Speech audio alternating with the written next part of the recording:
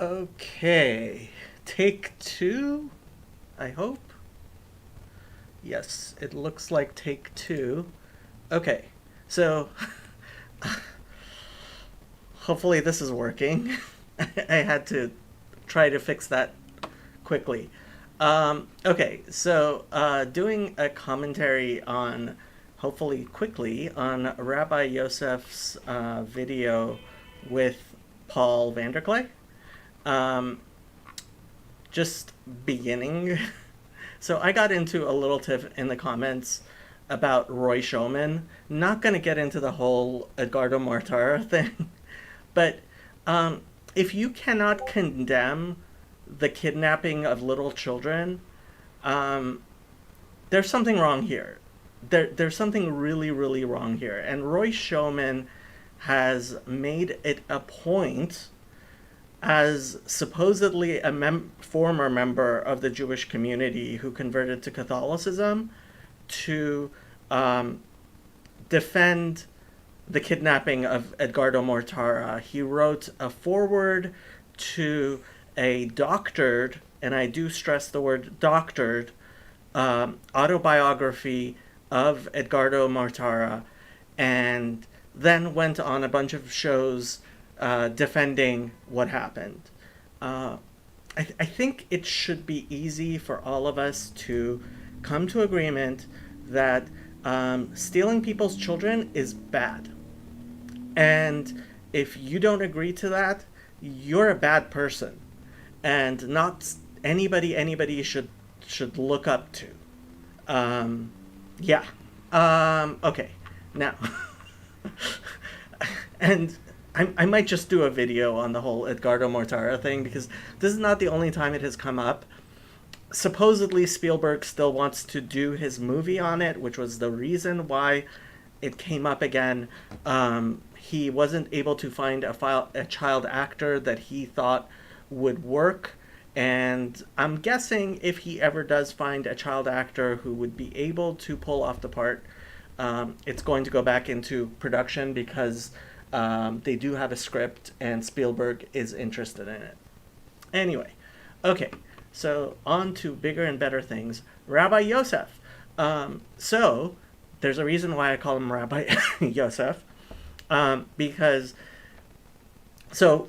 he's going to kind of get into modern Orthodoxy, and it's a little bit funny. Like, I feel like it's almost a perfect chavrusa partnership, because Rabbi Yosef comes from a very different segment of of Orthodox Judaism than I play around in. Now, obviously, he's an actual observant Orthodox Jew.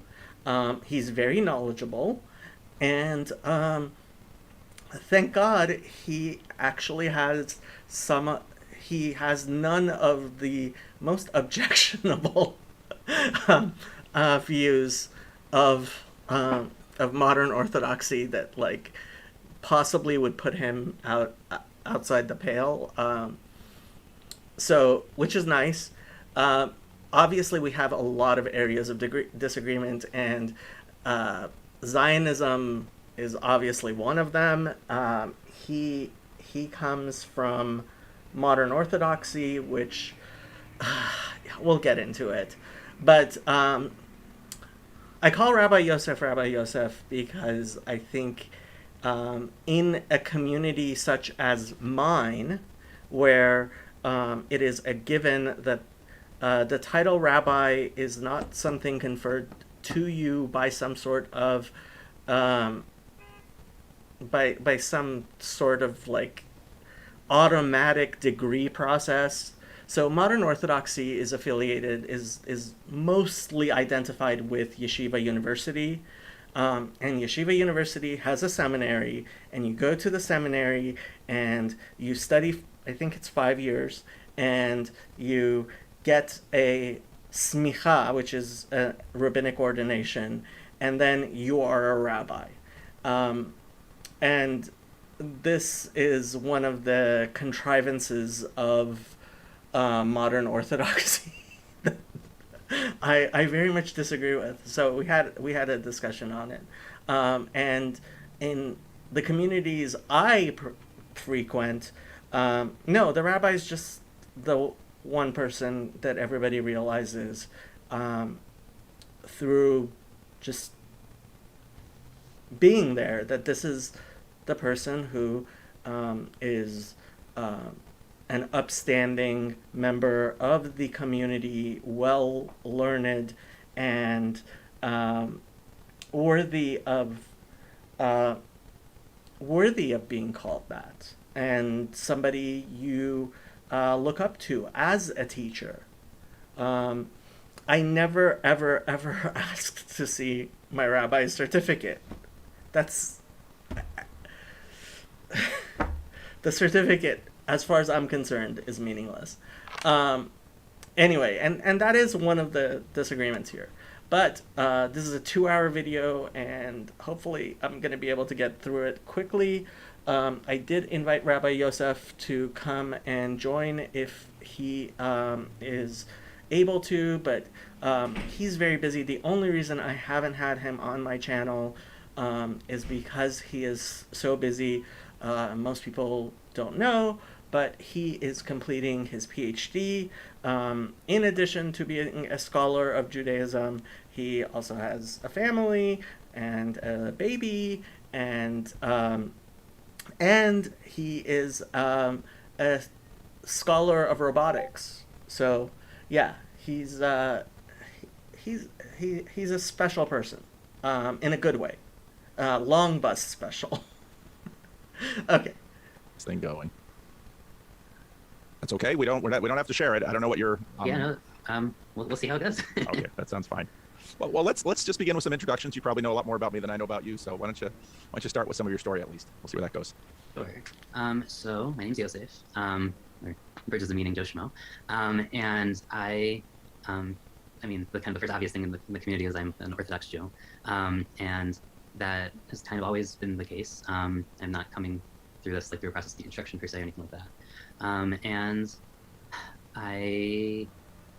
You were raised in an Orthodox family? Yeah, kind of. So both my parents went to the Jewish Theological Seminary, which is the So Jewish Theological Seminary, as he says, is affiliated with the conservative, capital C, movement in Judaism. This is a denomination that basically really only exists in the United States. What happened was we didn't have denominations. We just had Jewish communities, and different communities had their different standards. Unfortunately, what happened was that eventually the Protestant Reformation made its way into Judaism, and like he's going to discuss, Moses Mendelssohn, these people started introducing Christianity into the Jewish community under the guise of reform, and they named themselves after the Protestant Reformation. Do not allow them to forget that. Let's put it this way. The history of reform is not well known by Jewish people either, because it's so embarrassing. Anyway, so one of the things that happened was reform actually split into two very early on. Conservative, which were people who were like, no, you guys are going off the deep end, right? And the joke is, what's the difference between Reform Judaism and Conservative Judaism? About 20 years. So they're basically the people who are like, it took them about 20 years to start ordaining women and doing gay marriages. And so they slowly do what Reform wants to do. So that's conservative. And JTS, a Jewish Theological Seminary in New York, one time actually very highly respected because they had hired. So what used to happen was that conservative communities and the conservative denomination and JTS would hire Orthodox people. And so, for example, Aryeh Kaplan, Rabbi Aryeh Kaplan, obviously a pillar of Orthodox Judaism, he was actually a rabbi at a conservative synagogue. This was when conservative hadn't gone off the deep end as much, and part of what apparently happened is Yosef's family were like, no, this is they've gone too far. So there's conservadox, which is kind of like old conservative, and there's an East Coast West Coast division here. Conservative Judaism in New York is generally more like modern Orthodoxy in Los Angeles. Anyway, so that's the whole background. So when Christians hear conservative, I will be right there with the things.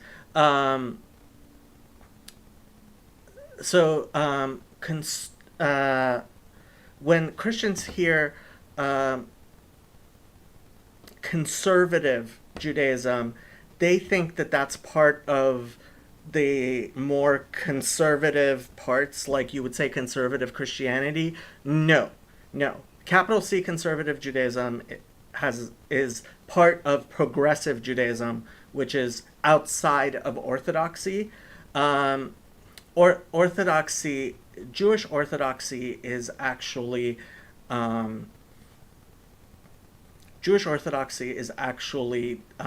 very varied, right? So yeah, there's that. As far as the comments, healed teeth, fish and bread, but because it is from Jesus, you say not. No idea what that's about. Tech, yeah. How does Jesus Christ saying to you, no time to talk, Allah, mean that you are a Christian according to him?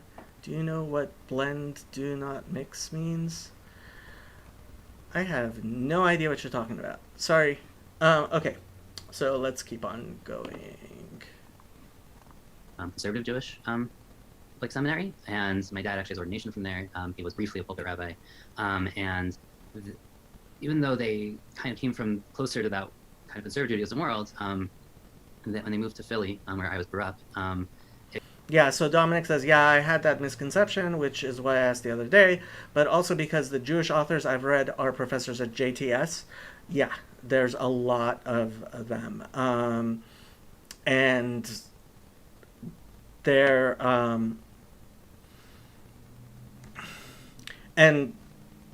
the older scholars at JTS from, I would say, the 40s and 50s are far more likely to be respected scholars within the Jewish community. Obviously, not Orthodox, but there were some really strong scholars there. Famously, I believe Abraham Joshua Heschel was there. What happened was that really in Israel, there's only Orthodox Judaism. Only Orthodox Judaism is recognized as Judaism.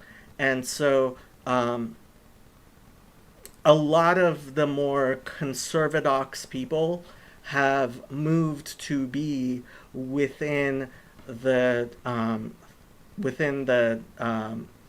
thing of Orthodoxy. Okay, so we have somebody who's being unhelpful. So I am going to hide his chats. Sorry, but when you're talking like that, it's just not helpful. Okay. Somebody in the Discord server.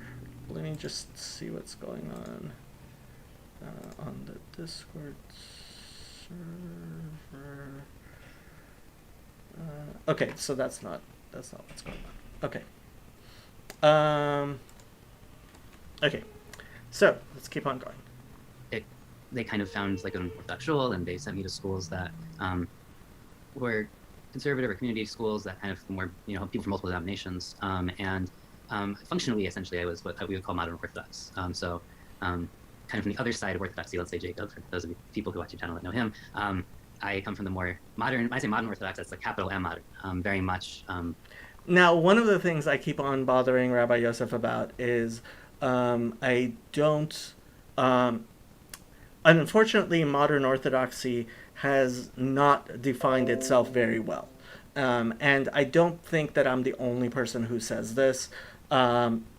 Oftentimes, the best that the modern Orthodox can say is either we're not Haredi, which is the ultra Orthodox, or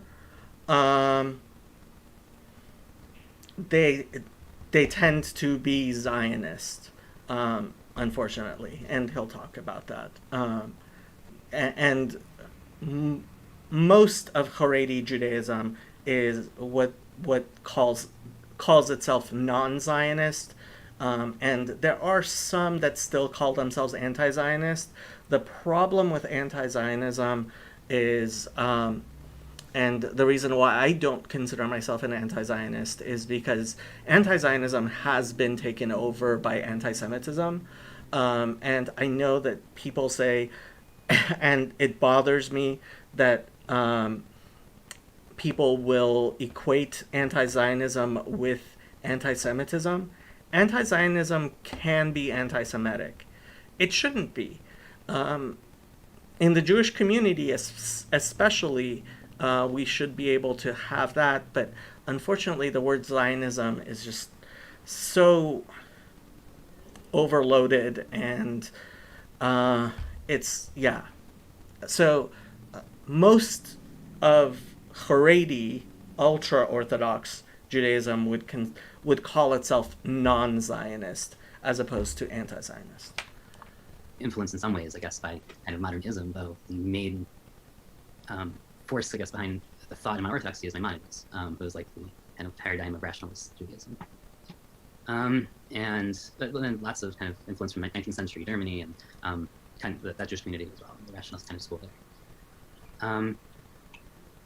So I'm coming from a world that's like much less mystical, much less enchanted, I would say.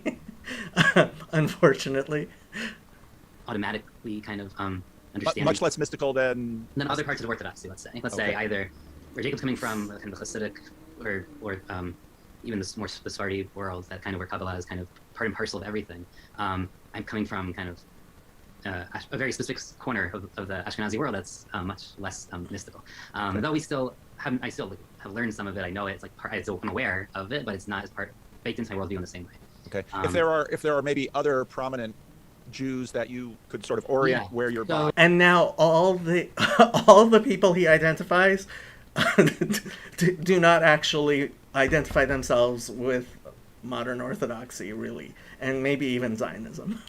So I mean, you've had Rabbi Sachs videos on your channel. Yep. So Rabbi Sachs was he did not. He is a hero among modern Orthodox Jews, but he's also a hero in Chabad. He is a well-respected. He is a well-respected rabbi, and he was not factionalist, and his Zionism was not the strident Zionism of, let's say, somebody like Ben Shapiro, for example, who is really, I mean, he's off the deep end, I would say. But yeah, he's gonna. So the only even halfway functional definition of so Rabbi Yosef says Sachs explicitly identifies as Zionist.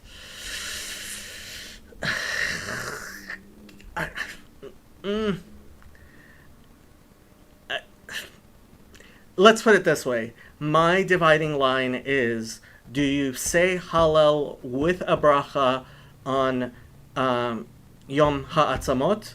And I do call it Yom Ha'atzamot and not Yom Ha'atzmaut. And Dominic says his wife is a doctor, by the way. Because if you say Hallel with a bracha on Yom Ha'atzmaut, the Israelis' Independence Day, you are putting yourself outside of what I would call the 4 cubits of halacha. You are seriously making a declaration that is it's very offensive, and we've had this discussion. Honestly, I don't think it is defensible by anyone, and that really was what Rabbi Soloveitchik, the Rav, and Rabbi Soloveitchik, J.B. Yosef Ber Soloveitchik, he was called just the Rav, right? If you say in English the Rav, right, the Rabbi, just like when you say the Rebbe, it's kind of known among Orthodox Jews. You mean the Lubavitcher Rebbe, the Chabad Rebbe. If when you say the Rav, it's kind of known you're speaking about Rabbi Soloveitchik. He had that type of authority, and again, modern Orthodoxy likes to put their hinge their hat on Rabbi Soloveitchik, who was certainly far more warm towards Orthodoxy. Towards Zionism than most, certainly Jewish rabbis at his time, but he called the liturgy, which what I would call Zionist extremists use on Israeli Independence Day, he called it acute mental retardation, acute halachic. That's Jewish law. So acute halachic mental retardation. And there's a reason why he used such strong words, and the people who I would say are offensively Zionist suffer from precisely the acute halachic mental retardation that Rabbi Soloveitchik was condemning. So, and so that's what I find outside of the 4 cubits of halacha. And yes, there are things, so that's my dividing line. But obviously, I certainly have very different views than Rabbi Yosef regarding Zionism. Yep. So Rabbi Sachs is very much part of kind of my world. Rabbi Joseph Soloveitchik is like a big part of that. So Rabbi Soloveitchik, he was, I believe, just the Rosh Yeshiva of Yeshiva University, and certainly everybody likes to pretend that they are continuing Rabbi Soloveitchik, whether or not they are. Oh, before I forget, I am actually going up to Sacramento and Olympia, Washington this coming week, and on Thursday, it looks like I'll be able to have Father Eric Seitz on the channel talking about the Jordan Peterson video and actually the encyclical that I really like. So if watch out for the live stream on Thursday, and B, if you are anywhere up the coast and you would like to meet me in real life, that would be really great, and let me know. Okay. Also, like and subscribe. Yay. And comment. Okay.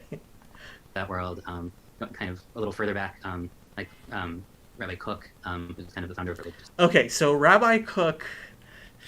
So this is the thing. Yes, he was most definitely Zionism. He lived before the actual establishment of Israel, of the state of Israel, and I personally believe people have really tried to take over his. Um,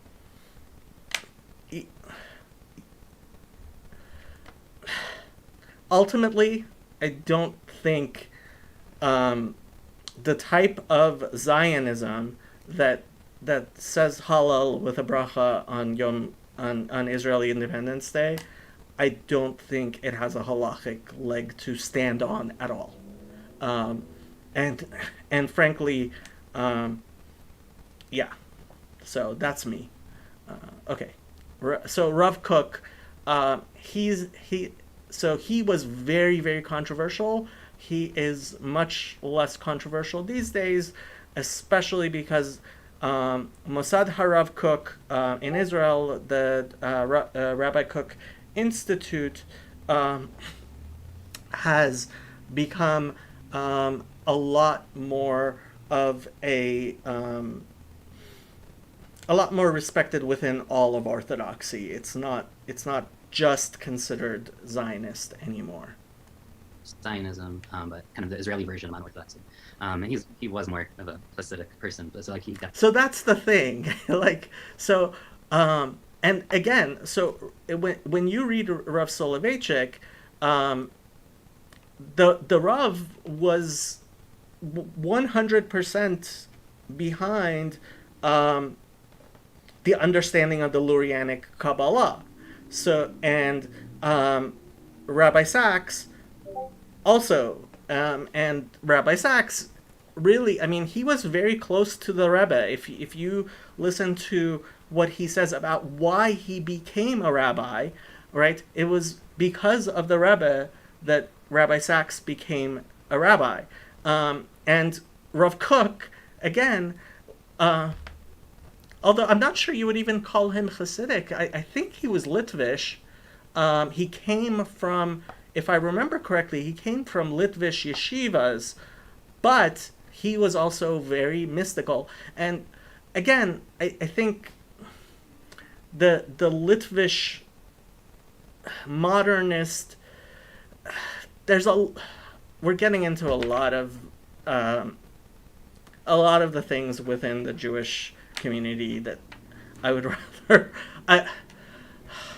I'm fine explaining. I have particular views on, but part of the reason I'm not as involved in the Jewish community as I would be.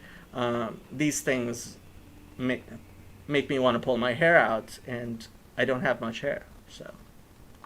But whatever, there's a balance there. Yeah, so those are the types of influences, and yeah, so I've been yeah, this has just kind of been my life for since like how I grew up, and I've always I guess it kind of for me the depth often came from prayer, which is not necessarily typical for not like rationalists, but prayer was like even as a kid like it was always the thing. I spent like way too long praying, like it was always like a big like whatever. I always felt very connected to it. Even now, one of my hobbies is studying Jewish liturgy. Not just praying. I mean, that too, but like within that, like understanding all the different traditions. I'm really into history, so like I find a lot kind of understanding how different liturgies developed and why, over thousands of years at this point. But education, public school, or yeah, no. So I went to Jewish day schools. Jewish day schools. All of my life until college. And they weren't, as I said, they tended to be non-denominational. So there was community schools that had people from Reform, Conservative, Orthodox, And because Rabbi Yosef isn't going to say it himself, if you were to look at his academic, he has a very illustrious academic career, several publications. He's on Google Scholar. He has a respectable H score. I think it's called the H. Respectable, like stuff in robotics as somebody who hasn't even finished his PhD yet. He's a really smart guy. Went to Ivy League undergrad. I'm not gonna embarrass him too much, but he went to the best. He went to the best undergrad in the country. And that was Yeah, we had a very strong kind of Jewish philosophy curriculum, which is part of how I got interested in kind of that side and started studying people like Soloveitchik, Heschel, who was conservative Judaism, but Heschel's an important influence on me. Yeah, Heschel's a big guy. A fair number of Christians read Heschel. He's he's very poetic, and he really, even though English isn't his first language, it's like you can't tell. I mean, he's amazing. So, in my opinion, Heschel is a cheap knockoff of Hasidism. That's me. And I know, like, I think I just threw the Sabbath onto the book recommendation list because, like, whatever, the Palestine concept is just like a very important ritual concept. I think has a lot of kind of ecumenical value there. And yeah, and then college. So professionally, I'm an engineer. And I specifically do robotics, and I study the intersection of psychology and robotics. So I do human robot trust is my dissertation. I'm doing a PhD right now in this, and that's how I ended up. So how I ended up finding you was like I do cognitive science, and I'm in the world of more John Vervaeke, and like I'm like kind of atypical, I guess, in some ways. I had only ever seen one Peterson video before I ended up in your channel or your server, and it was like Jacob found me like in the on the Vervaeke server in the Judaism some chat whatever. And I mean, first of all, he was being Litvish pedantic on how Vervaeke says dot, but he obviously knew a lot, and he's not, again, because he's not going to say it. He's somebody who's been on the Daf Yomi cycle for over 10 years now. He knows Gans Shas. Regardless of whether he's willing to accept the title rabbi, he is certainly a very learned person in Judaism, and basically in any synagogue, if people were acting as they should, not saying that would happen, when somebody like Yosef walks into the room, you stand up. And he was like, "Oh, I could use another Jew in Bridges of Meaning." So I was like, "Oh, okay." I had no idea what to expect. And what have you found? It's been interesting. I've long kind of been trying to wrap my head, I guess, around what's going on, I guess, in Christianity and America or the West and Christianity. I find it hard to grasp in some ways because it's a different worldview.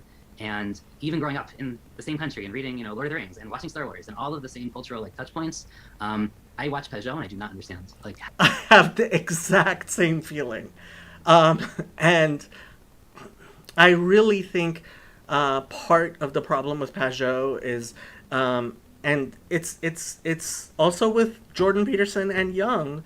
They have this idea that Jung's universal symbolism is actually true, and it really isn't. And I think while Jung obviously drew from many Jewish concepts, I don't think he had a very good understanding of them.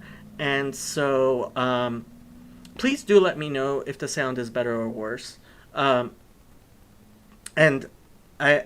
So sometimes, when Peugeot starts talking about Gan Eden being on a mountain, you can argue that. I've never really heard, that's not a Jewish. At best, it's arguable, and it's not a symbolism. Yeah. So, don't know. The symbols are just not my world of symbols, and he's trying to bring in a world of symbols that or the deeper meaning of the symbols. Right. They're just. It's a different symbolism. It's not universal. It is not Jewish symbolism. To me, it's kind of an interesting thing to look at and into more than this is my world, because it's external in many ways. But yeah, no, I really enjoy Bridges of Meaning. I mean, I think a lot of it is I enjoy kind of comparing the theologies and the metaphysics and the history and finding I'm like you, I'm really into the books of Jesus and trying to figure out how these stories work and what philology and meaning of the words in the historical context. Yeah, I'm really enjoying that. And I've done interfaith stuff for a long time. I mean, in college I was part of interfaith dialogue with Muslims. I had as part of my interest in prayer, I learned I did comparative prayer with just with a Catholic friend of mine in college. Looking at the two prayer kind of liturgies and books. So I've done this type. I was kind of interested, but tangentially, and now it's kind of I can explore it more. It's kind of interesting. But it is interesting. Yeah. That's fascinating. Listening to your story a little bit, you get So I also went to basically, if I have to put it into some kind of nomenclature, Dutch Calvinist day school, and it's very interesting how these communities in the broader culture exist, perpetuate. Now, I think my religious communities, partly because they are Christian in a predominantly Protestant and Christian land, certainly I've undergone a large degree of assimilation with much more broadly American forms of Christianity.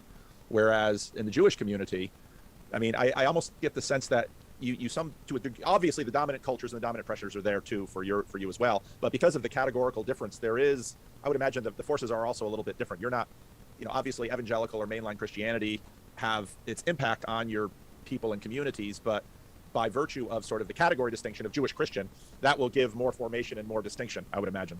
Yeah, to some extent. I mean, this in part I think depends a lot on how I don't know how to say this, how kind of internally strong / kind of isolated your community is, right? So the Haredi community is much more insular, and most Hasidim are very insular. Chabad is the exception in that, and and I actually think part of it is the language barrier. Look, when you speak Hebrew, the Word of God has dimensionality in it that you cannot get in translation. And so when there is Jewish exegesis, darshaning, right? So it comes out of much more direct involvement with the text and the Hebrew itself, and that's just a whole different world. So expecting, things that were translated into English to have the same symbolic framework as the Hebrew just doesn't work. It just doesn't, right? The words are different. The rhyming is different. There are gematrias, and there are ways of seeing things in different languages which do not translate. Part of the reason I have this channel. You cannot translate the Word of God into a human language. It has to be what it is, which is the text as it was given. You can see, right, like Judaism as a spectrum, and which is like the super reductionist way to think about it. But like we have influences on both sides. You kind of have liberal Judaism has kind of in many ways not that different than kind of what you're seeing in some of the mainline churches and kind of liberal Christianity. Yeah. But even there, like you definitely see people like even Jews who have any Jewish background, like they don't understand sin the same way. They don't understand like a lot of these categories. So even there's some bit of a disconnect. And then obviously the more into the Orthodox framings you get. So there's this whole concept of being saved from sin in Christianity that just does not exist in Judaism. And the deeper, you also tend to more isolationist tendencies too. But within there, you have, of course, and there's this other issue, right, that you have on the new, since the 80s, right, you have kind of this alliance with kind of the politically right side of Orthodoxy with evangelicals, and then also with the Orthodoxy kind of the Zionists with evangelicals, which have kind of both camps have created some interesting tensions. So you definitely have some, but it's an alliance. It's not like a merger. It's not like there's clearly like you're right. There is a wall and it bounds. I can't imagine how many evangelical Christians listen to Ben Shapiro. You're right about that. Where it's far more evangelical Christians listen to Ben Shapiro than Jews, and that includes Orthodox Jews. Even though Orthodox Jews tend to be more conservative. There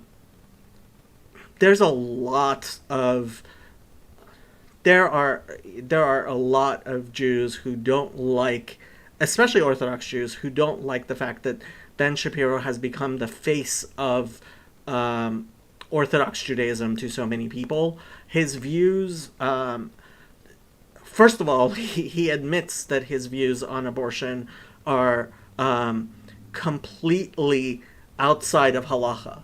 Like somebody asked him a question and brought up these poskim, and he's like, so what you're saying is completely outside of halacha. And Ben Shapiro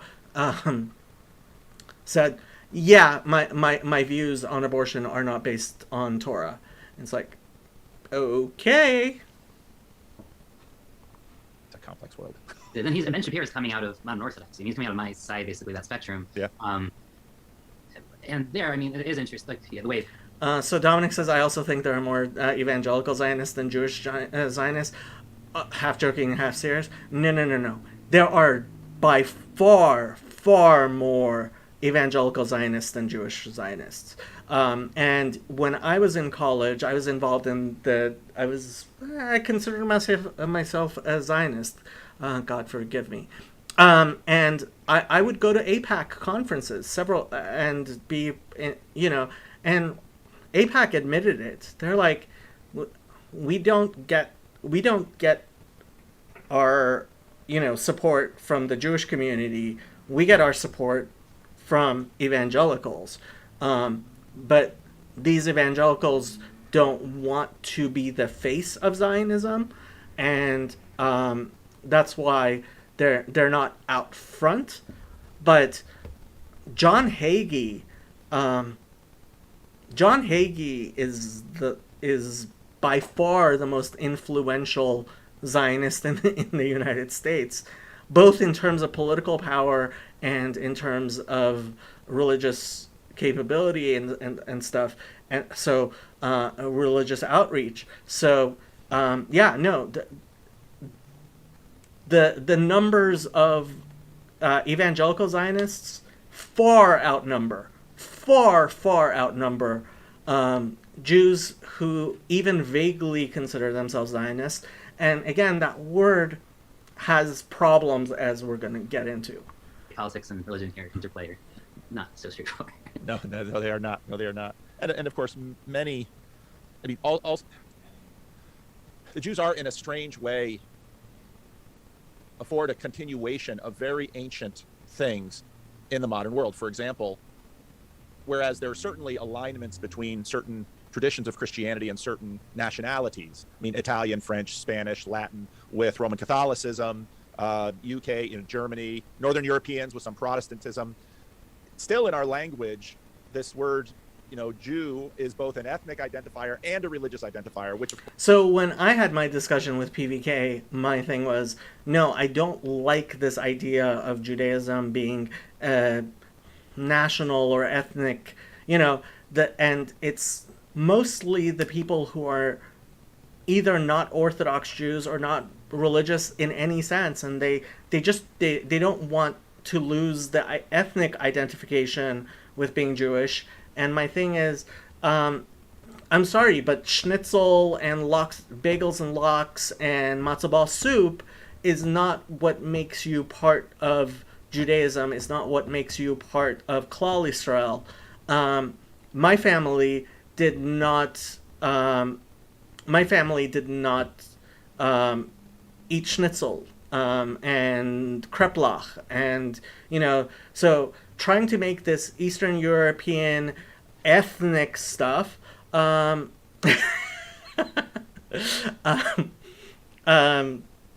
so trying to make ethnic Eastern Europe, so what's called Jewish rye in the United States is just called sourdough rye in Germany. And I had a German friend, not Jewish, came to the United States, and she's like, I had to bring sourdough rye to the United States because I couldn't get it anywhere, and I thought this is uniquely. I'm like, no, it's actually in the United States called Jewish rye, and so trying to make being Eastern European, Polish, Hungarian into Jewish identity, I'm sorry, it just doesn't work. Rabbi Yosef says orders of magnitude more. I'm guessing he's talking about evangelical Zionists than Jewish Zionists. Man, even I haven't gone to APAC. So I'm one of these people that when I do something, I tend to go all the way, don't I? I used to go to APAC. I went to APAC several times. their annual conference. So yeah. Of course, in the ancient world was fairly common in the classical period, and because And then I had my encounters with Ben Hecht's book Perfidy and learning what Zionism really is and seeing how the chief rabbinate operates. And when I was in Israel, I very much divorced my Judaism with Zionism. I became anti-Zionist, and I was actually rather vociferous, and I made sure people held the line there, and that's why I tend to know a lot more about non-Zionism and anti-Zionism than a lot of people. I was quite active in it, and honestly, the main reason I don't identify as an anti-Zionist is because of the anti-Semitism. I'm not an anti-Zionist because I hate Judaism. I'm an anti-Zionist because I love Judaism, and I don't want your flags in my synagogue. I don't want you bringing your politics into my religion. I don't want you using my religion as a prop for your politics, which too many people do, including evangelical Zionists. But as far as I'm concerned, including any Jewish synagogue that has an Israeli flag flying, or has an Israeli flag in the sanctuary, I think is making a profound mistake that cheapens our religion, and honestly, it's false messianism, and that bothers me, because unfortunately, the state of Israel is not in any way, shape, or form a Jewish state. If Israel would stop calling itself the Jewish state, I wouldn't be so adamantly opposed to Zionism. You don't represent me. You don't represent Jews, and your attempt to represent all Jews and Judaism, being elected Prime Minister of Israel is not a Jewish religious position. Being elected Chief Rabbi of Israel, unfortunately, and if you look at the rabbinate, the people who have been the Chief Rabbi, you will see that is not a position of Jewish authority, because the people who campaign to become Chief Rabbi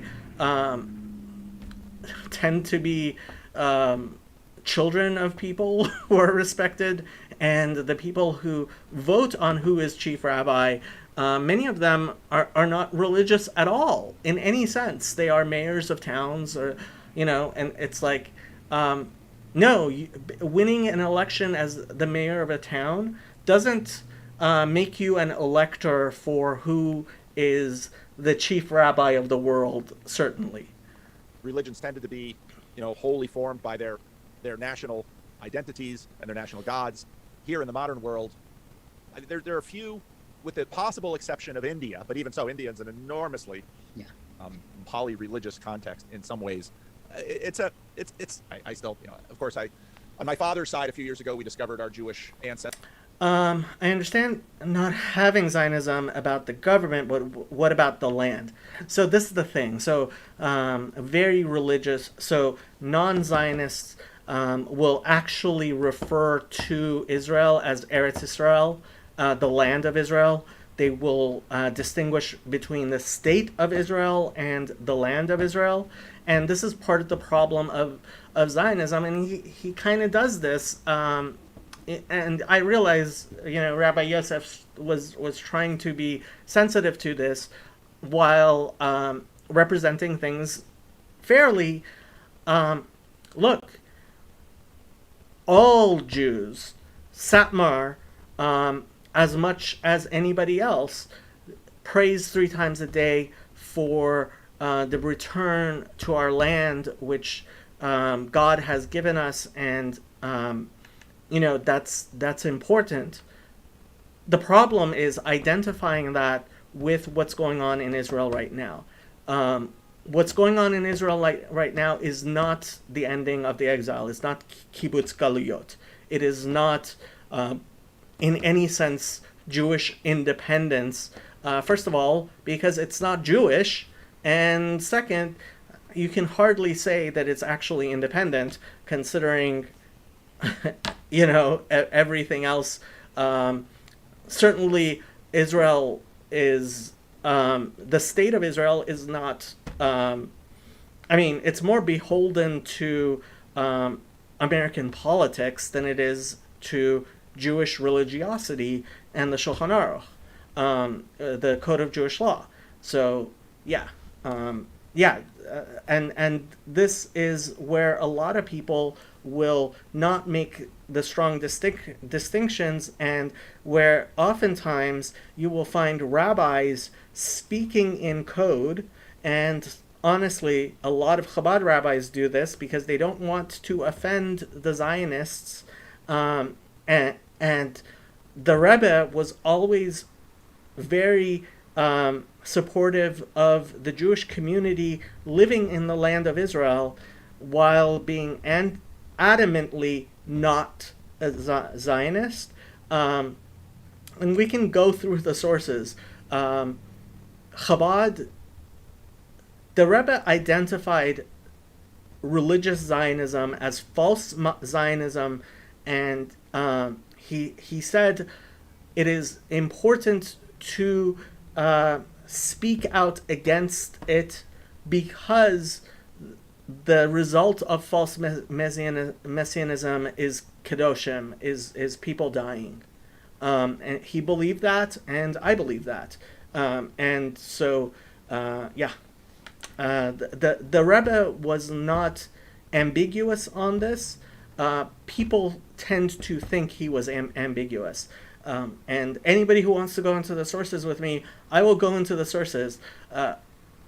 Despite what even some Chabad rabbis will not know about, Chabad was not Zionist. My pleasure. Anybody who wants to hear me talk about this stuff, I can go on forever. And I kind of feel bad because I'm speaking a lot, and Rabbi Yosef's not here to defend himself. But yeah. History, and for some reason, my great grandfather basically decided to assimilate with the. So I actually did some of PVK's history. What happened was, so apparently he comes from the Sephardic the Sephardic migration to the Netherlands, that area, Denmark and stuff, and so he says, that he has the patronymic. This is a very Sephardic thing where a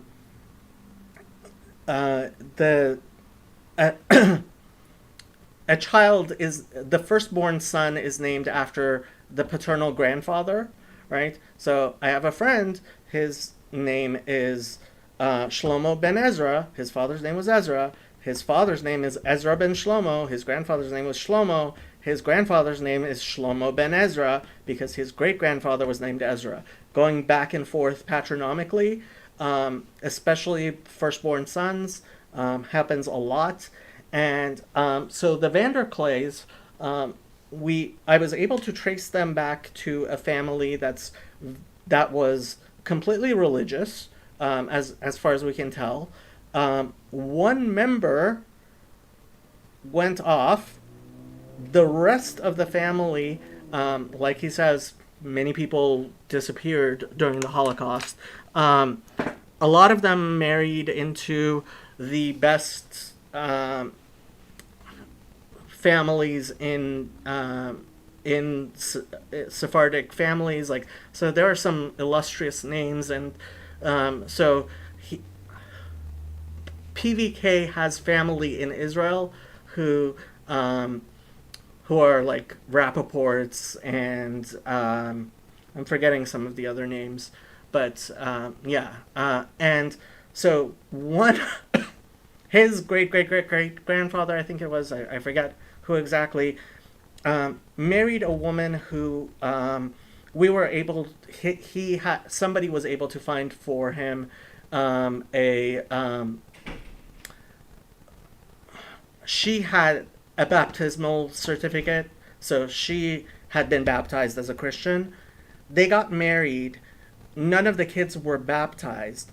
Um, Obviously, especially back then, somebody who married a shiksa, married a Gentile woman, is even more so than a woman marrying a man. Uh, Basically, the family would completely cut them off. There were back then people would sit shiva, even, which is not halachically sensible, but people would. Um, they would just mourn that person, and they would be completely out of their life. Um, but apparently, they also and no, it was not a what you call it, a rushed marriage thing. The first child was well over a year after the marriage, and um, so apparently they also weren't accepted into the Christian community very much, and so they were intermarrying with other not religious Jews, people who, quasi Jewish. So they were part of the Gentile Jews, not in between group. And then they sent his great grandfather, I think it was, to the United States, and he started going to the church, and so Paul's grandfather became ordained, and Paul's father became ordained, and Paul is now a third generation CRC pastor who has family in Israel who are many, many generation rabbis. So I kid a little bit with PVK's sons. You kind of have to go into the family business. The northern Dutch, and then when they came to America, they really assimilated by ditching this. If you go back in the genealogy, there's this very clear patronymic naming system that by the time. So that's the Sephardic thing. That's how you can tell. I'm pretty sure they were Sephardic also by who they ended up marrying. But yeah, so apparently my ancestors and Paul's ancestors were both kicked out of Spain nearly the same time. My father is sort of named after his grandfather, but if you go back and you look at the line, I mean, it's just 2-3 names just cycled. And, and part of that discovery for us was when, a genealogist who had a relationship to my father and his family, then suddenly we discovered all of our family tree getting cut off by the Holocaust. Mm-hmm. And it's somehow for whatever reason, my great-great-grandfather decided to take a remnant of his family to America, and then we just assimilated with the Dutch Reform. It's just a strange thing. And actually, one of my hobbies is genealogy, actually. Really? Yeah. So I've done quite a bit of my own for other people. Often I volunteer usually to help people sometimes.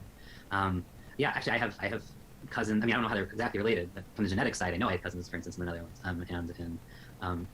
These were places that were relatively safe for Jews for a long time, especially when they got independence from Spain and protected them from the Inquisition. But it's one of the more. And now we're gonna get an ad. No te preocupes, ma, ya vamos para allá. ¿Con quién vienes? Cuéntame.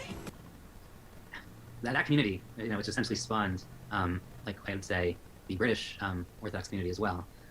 They're very tied together. The Dutch, or the Jewish communities in the Netherlands and England are very tied together because England had kicked out all their Jews, and until Cromwell, there were no Jews in England for 400 years. So they started coming, or there were a couple. So apparently, my great-great-grandmother was Irish and got kicked out in the expulsion of the Jews in 1300. People hiding, but for the most part. So a couple of people, when they started coming back, they were coming back with Cromwell and the Revolution, and William and Mary, they came back with that wave. So that first kind of set of generations that set up British Jewry were Dutch Jews, and that's why the main synagogue in London for the original big one is the Spanish Portuguese synagogue, which is based on the Spanish Portuguese synagogue in Amsterdam. I don't believe in ad blockers. which itself obviously comes from those who fled the Inquisition. Wow. That's So Rabbi Sachs comes out of that tradition. Rabbi Sachs is very much within that world of British Jewry as it descends from the Dutch Jews. interesting. So your family, where did they come from? The other side, Eastern Ashkenaz. So that's what we call that Western Ashkenaz. So I'm mostly Eastern Ashkenaz. So come from. They came from the land of Israel, but through 2,000 years ago, let's say.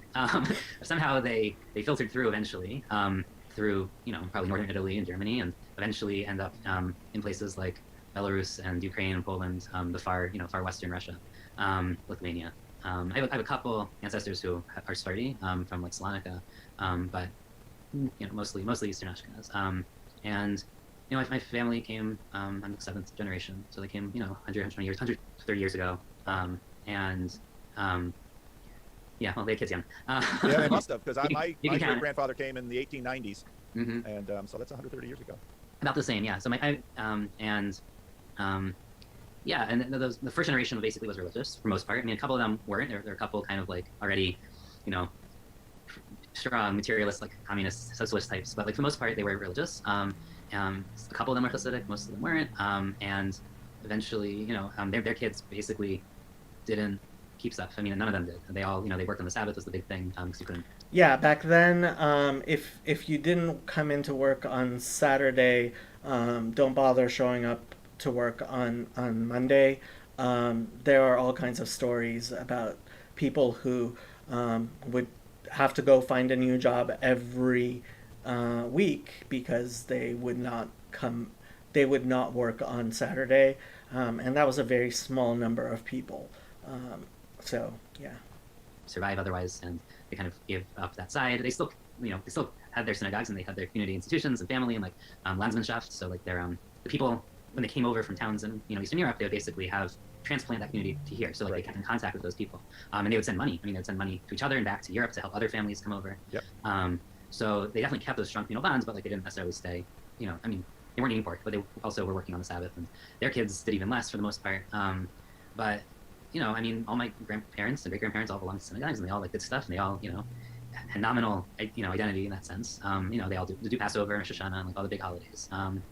And they would, we call them like traditional. They weren't really a denomination. They weren't like strongly believing one philosophy or another. They were just traditional Jews that kind of, and then basically both my parents made the decision to do more than their parents were doing. I mean, that's not saying, my grandmother, my mom's mom was the president of her synagogue. She was doing a lot, but like, but my mom decided like to keep kosher. To be more halachically observant of Jewish law. And like he says, so the Rebbe became Rebbe in 1952, I want to say. So Nisharim says a new job every week would be rough. Yeah.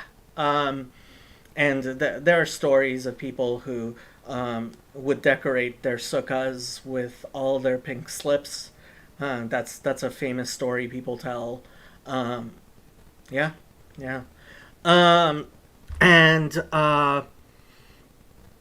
So the Rebbe became Rebbe in 1952, and this, along with the types of things that were going on in Israel, the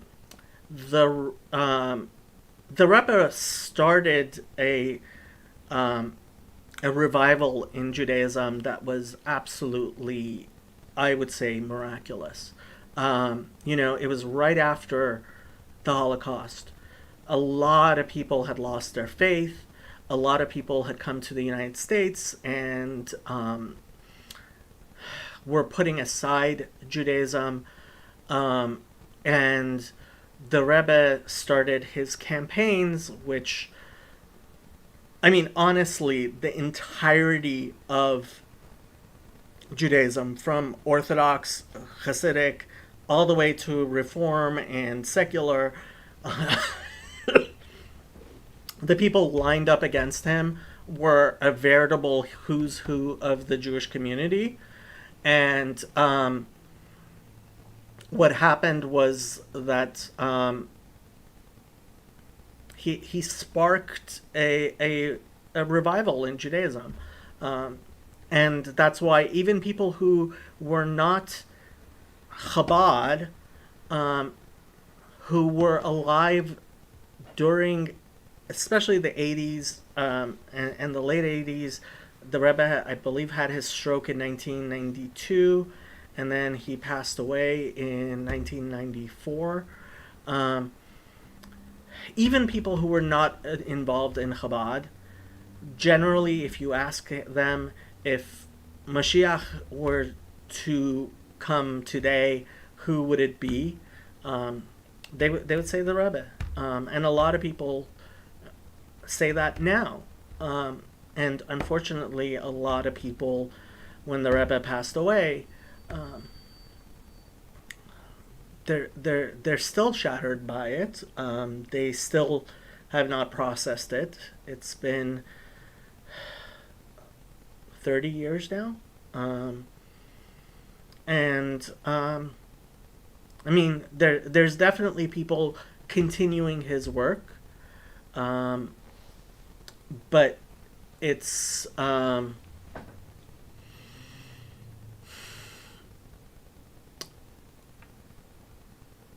that a lot of people have not processed the Rebbe's death, in my opinion. And unfortunately, there is a very small group of people who are in danger of making strong mistakes because, and this is continuing into the next generation, because they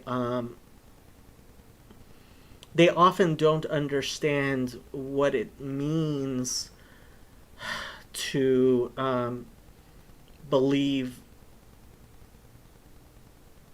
that somebody could have been the Messiah. And it's a problem. It's a big problem. Yeah. And like when she was a teenager, and my dad decided to become a rabbi, which was unexpected, like given the rest of his family. And, yeah, so they kind of went on that journey for me, I would say, nowadays. But I would identify, I guess, more Orthodox than they do. They're kind of in between conservative and Orthodox anymore. So your practice, what does it look like? What does my practice look like? So it's indistinguishable, as I said, from modern Orthodox. So basically, I keep kosher, I keep the Sabbath, according to like the way Orthodox Jews understand those things. I pray 3 times a day. Wear phylacteries and prayer shawl and yarmulke. I when it's not COVID, at least I go to synagogue.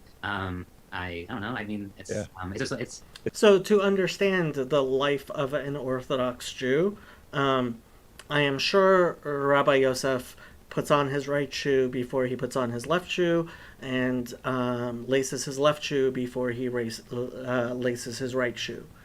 It is that involved, and that Judaism, Orthodox Judaism, is a comprehensive lifestyle.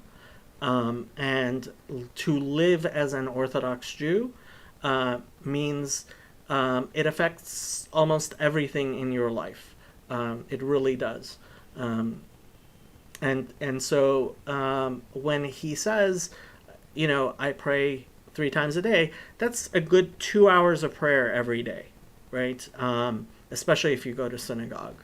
That is a he does daf yomi, which again, even as somebody who he's been on the cycle for 10 years, so he can probably do a review of daf yomi half an hour to an hour every day, but there's no way you're going to do daf yomi in less than half an hour a day if you're in any way serious about it.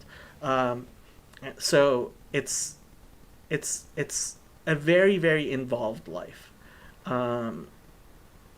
Is it more about right being superior to left, or more about feet? It's right and left and binding.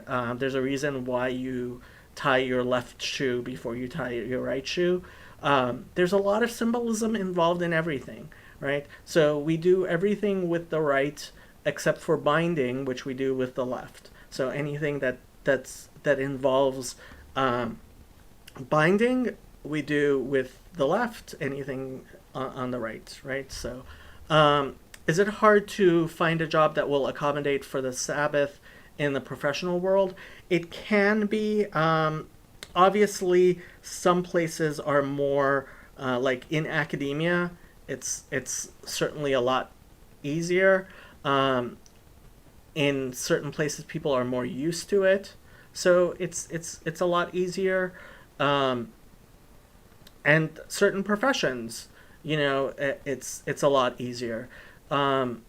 There's a reason why there's a lot of Orthodox Jewish lawyers and accountants and other professionals, right?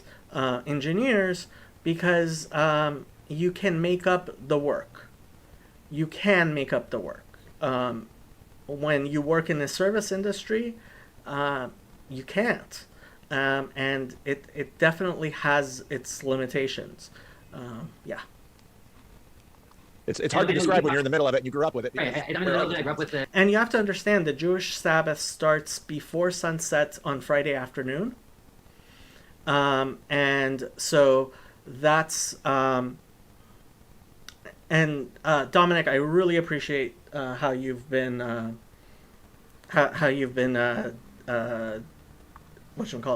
moderating the chat. Thank you. There's... right, so, yeah, I forgot what I was going to say. There are places where it's easier and it's harder. And I guess the other big difference is that, like... Oh, yeah, it starts Friday afternoon at sunset, right? And so in the winter, when sunset can be sometimes as early as like 3 p.m., depending on where you are, that can get really hard because you need to be home by then. So you can take in the Sabbath early, and we always start the Sabbath at least 18 minutes before the sun actually sets, just as kind of a buffer. I mean, when in the summer months, especially like, if you're living in England and Shabbat starts officially at 10 p.m., right? Almost everybody takes in Shabbat early, at 6 or 7 at the latest, because you want to do your prayers and have the Shabbat meal and all that, so you take in Shabbat early. Obviously, Shabbat cannot end early. There's Shabbat, you can add to Shabbat afterwards as well. So some people, they wait well after sunset on Saturday to end Shabbat. And, you talked about religion a couple of times as like this thing that's separate, whatever, like, that's something you do. But like, for us, it's everything, everywhere, all the time. Like, it's funny to talk about a symbolic... Everything, everywhere, all the time. Living an Orthodox life is really that. We were talking on the server about... on the server about blessings, right? So there is a concept in halacha that it is forbidden to have any pleasure from this world without saying a bracha, saying a blessing, thanking God, right? So before everything you eat and after you eat, you say blessings. After you go to the bathroom, you say blessings. So when you see a rainbow, when you smell something that smells good, when it is a part of your life. To be a fully observant Orthodox Jew means Judaism is a part of what you do all day, every day. And I loved it when I was living that life. I really loved it. But again, it's very difficult, and nobody expects you to be able to do everything 100%. We realize you're not going to be able to keep everything 100%. Just as long as you're trying. Just try. symbolic world, like in the Peugeot sense, because like our world is constantly invested in that sense. We don't have a separate sphere. I guess the Moses Mendelssohn kind of approach that led to kind of Reform Judaism, like that was the difference between Orthodoxy and like the other denominations. Moses Mendelssohn was this the father of Felix Mendelssohn, who wrote the Wedding March, the famous. So he was this big Jewish philosopher during the Enlightenment, who essentially started what we call this kind of the split of Orthodoxy and liberal Judaism. Interesting. He was a big believer in religion should be private. So he was Orthodox in his house, but he was almost not a-religious publicly in a way that like France today would want someone to be, where you don't display, you don't, the public sphere is free of religion, and that was kind of, and none of his kids, they all married non-Jews. All his grandkids, grew up Christians essentially. And So this was a big thing.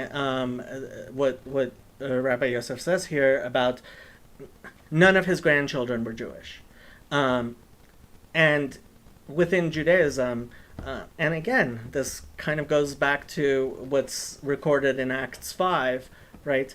If none of your grandkids are Jewish, then that shows you have failed Jewish continuity. You have failed to keep the Torah. And that's a major thing we say, right? If you end up with 0 Jewish grandchildren, you're doing something wrong. And that was kind of, a big polemical point against him, I guess, in some ways. But he was very, very influential in kind of establishing almost the separate camp, I would say, within how you approach modern religion. I mean, and he was influential not just within Judaism. I mean, he was in 18th century German philosophy and religion. Like everyone knew who he was. Like he wrote a very famous translation of the Bible from like a Jew writing from the Hebrew translation into German. Right. It might have been the first major one, to be honest, and into German. And I mean, his influence on people like Rosenzweig and Buber and like that line is very important. Also, I mean, he kind of set them up in this. That's very interesting. So, I had a question and I lost it. It's interesting, the turn back to more observance, because this obviously has parallels with Christians. You see these waves going back and forth in America. In the 1970s, of course, a major one with after the counterculture of the 60s, you had this born again movement. I was just actually this morning listening to people have been saying, I should finish up with Rise and Fall of Mars Hill, and listening to the Aftermath episode of that podcast and pondering how much someone like Mark Driscoll has in common with his critics. Now, when you mention that to either the Mark Driscoll fans or his critics, they're horrendously offended and upset that I'm nothing like him, yada, yada, yada. But very clearly, within these very large cultural movements, mm-hmm. they shape us in ways that we can't see because it's simply the water that we're swimming in. Yeah, the Jewish, I guess, wave to more observance started more in the 60s, actually. Really? It started, there's a few things that kind of fed into it. One was kind of people, in some ways, the Chabad Rebbe had sending people to engage with the hippie movement. So Karl Barth is the famous one, but he was going to the folk music festivals and playing Jewish folk music. You have the rise of klezmer music at that time too, as kind of a recognized, things that people wanted to preserve again. Yiddish, people saying, we're losing the language of our grandparents, we can't speak it anymore. They wanted to re-preserve it. So you have this whole kind of folk. So as somebody who is very much identifies with Chabad, I would say the Rebbe planted seeds that are very visible, which in the 60s had a lot of fruit as Jewish revival. He mentions Karlbach. There are many others as well. Karlbach actually ended up leaving the Chabad movement, as did others, but they were highly influential, and the Rebbe influenced a lot of people outside of Chabad and outside of Orthodoxy as well. So in a very real sense, many people attributed the revival of Judaism after World War II to the Rebbe's efforts. And I believe he was a prophet. You see the working of the Holy Spirit, the Ruach HaKodesh, in his campaigns and the things he taught and the effects that he had,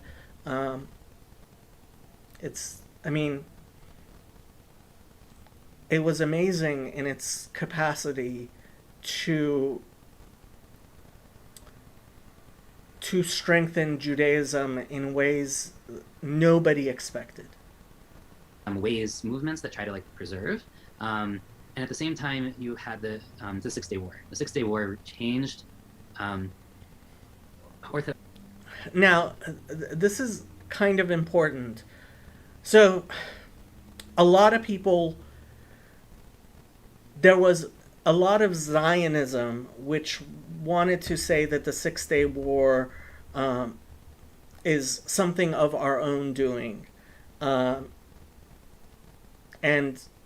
the Rebbe was very instrumental in saying, no, we have to realize the work of God in every good thing that happens and every not good thing that happens as well. And so giving a meaningful and religious understanding of the world in which we lived, the Rebbe helped the Jewish people as a whole understand how this was Judaism and not secular Zionism.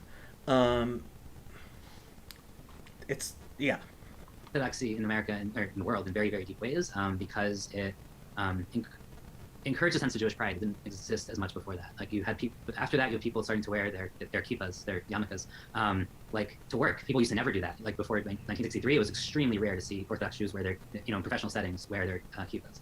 But that changed after people wore it as like an identity symbol, as a sign of Jewish pride. There was this whole kind of shift in like.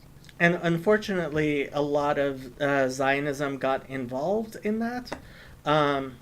So Rabbi Yosef says religious Zionists would agree with the Rebbe, but then they said Hallel on Yom Yerushalayim.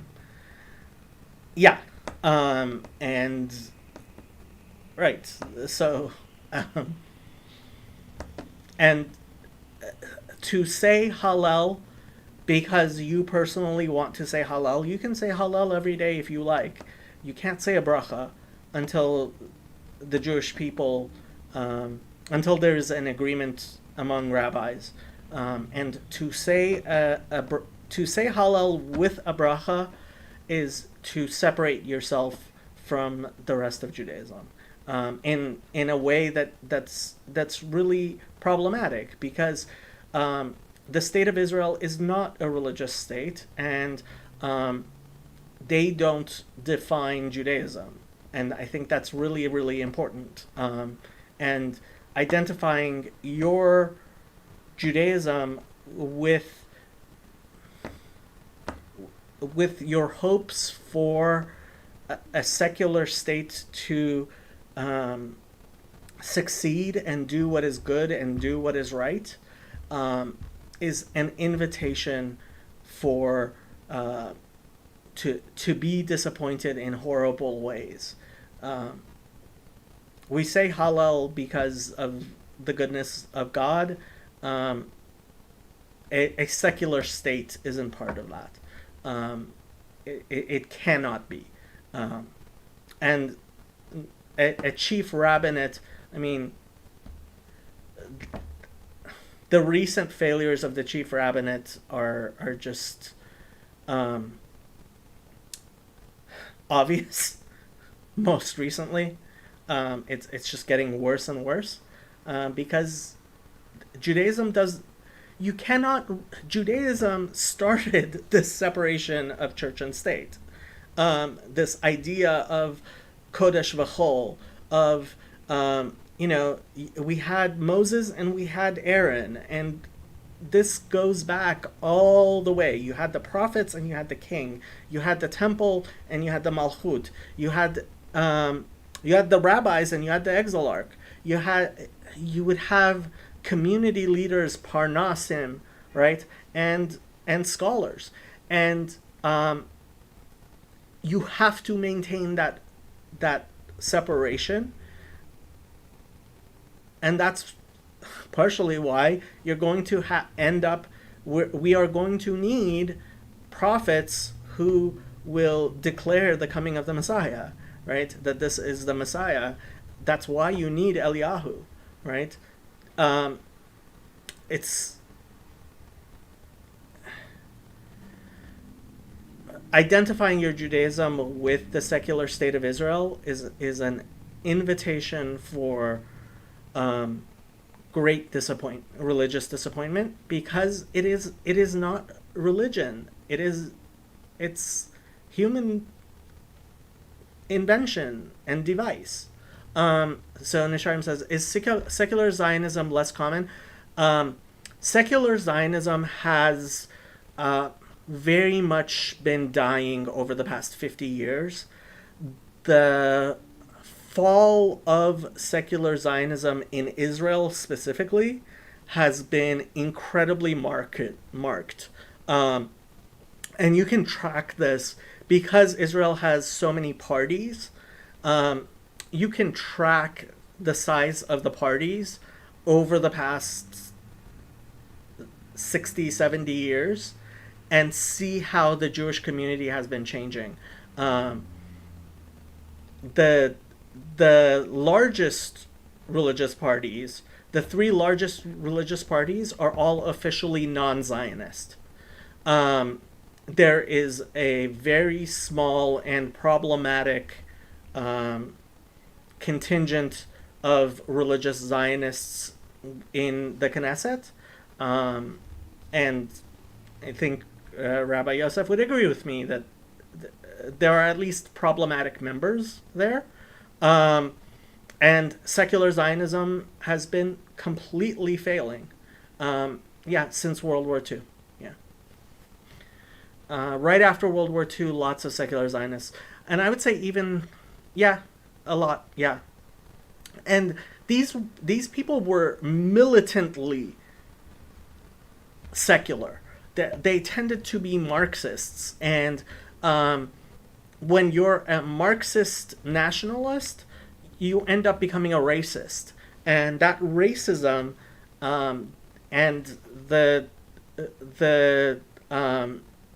heritage of that racist secular Zionism has been very, very ugly.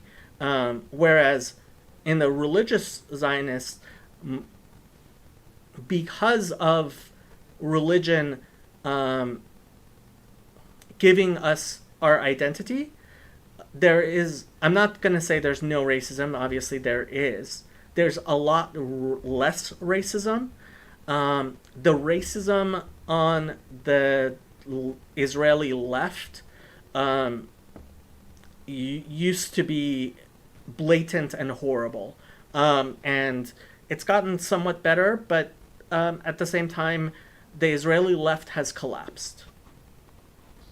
Mentality, and that kind of got tempered after the Yom Kippur War, because that was a much more devastating one in many ways. But you had this shift already in the mid '60s with the 6 Day War, where Orthodoxy kind of gets this big second wind, 10th wind, I don't know, whatever. It's another wind. There's a revival, seriously, because America had kind of been small. It wasn't dying, but it was very minimal, and it was kind of dying out. And then you had the waves of refugees coming from the Holocaust, who were 2 generations later and even less assimilated and less interested in assimilating.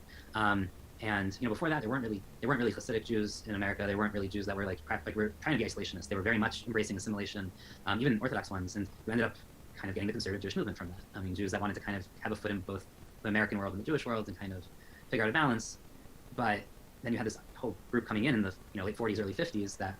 And I have to say, the Rebbe with the menorahs, if you look into the history, and there are many great books on this, the Rebbe's Army is a very good book on this.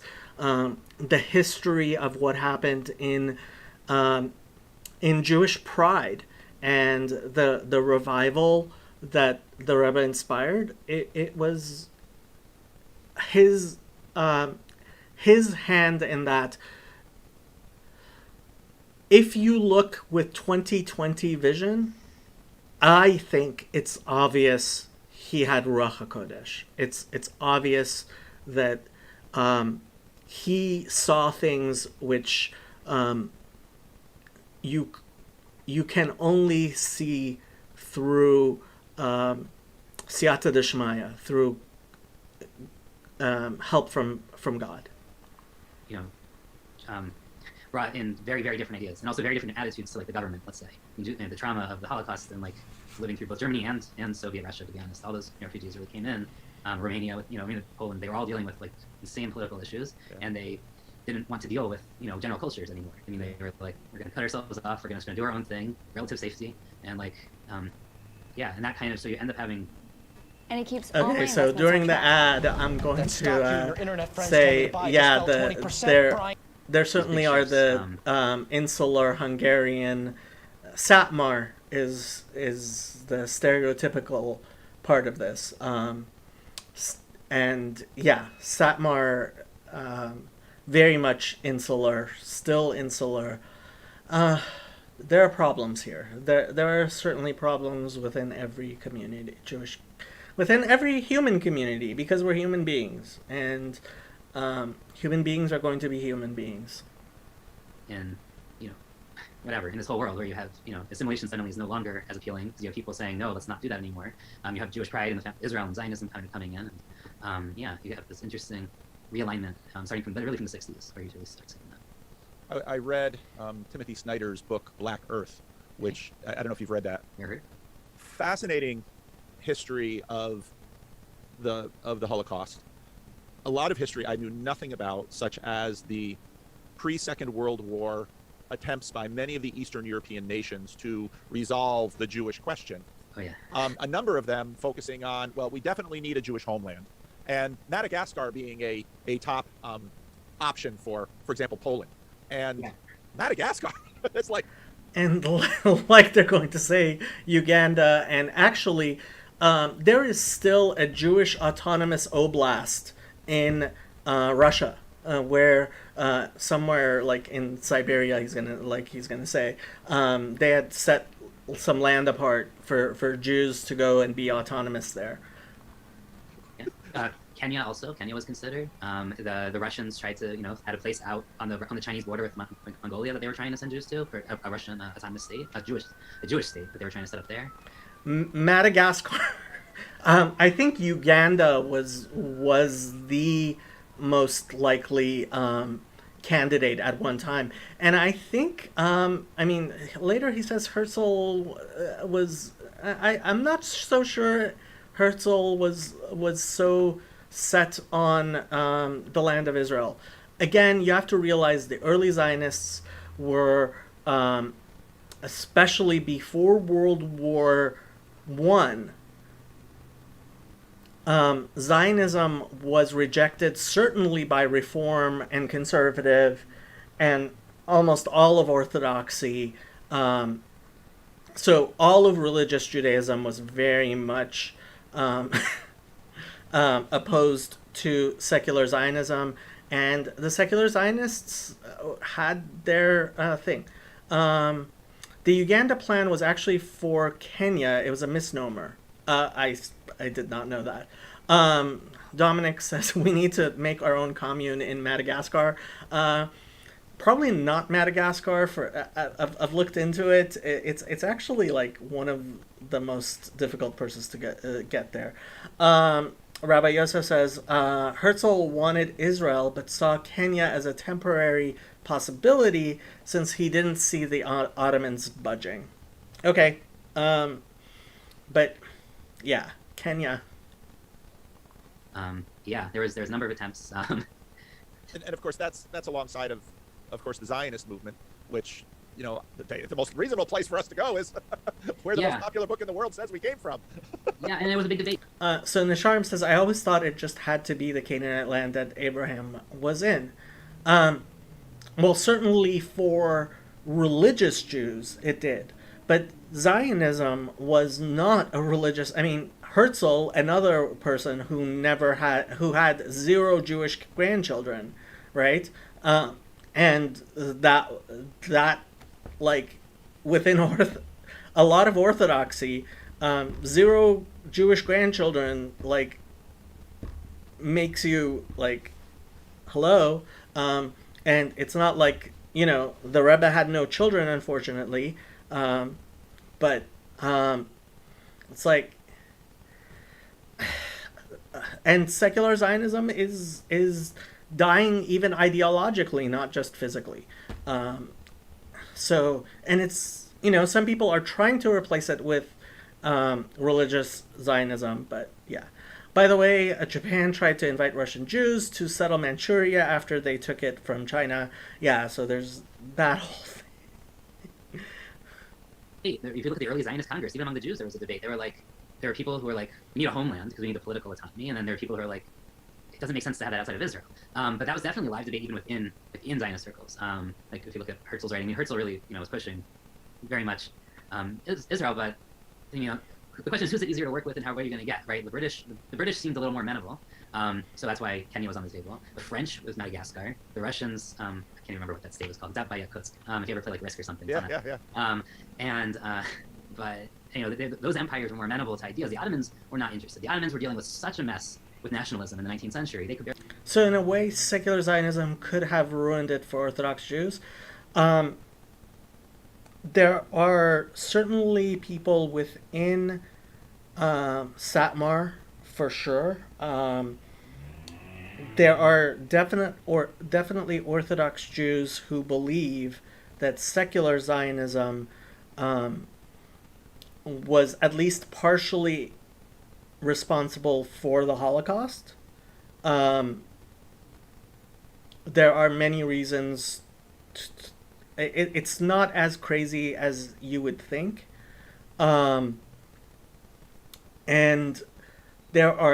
certainly within most of Jewish religious thought, even today, like all the people who are non-Zionists believe that without secular Zionism, Mashiach would have come already. And that the false messianism, and this is actually the books that the Satmar Rebbe wrote, very much made the argument that it was the false messianism of secular Zionism, which was basically Satan's way of keeping the coming of the redemption, because people were settling for this secular state, this secular thing, and calling it Hashem Yerachem, like things like. So the words Atchalta de Geula, right, the beginning of the Geula, these were words that are still being fought over in religious circles.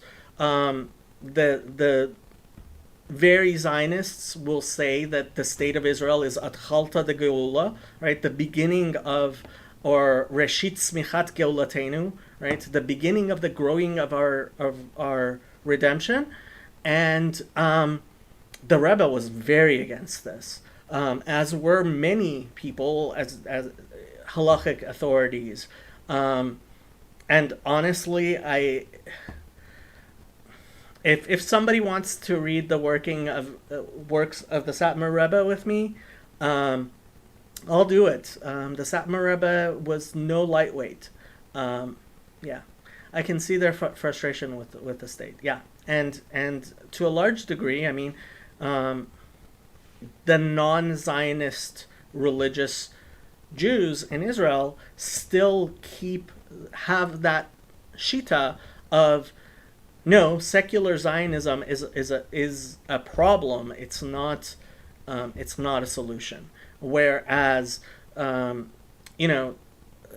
Kook and Rabbi Soloveitchik, Yosef likes to point to Kol Dodi Dofek, which is a speech of Rabbi Soloveitchik about God's hand in Zionism. Again, I think the Rav's legacy is very much in contention, as is the Satmar Rebbe's legacy, as is the Rebbe's legacy. As you know, you have these shining stars within Judaism, and everybody wants to claim them for their own. And that's what happens when you don't have living people, right? This is why you cannot, I believe, you cannot be a chassid without a Rebbe. You have to have a living Rebbe, which unfortunately I don't. But if you, when you don't have a Rebbe, the only Rebbe we have is Rabbi Yosef here. He's Rebbe material, I think. But without a living person, right, you end up going all kinds of astray. And ultimately you have to pick living people who are guides and teachers, and because you can claim anything about somebody who's passed, as you see people do about Jesus, right? Everybody claims Jesus is on their side. Whereas when you have to deal with a living human being, right, as your leader, that's a lot harder, which is why so many strong Jewish movements with strong leaders, and it's become absolutely cliche in Judaism, after the leader dies, nobody takes their place because everybody's like, oh, nobody's good enough. Well, like the Talmud says, about this idea, it's highly problematic. You cannot go to the leaders. Talmud in Rosh Hashanah, right? It says, in the generation of Yiftach, Japhet, I think he's called in English. In the generation of Yiftach, you can only go to Yiftach. He's the leader. And this wanting, they're saying, oh, he's not as good as David, right? It just doesn't work because you have to have living leaders. I don't have a pastor or group, but it would be nice to have a group as fellowship. This is part of the whole distributed cognition thing. We outsource our sanity to other people. We outsource an individual human being is not a functional, viable, living organism, and you cannot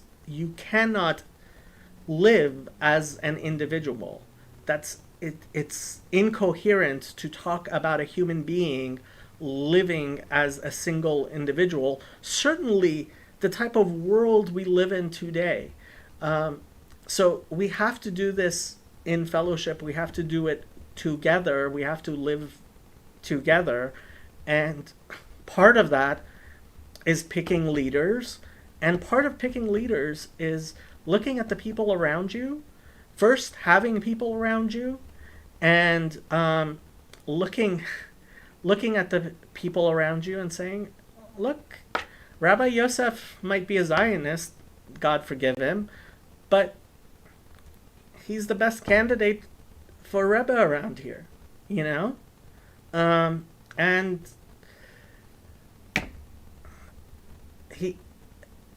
your Rebbe is never going to be perfect. You just have to accept that. You just have to accept that. It's a human being. They're barely putting themselves together, and they're like, we're not going to encourage another nationalist movement. There's no way. They were already beginning to contend with Armenian nationalists, for better or worse. Okay, you could have phrased this a lot better. So, beginning to contend with. So yes, that they had started a Holocaust, a genocide against the Armenians. Please, we have to be careful, especially because so many people like to point at the denial of Rabbi Yosef says, "At least I'm not a Ben Shapiro Zionist." Lol. Yes, at least you're not a Ben Shapiro Zionist. The denial of the Armenian genocide is a huge problem, and I sincerely believe that without the Armenian genocide and people not paying attention to it, yeah, and Yosef says, yes, I could have. I'm assuming that he was assuming when he says that everybody realizes he's talking about the Armenian genocide, which, if you don't know about the Armenian genocide, that's a huge problem. Phrased it better, yeah. And I know he did not mean to be irreverent towards the Armenian genocide. They were fighting Egypt. I mean, the Druze, there was a huge rebellion in the mid 19th century by Egypt, and there was a fight over the land of Israel itself, actually, which set up a lot of the Palestinian kind of problem, foundational questions start because of that war, in the 1850s or 60s. So yeah, it's just. So I'm going to say that I completely understand that any opinions you give me with respect to any of this will likely be contended by how many parties, but certainly I'm not representative of anything. I'm my own opinions. Okay, that's absolutely fine. Sure. But I'm still curious because, cultures have always fascinated me, partly because I grew up in such a multicultural way, because I was from, and looking back on it now, it was even more complex than I knew, because of course I had in my past my father's ancestry that, sort of sublimated their Judaism completely. And at some point, the courthouse burned down, which my grandfather and his older brother had the patronymic names. But then when the courthouse burned down and they lost all the birth certificates. So Nisharim says, I think the powers that be want to deny every genocide, but I think the Holocaust is denied more due to anti-Semitism. But there is a lot of Armenian genocide denial, especially people. I mean, the Young Turks, when I heard the name of the channel, the Young Turks, I could not bring myself to watch that channel, because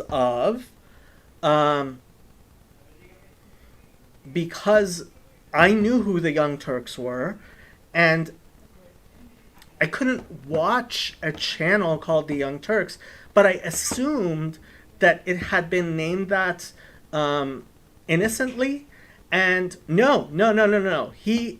Cenk Uygur, who is Turkish, was an active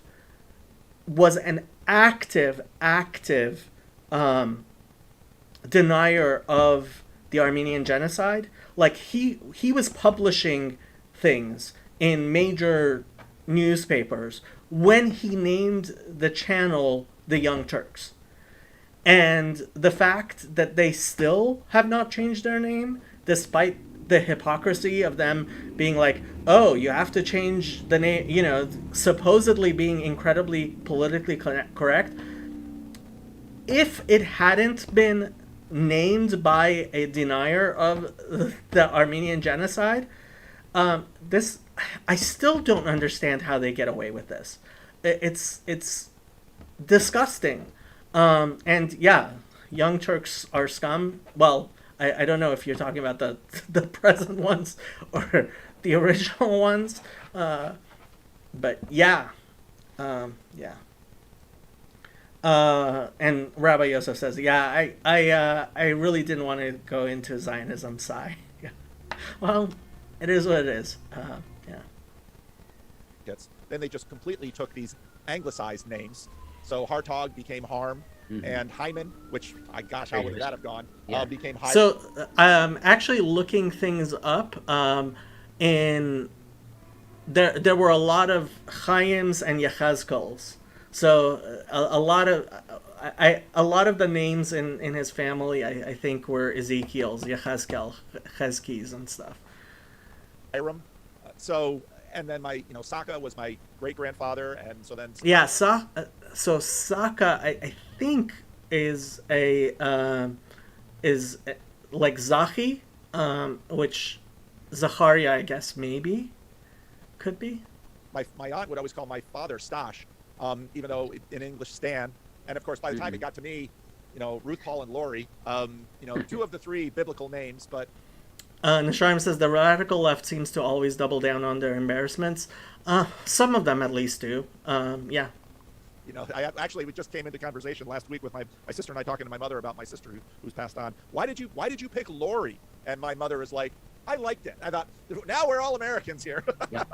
Yeah. So your reference to the 6-Day War and a resurgent sense of pride. I mean, I know that Zionism has been a hotly debated thing in many communities. What's sort of in the communities that you're involved, what are you guys doing with that whole thing? I mean, talk about a conflicted part of the world. The conflicts just go on and on and on.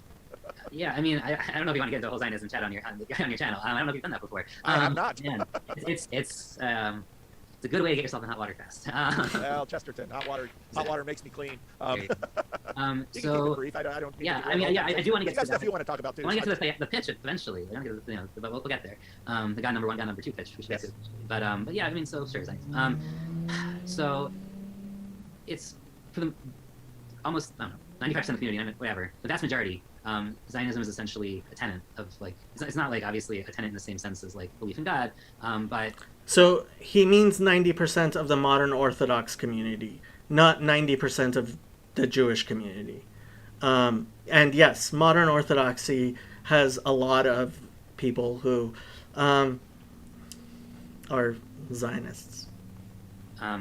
There is a difference between modern Orthodoxy in America versus it's kind of parallel in Israel, which is called religious Zionism. But they are very close. And especially once you look at like British Jewry or Australian or South African, they're essentially, there's no difference. I mean, those communities are basically, they're both. I don't think most people, and I don't think PVK were aware that you were talking about modern Orthodoxy when you were talking about this here. Orthodox and religious Zionists in many ways. And this is true. I mean, Zionism is a kind of being a core tenet of not just Orthodoxy. I mean, it's in conservative Judaism, a lot of Reform Judaism, though that's changing somewhat, kind of the current generation, and other ideas. But well, hold on, because in the Pittsburgh platform, one of the many things, so Yosef says, time to put my foot in my mouth. So, Nisharim says, got another Zionism question, just joking. So Reform was very, very much anti-Zionist, and their platform rejected the idea of a Jewish state. They were very assimilationist. So, yeah. For the most part, for the past, 40, 50 years, it's been kind of considered, a core tenet, one of the 5 pillars of my shul. So, core tenet? Zionism? I love you, Yosef. I really do. Synagogue is Zionism. Now, what that means is a different thing, right? I mean, you want to say Zionism. Zionism is it's a very, very fuzzy word. I can imagine. I learned about it in high school. We had 12 different definitions. I mean, we learned there's kind of religious Zionism coming from people like Rabbi Cook, who I mentioned earlier. There's labor Zionism, which is you have socialist Zionism. You have just kind of a materialist, like whatever Zionism. And it's hard to put your finger on. I mean, basically, generally, it's the idea that the way we take it, or I take it, I'm not going to speak for other people, the way I take it, right, is that Jews need a homeland. It should be in where it is currently, and that after that, I guess anything else I'm going to say is going to be specific to me, probably. So what its political structure should look like, how it should relate to, or economic structure should look like, religious structure. So there's precisely one political structure that works. When the Messiah comes, he will be king. That is the only Jewish framework for a Jewish state, an actual Jewish state. Sounds almost like all the different Christian denominations.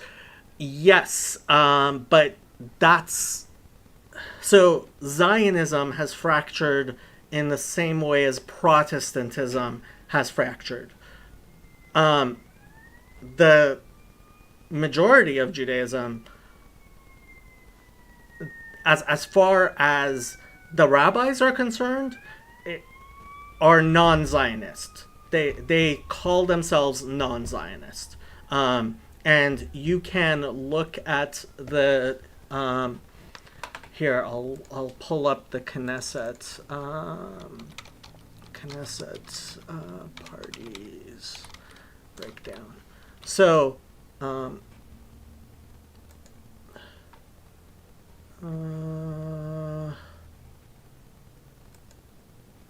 So right now, the Knesset,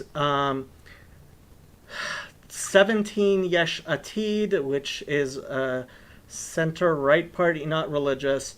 8 Blue and White, not religious. 7 Israel Beitenu, not really religious.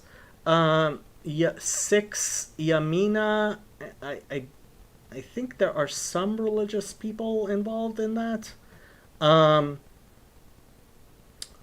New Right, not religious, I'm pretty sure. New Hope, I hadn't even heard of these people, not religious. Meretz, anti-religious, 6 seats. United Arab List, 4, obviously not religious. Likud, 29, not religious, right wing. Shas, 9 seats. That's Sephardic religious, not a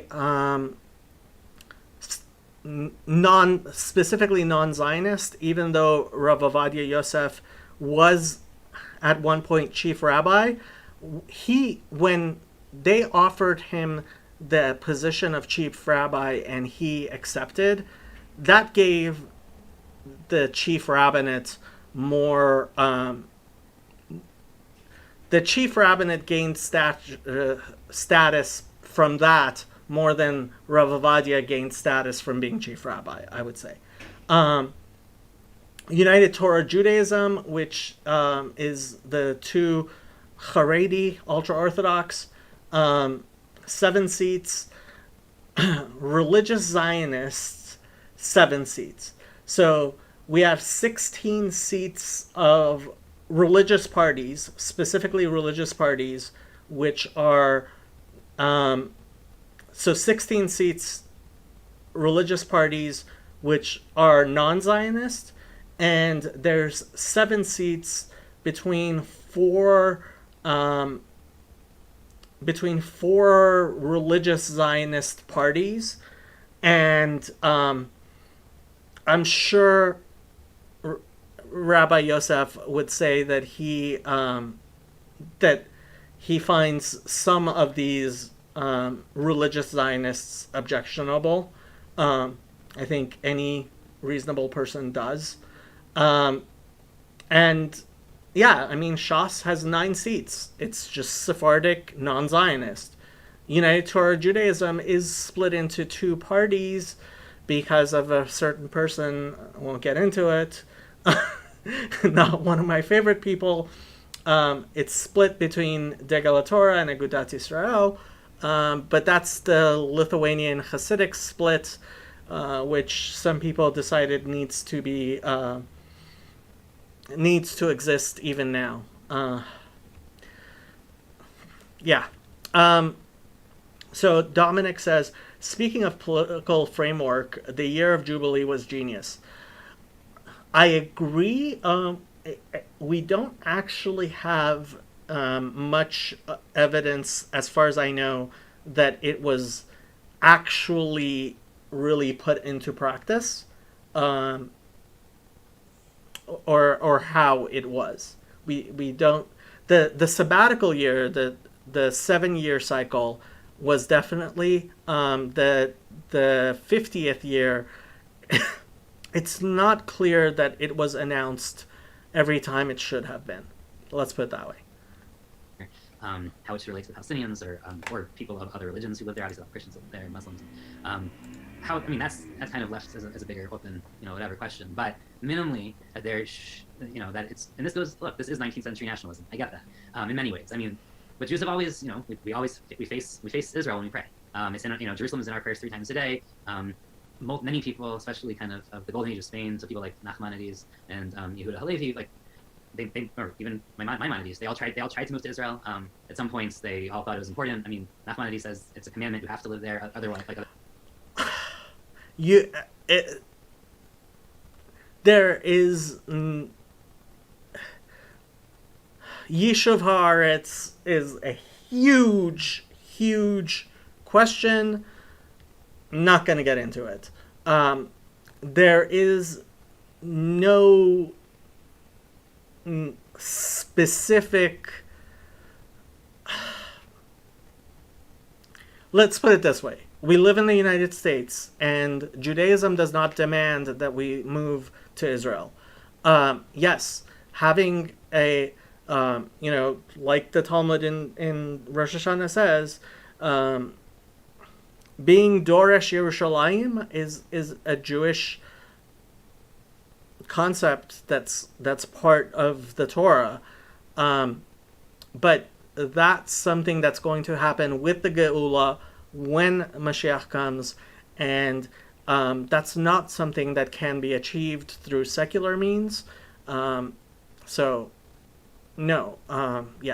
Could the 70-year captivity in Babylon been to compensate for not resting the land enough? That is certainly something people... I believe the Talmud discusses that. If or at least the Midrash, might be able to look that up for you later, or Rabbi Yosef might know. So it's certainly a long tradition predating 19th century politics on Zionism. Oh, yes. But like to separate, but some people just want to use it as that movement starting. Some people don't want to separate that, to make that distinction, because there's whatever, words have power, and you want to find words, and it's hard. I don't. Part of the problem is that Judaism not being fully autonomous in its own country for millennia, and I guess Pharisaic, Rabbinic, Orthodox, whatever Judaism as it exists now 100 years ago, 500 years ago, like didn't have a state to like practice ideas through or experiment with or like develop through. A lot of these ideas on governance are theoretical, or just not developed. I mean, how you run a religious state is. So what ended up happening for religious Zionists, for instance, is they had to go back to sources that were like basically just after the destruction of the temple, or from like the last couple generations, but where like wasn't like the rabbis were in charge then either exactly, and they were trying to kind of reconstruct what an ideal state would look like, or forget ideal, just what a functional state would look like. And then you had. So Nisharim says, I don't remember if it was a verse in the Bible that says it or a theory I heard. Honestly, I've heard it. Maybe it's from Tanakh. I kind of have this idea that the Talmud discusses that. As far as what he's saying, the Torah does not have a concept of Jews ruling over other people. Even when the Messiah comes, we are not going to be ruling over other people. We still have this concept of the various nations when the Messiah comes are going to have their own leaders, and that's part of why I am trying to support the Noahide movement as best I can, because it is necessary for people to have leaders of their own groups. Good. The ruler over other people sounds like Noahide laws. Yes and no. The Noahide laws are incumbent on everyone. They are incumbent on everyone because they are on the Torah, in the Torah as given on Sinai to Moses. That doesn't mean that as Jews we want to be implementing them, that we want to be enforcing them on other people. The idea of the coming of the Messiah is that the land will be filled with knowledge as the waters cover the sea. And so people everywhere will want to keep the laws, including the Noahide laws. Had people kind of starting in the late 19th century starting to actually think about these things seriously again. And you have that, I mean, there's a couple institutes now in Israel and kind of in other places thinking about like how should like the the religious values within Judaism inform governance and or whatever, and how. So this is what the religious Zionists are trying to do, and I think they're going to fail because they're innovating. And you know, Rabbi Adin Steinsaltz, who was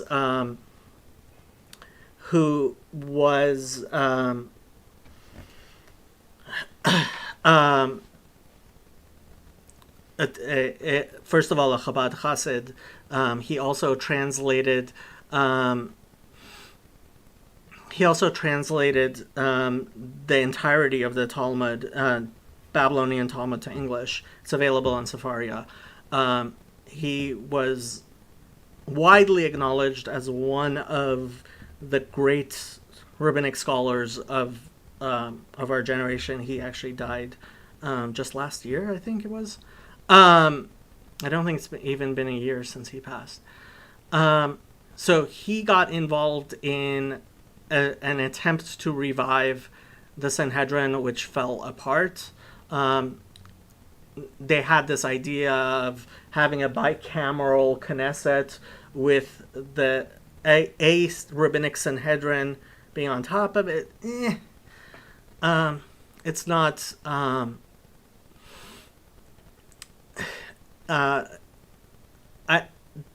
The framework doesn't exist there. It's not there, and it's not working, and that's why we need the Messiah. Volvodina, yeah. I'm not sure you've been on here before. If you have, and I forgot, I'm sorry. He says, "What's up, Jacob?" or he or she. Welcome. Isn't the Messiah a ruler? The Messiah is King of Israel. That does not mean, and yes, it says Mitzion Tetzeh Torah, right? The Torah will come from Zion, and there is this idea of the Jewish people as a nation of priests and a light to the nations, and the temple being a place of prayer for all nations. But that implies that there are nations, that there are, and unfortunately on the internet, there's this idea that Jews want to rule over Gentiles as like slaves. And first of all, I find it funny that a lot of the people who talk about this are Christians. And, well, isn't that what you believe as Christians, that Jesus is going to come and there's going to be the resurrection of the dead? And so the 12 apostles, who are all Jewish, and Paul, who is probably also Jewish, according to some people, all the early Christians were Jewish. So isn't the Christian idea that actually there will be a Jewish ruler, Jesus, over the whole world? That's the Christian idea. And it's funny that it's a lot of Christians who find the idea of a Jewish Messiah kind of objectionable, which makes zero sense to me. But we believe that there will, I mean, again, we don't have a lot of hard and fast beliefs about what will happen when the Messiah comes. Generally, as Rabbi Yosef's going to talk about, it's the details are not things we get involved with. Yes, we believe in the coming of the Messiah, and we believe that the whole world will, in fact, be settled, right? Like it says, that the land, is that human beings are going to settle the entire world. But that doesn't mean that there's going to be some sort of subjugation. Nisharim says, so the ones that want to force Noahide now, they are less common. There are very, very, very, very few people who believe in forcing anyone to to keep the Noahide laws. They tend to be basically crazy religious Zionists, and they're unfortunate. What can I tell you? We're not talking about people with any following whatsoever. And I have no idea what's going on with the chat, but Dominic has been on top of it, and I really appreciate it. It is usually the anti-Semitic people who want to pretend that the Jews run the world, seems to me anyway. Yeah, basically. I mean, this idea that Jews are intending to run the world. I think some of it may come from revelation and eschatology and things like that. But yeah, it's not based in anything real, I don't think. How does that look different, I guess, than modern other types, Christian or Muslim influenced or Buddhist influenced or Hindu influenced systems, and whether it's even worthwhile? I mean, maybe we should just kind of default to a public sphere that is not religious, separation of synagogue and state, let's say, and because a lot of that has really helped Jews in some ways. I mean, especially in America post 1950s, or even before that. But like, I know I was listening to the Q&A. There was no room for me to hop in, but I really wanted to the Q&A on Friday, because a lot of that separation of what government took over from religion was because they were starting dealing with multi-religious civic bodies. Right now you had people from different religions. Jews were in these countries for a long time, but as the government became more professional toward the beginning of the Enlightenment and like really thought about these things and took over functions from religion, a lot of that really benefited minorities because and protected minorities in important ways. And it also kind of if different religions are offering different, let's say, services to their, I mean, it's a weird way to look at religion, but let's look at it that way for a second. They're offering different services, even if they're offering all the services, right? So we're going to be the philosophy and the metaphysics and the community and the social networks, support networks, economic support networks. But once you have different ones and they're offering different things with different strengths, especially if you're not going to let people convert between the two, which basically was the case for when this all started, then government essentially worked as an equalizer.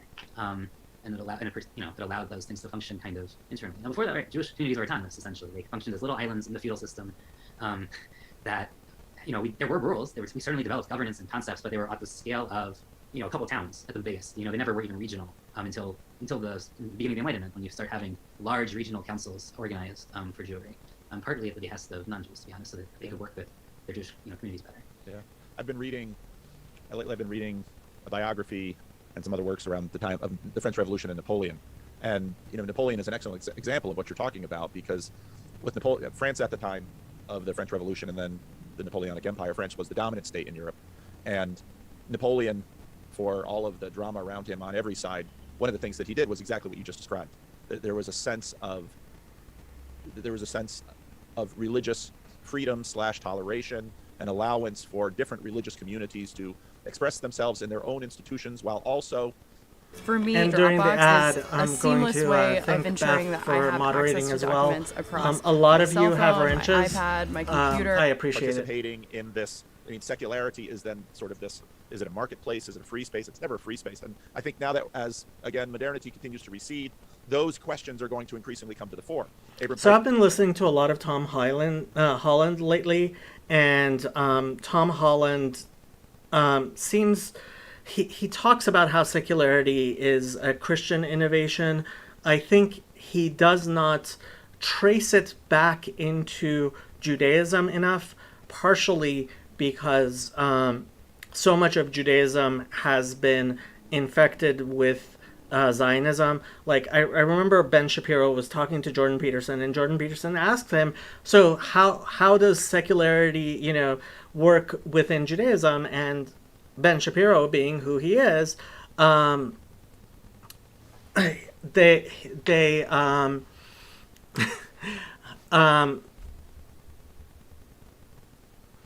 he was like, oh no, they're intertwined. Well, they're intertwined because you're a Zionist extremist, I would say. Yeah. I haven't watched the PvP video and don't intend to. It's actually a pretty good video. Yeah. This is not the way to watch it. Paper in the Netherlands this came up in the question and answer, had his pillarization ideas, where you basically had a society made up of all these different pillars, and you could participate maybe in the Reformed, maybe in the Catholic, maybe in the Atheist, maybe in the Jewish. But there in the Netherlands, all of these pillars were allowed to sort of express themselves. But then at some point, there's a joining together of all of those. So, and then when you get to the United States, which was, an earlier, different example of it, because of course the American Revolution took on very different properties than the French Revolution, especially in terms of outcomes. And they're, in a sense, some of the Napoleonic impulse was already there in the founding fathers, but not obviously in the sort of reactive strongman way that Napoleon exerted himself. So this is and less universalizing, right? So like Yes. the states were very, they were not going to be. They're a confederation, right? Right. Especially early, and Napoleon wanted a universal empire. It was just different. It's a different model of where those points come together, or at what level, right? The federal level versus the kind of imperial level. Yeah, well, except that Napoleon didn't really, he was a strange man in that he didn't really want to occupy. What Russia is doing to Crimea is not what Napoleon set about to do to the rest of Europe. I'm going to fast forward through some of this. In some way, but when Iraq, this is a religious leap, and the other, what we're looking to talk about today. So Sure.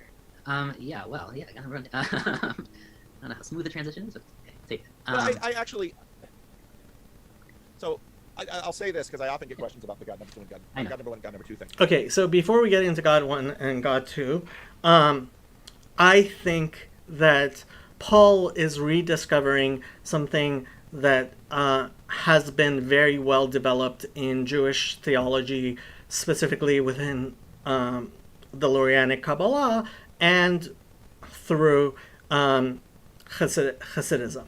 And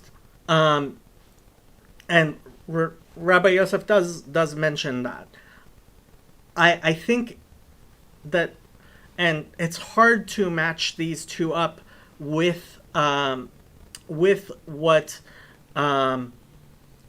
Paul calls God 1 and God 2, and so Yosef does a really good job, I believe, of clarifying some of these problems and trying to get Paul back into line.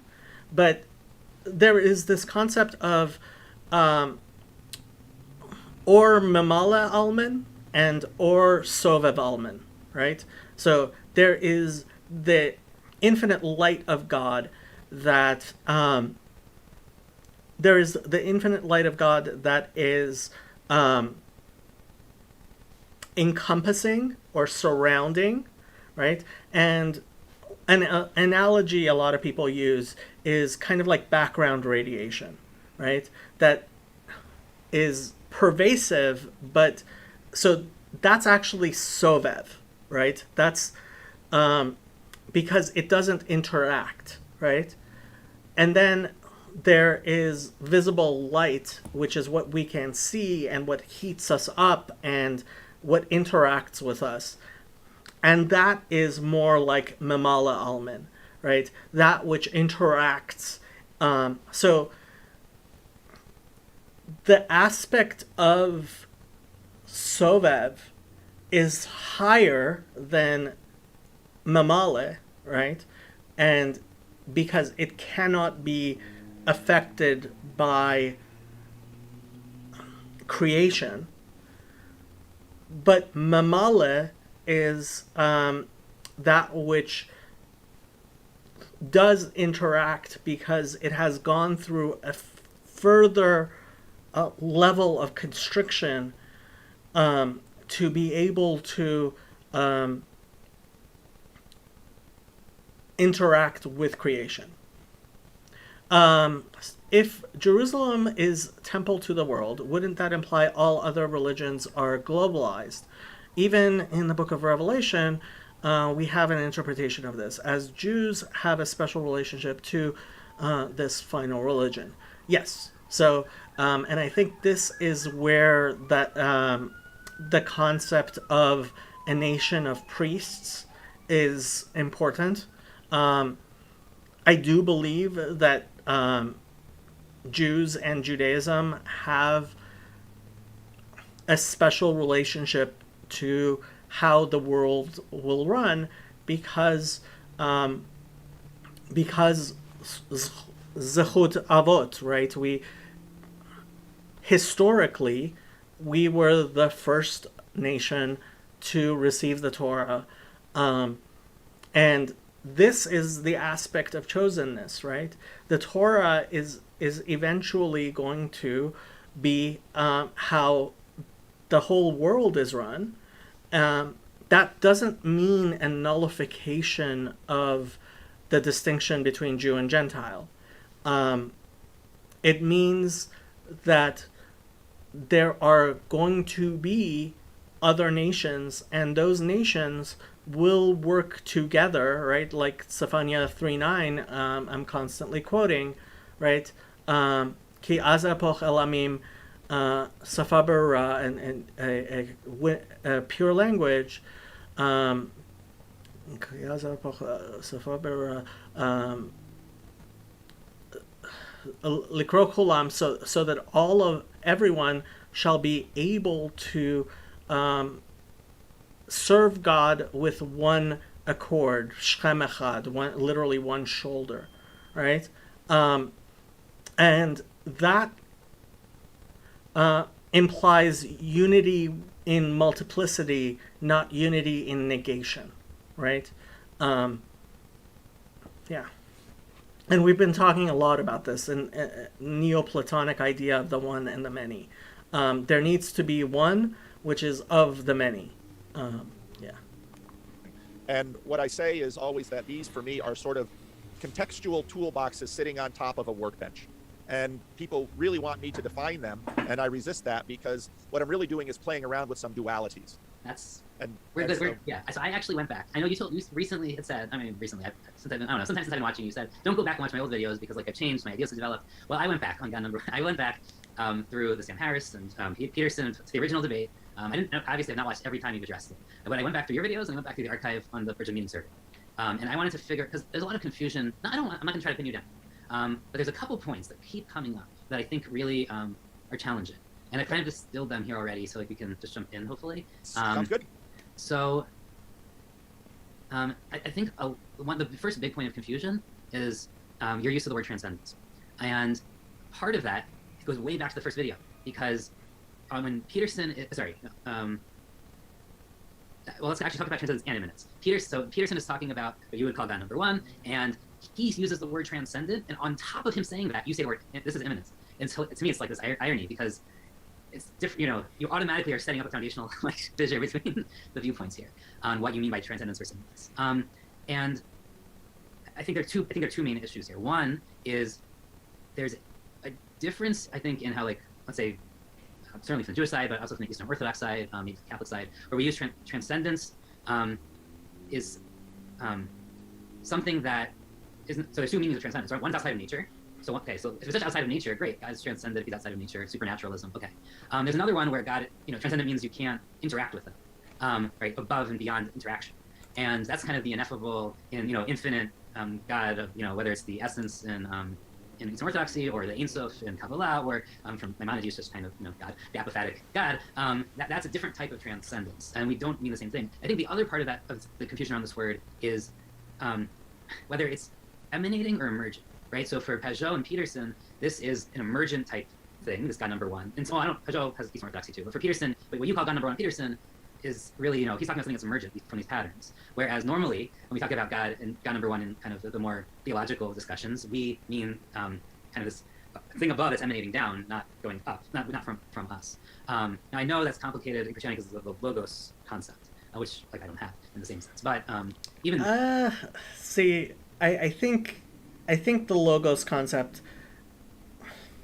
to some degree, is included within Judaism. Yes,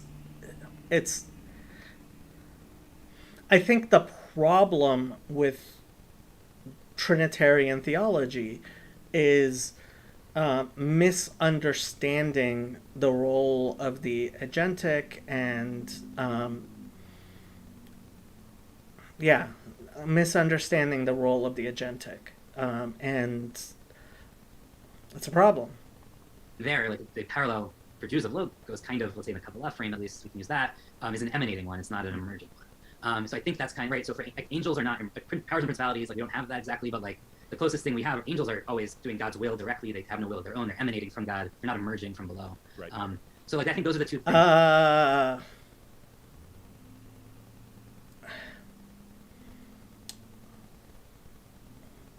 I think you need to read more Tomer Devora. So our actions do, as human beings, do create spiritual realities. It's not all it's not all top down. There is also the reflection back up. And Hasidic philosophy goes into this a lot. It's the two different definitions of transcendence, and also whether God number one is emergent versus emanating. I think is a good place to start on these kind of two debates. Oh, these are excellent. These are excellent points. I don't know, where do you want to begin? Because you're exactly right about these terms, that there's a sense of transcendence which is apart from participation. That's your second definition, outside of interaction. And there's a sense of transcendence that is a participation that crosses divides. So a trans man, in some ways, participates both in manhood and womanhood, and that's an interesting facet that people don't like to look at. Can I sharpen this slightly? Absolutely. So this gets to a point that I don't know, someone made a long time ago, but in the medieval view, right, these are gradations. These are not dualistic, like transcendence. These are gradations, and kind of in the Neoplatonic or Kabbalistic or whatever view you want to take, kind of these are, and transcend can mean, right, every time you go up a level it's transcend. It's not just like exactly. one, or the Verveki also with arena, right? Arena, he says, can be anything, right? And you can have containers within containers for arenas. It's kind of like, so there's a difference between absolute transcendence, it's a capital A absolute transcendence, the thing above all things, yep. and kind of this transcendence small t. No, I think that's right. I think that's super helpful. I'm finding this very, very helpful, especially because you did, and I'm appreciative of this, and I'm indebted to you. And so I would say Malchutcha Malchut Kol Olamim, right? And so Malchut is the sphera of kingship and the reigning of God all the way down.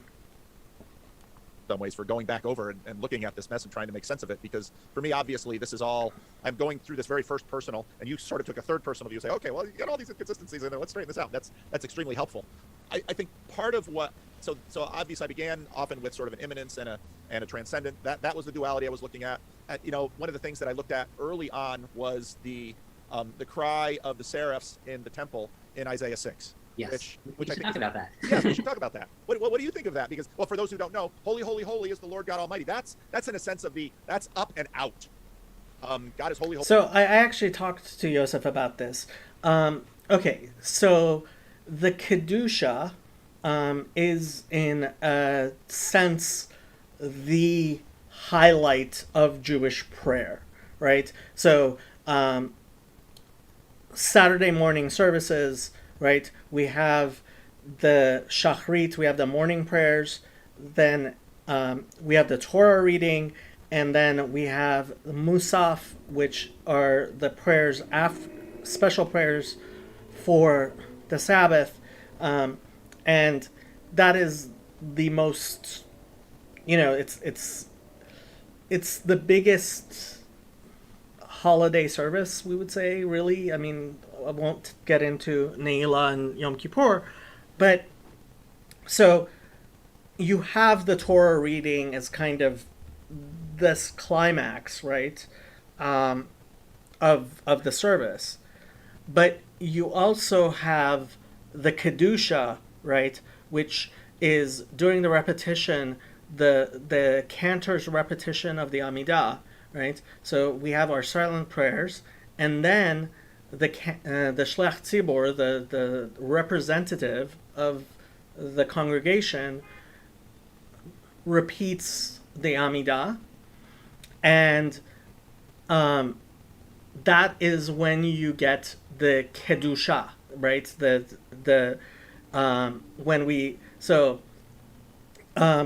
And if you've watched my other videos on the Lord's Prayer, I actually think that this is where the Lord's Prayer comes from, right? Our Father who art in heaven, hallowed be thy name.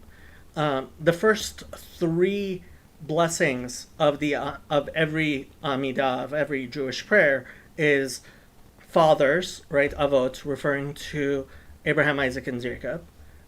Then what's called Geshamim, which or Kochot or Gevurot, but Geshamim means rains or powers, and that's one letter away from Shamayim, right? Heaven, and I think you could argue that the second prayer could be called Shamayim. The third prayer is Kiddushat Hashem, is the sanctification, God's, hallowed be God's name. And in the repetition is when we say the Kedusha. And there's two forms of it. And then, so I'm just going to do the Sephardic, although for the translation, so Shachrit, this is the Kedusha for Edot Mizrach, right? So Sephardic. And for Musaf, I did the Sephard, which is very similar, which is the Hasidic one. Okay? Anyway, so what happens is the Kedusha, in many senses, is the climax of the repetition of the Amidah, and what will happen is when the Chazan, the cantor, gets to Kedusha, everybody stands up, and we have this responsive reading, right? And so this is the reading, and then there are the parts that the congregation says, and the cantor will then repeat. So it starts off, Nagdishach v'naritzach, right? We will sanctify and revere you. And yes, that is addressing God in the feminine. It is the feminine form. Kenoam siach sotzarfei kodesh, right?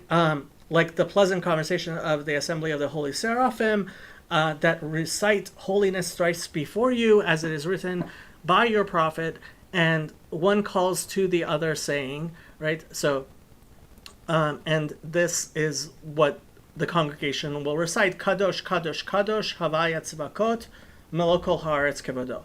Right? Holy, holy, holy is the Lord of hosts. The entire world is filled with his glory. And then again, Le'omatam Meshavchim V'omrim, right? Those facing them give praise and say.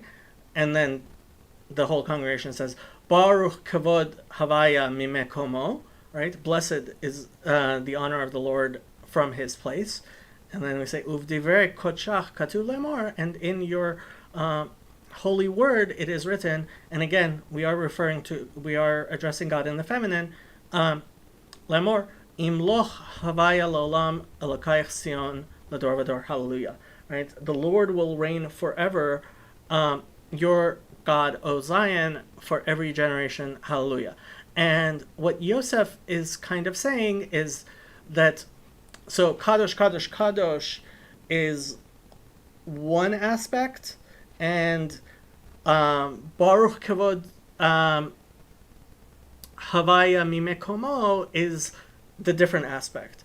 Whereas my understanding is that each one of these statements has both aspects. So Kadosh, Kadosh, Kadosh, Havaya Tzvakot, right? So Kadosh is the is holiness, right? Setting apart, right?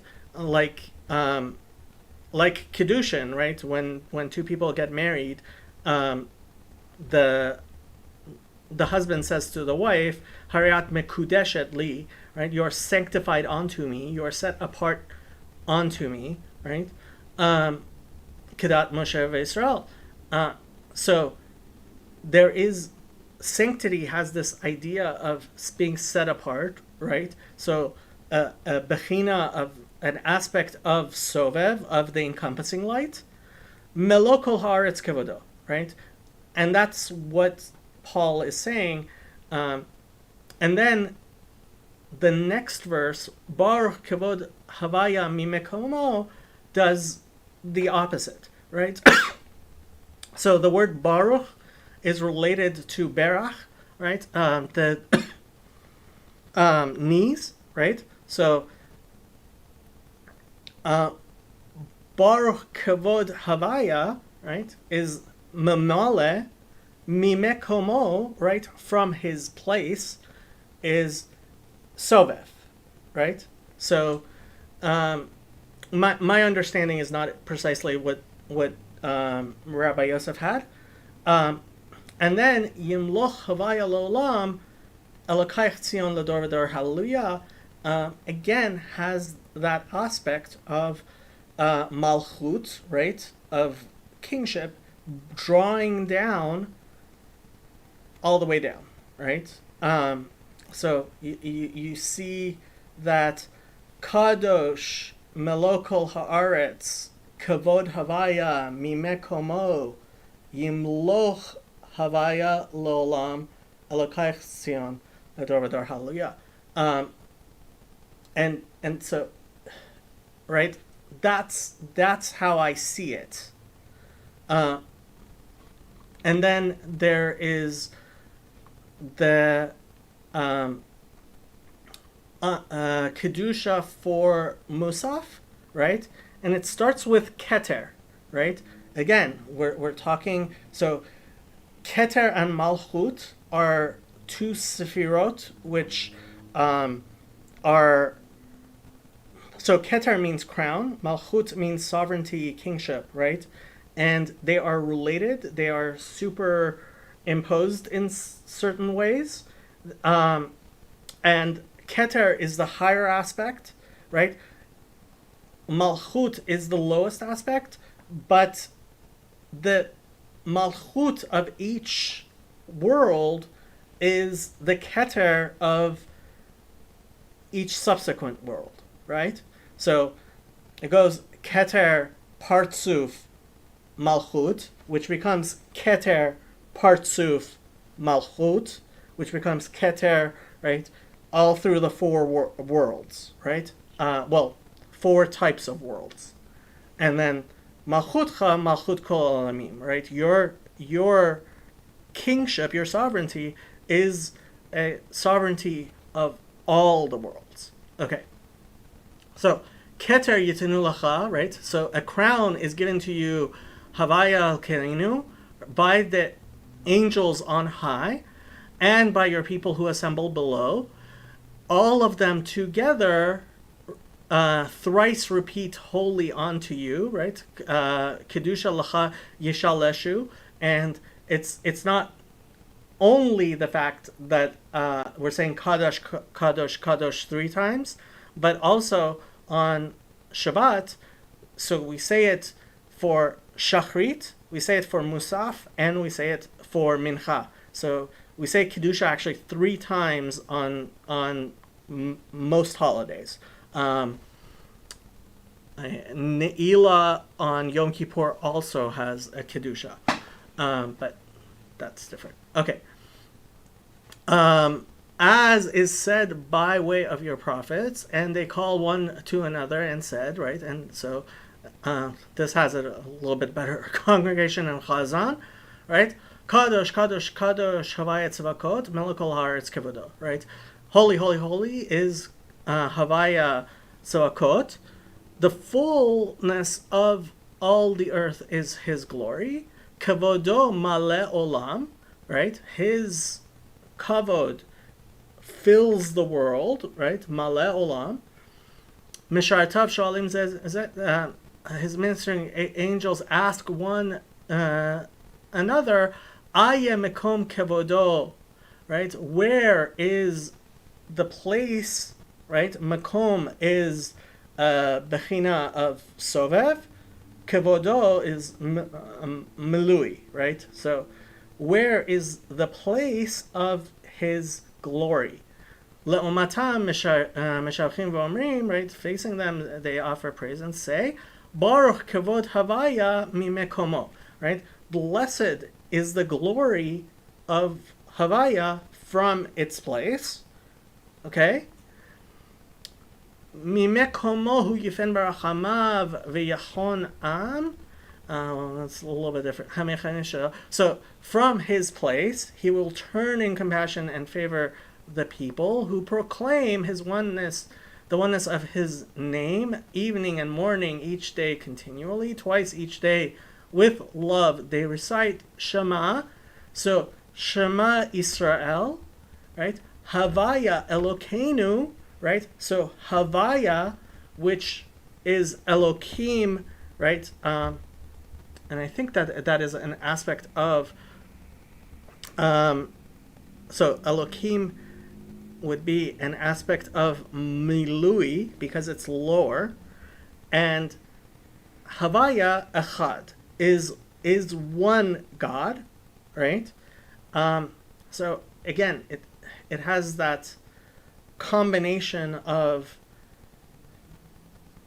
the Sovev and Memale, the agentic and the arenic.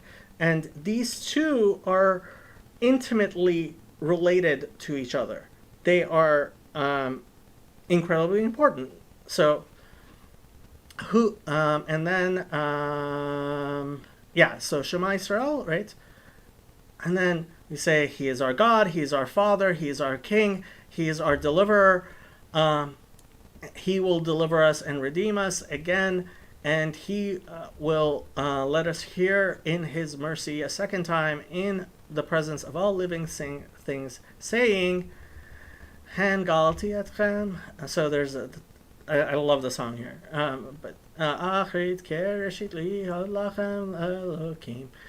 Behold, I have redeemed you from this world, this final exile, as from the first, to be your God, right? Ani Havaya Elokechem. I, Havaya, right? Sobev Elokechem is Memale, right? Is your God. Uvdivrei Kodshecha Katuv Lemor, in your holy words it is written, Yimloch Havaya Leolam Elokayach Tzion Lador Vador, hallelujah. Right? So Malchut, Havaya, right, is Sovev, Leolam is Memale, Elokayach Tzion Lador Vador, hallelujah. And I'm pretty sure hallelujah is, again, Sovev. Okay, although I'm not sure about that. Lador Vador Nagid Godlach. From generation we will declare your greatness for all eternity, and sanctify your name. Okay, well not Lolam Vayad Ki El Melech Gadol Kadosh Ata. And then so and then he says the blessing, Baruch Atah Hashem Hakel Hakadosh. Oh well, no, that's during a thing. Hakel Hakadosh.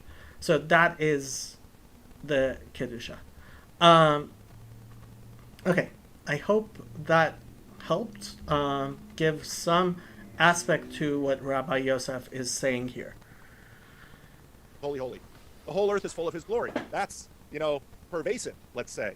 So it's both separate and pervasive. And so then the glory is this sort of connection by way, that's, of course, when God comes to earth, it's the cloud, it's the fire. I mean, we have all of these images at Sinai, in the desert, in the temple. So, and I think that's one of the dualisms that I think that I'm trying to get at. Yeah. Well, okay. So a couple of things, I guess. So I would want to talk about here, right? So one, it's holy, holy, holy. It's three, right? It's not one. So we're talking about multiple levels, potentially multiple gradations of transcendence here, if we're going to take that read, right? Which is already kind of, we're already out of somewhat dualistic framework. It's also not, right? It's kind of more. I wouldn't say that that declaration, the trisagimenon, I guess, whatever it's called in Latin, is the transcendent part. It's aiming toward, right? It's aiming up, but it's on the path. I would be interested to see where he got this. I'm not sure where he did, and I'm sure Rabbi Yosef, if he gets to hear this, will let us know. path. It's not necessarily a path. Interestingly, in both Jewish liturgy and in the very early Jewish Christian liturgy, like the Didache, that verse is paired with a different verse from Ezekiel. Blessed is the glory from your place, whatever that means, right? Yeah. And that's considered the actual in the what we call the Kedusha, like the Declaration of Holiness. This is part of liturgy. The second statement is actually considered the transcendent statement, and the first statement is considered the immanent statement. Really? And the holy, holy, holy kind of connects them in some way. Sometimes there's a third line. See, I think all of the statements include both. Added, which is God's kingdom will be forever, or like God in Zion's kingdom will be forever. So like that, which two different quotes from Psalms there. But so and that kind of is supposed to be like transcendence and immanence meeting, like you were saying at the temple. But what's interesting is when you look at when Isaiah talks about holiness, and he uses this Lord of Hosts phrase that he uses in that, right? He's going to use it in fact. Now, in terms of you have to understand that Mamala and Sovev do not address the concept of emergence and emanation, right? So emanation from above, emergence from below, right? So that's Aleh va'alol. That's a whole different thing, right? And Kadosh, Kadosh, Kadosh, Havaya, right? That one is emanation, and the second one, Mimekomo, I would say, is emergence. Or is it the other way around? Yeah, it's the other way around. Sorry. It's emergent, right? First you have the latata, right? You have an awakening from below, right? Which creates an awakening from above, right? And you'll see this repeated over and over again, right? So Jacob's ladder, the angels are going up and coming down, right? And like it says, Uba Letzion Goel, right? There's going to be a savior coming to Jacob, Leshave Pesha Beyakov, right? To those who repent of their sin in Jacob, right? So first there has to be this repentance. Well, doesn't have to be, because ultimately, either way, it's going to happen. Hopefully, there is the repentance from below, which elicits a return from above, right? Okay. I think the chapter right before he used it, if I remember, it's in 5, where he says, God, Hashem, Lord of Hosts, will be made holy through justice, right? So the making of holiness is through justice, which is a very imminent, on this plane thing. So it's not so clear to me that actually that first line is necessarily so transcendent in the way that you like to take, or Reiki likes to take. I know he uses that one too. Is he really? I think so. I'm pretty sure he's used it once or twice. I got that from me. Maybe he picked it up from you. I've watched. I mean, one of the amazing things about John as a conversation partner is, in fact, just how engaging he is. I mean, and one of the remarkable things about this little corner of the internet is how there has been so much. I see real development and progress in that. We do take from each other. I just watched the beginning. I don't watch one with Peterson, but I just watched the beginning of his last Cambridge one, and it is heavily John influenced. Like, yes. I was kind of shocked how much was filtering through now compared to earlier versions. Like, whatever. He uses the grasping thing now, and like he's using all the same metaphors. Yeah. But anyway. But keep going if you want to go. Coming back. So holiness. I mean, I have right. There's this like transcendence with an immanence, right, type thing that's going on, and this gets people like I guess like Luke and the personalism and whatever, right, where you're kind of transcending into. I had never heard of personalism before. I looked it up. Looks like a bunch of obfuscation to me. Not a huge fan. Yourself, and like that's also part of this discussion too, right? But by yeah. So I don't know. So for Isaiah, I'm not sure how to. I don't want to read it that way, because I don't think that the rest of Isaiah fits necessarily with that concept. He is in the temple, and I get that, but it's the temple, and the temple is supposed to be this place. Now, he's a northern prophet, so why he's in the temple is a whole other thing. But like, he's in the temple, right? And he's not a priest. I mean, the Jewish tradition is he's actually related to the king. Right. He's not a priest. Right. And his understanding of the temple actually is not an insider one. I know there are Christians, Mary Barker, I think she argues that he's a priest, and because he has visions of the temple like Ezekiel. But his critique of the temple, his knowledge of the temple, is actually as an outsider coming in, and he, and yeah, it seems much more focused on kind of this God in the world immanence thing. There's also this. The American Rescue Plan Okay, would lower we're the cost only of your health halfway insurance, and you might even through, qualify and for $0 monthly it's premiums. been like Savings how are many available hours? across. Important event, I guess, that kind of shapes the second half of, let's say, prophecy. Like First Temple, Northern Kingdom prophecy is heavily shaped by the earthquake of whatever 780 or so. It's called Rash in Hebrew, and you see it actually quite a lot. So I was not aware. Rash, I always translated as tumult. I was not aware that it refers to the earthquake, and it was very interesting. So, 3 different prophets discuss the earthquake that we can date. It's a real archaeological, like we can find it in the record in the geology of Israel. And this earthquake plays a huge role in the theology, understanding of God and God's power. They use it as a metaphor, even after destruction. Ezekiel refers back to that earthquake, because like in the earthquake in the days of King Amaziah, maybe, can't remember. But the problem with doing a part 2 is last time I stopped, I didn't end up doing a part 2, and so, and in fact, so on Thursday, Father Eric has agreed to come on, but I don't think we're going to do commentary like this. We're just going to discuss what he wanted to speak about, which I thought was important. And then actually we're going to probably discuss, I asked him to explain the encyclical that I keep on referring to with Mitzorgen something. It's the one that the Pope issued before the Holocaust, which I was struck by how applicable it is even today. So I asked him to give an explication. So I'm going to try to go through this, but yeah, we're halfway through, and yeah. It's another sub-theme here. I know nothing of this. Talk to me about this. This is fascinating. So I didn't know anything about the earthquake either. Yes, I have definitely seen this video before. So I think I'm just going to try to skip through the earthquake stuff. I tried looking it up this morning. This is a lot of very recent archaeology, so it hasn't really filtered through yet regarding the actual earthquake and what we know about it. They do discuss this idea of, okay, so is an earthquake transcendent, or is it is it arenic or is it agentic, right? And in a sense, right, I think you have to say that it's agentic, I believe. And I mean, this gets into the difference between hashgacha pratit and hashgacha klalit, right? So individual providence or general providence, which was a big dispute between the Hasidim and their opponents.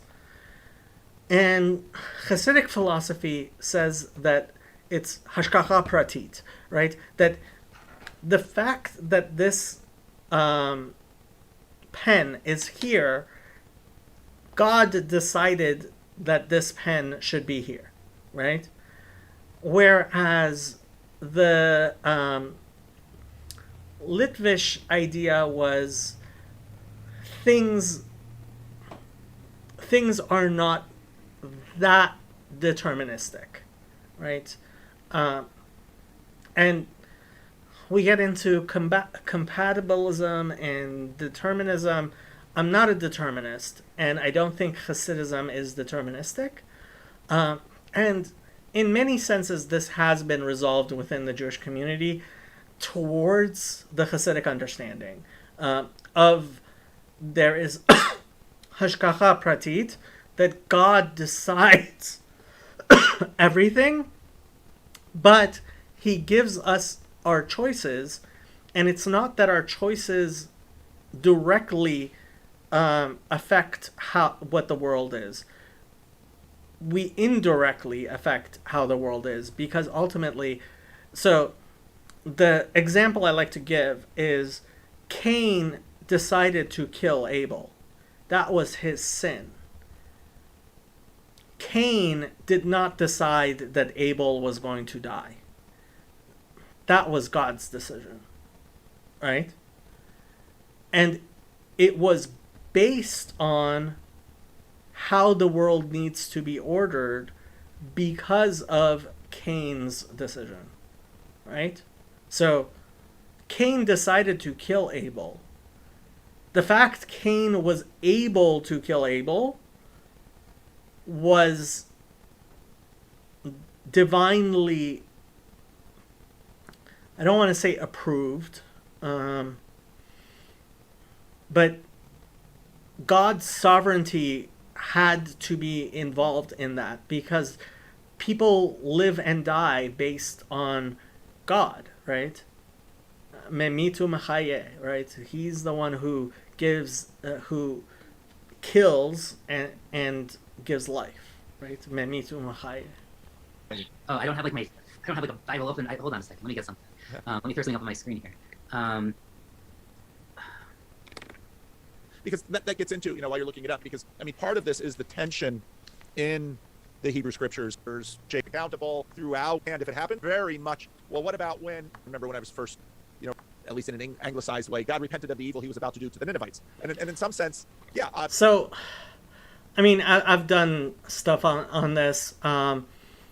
So, I tried looking up the word Nachem, right? And I have a video on the root Nachem. And what it says is that Lo Yitnachem, God does not reflexively change his mind, right? And I think that is that's important.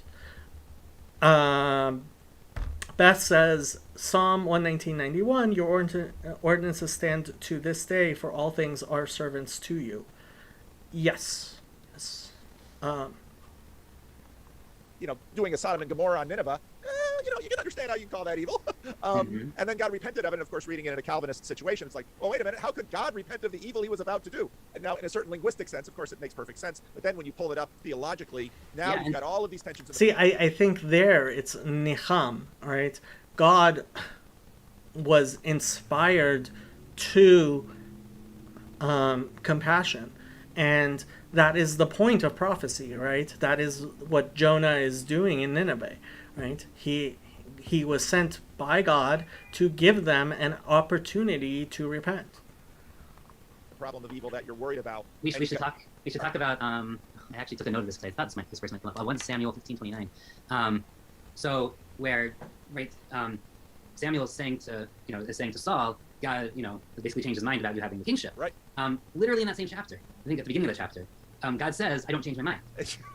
And there's this fascinating tension between, right, and I don't know, as much as, we might want to attribute this idea to Greek philosophy, like in Tanakh, it is very clear, in Psalms and in Malachi and this verse in Samuel, multiple times, God says he doesn't change his mind, or and there's this unchanging God number one kind of thing going on. And yeah, when I say that, I mean like the trans really. Yeah, so I think this Nashar moved over to YouTube. I see Nachem as consoling or comforting, right? But there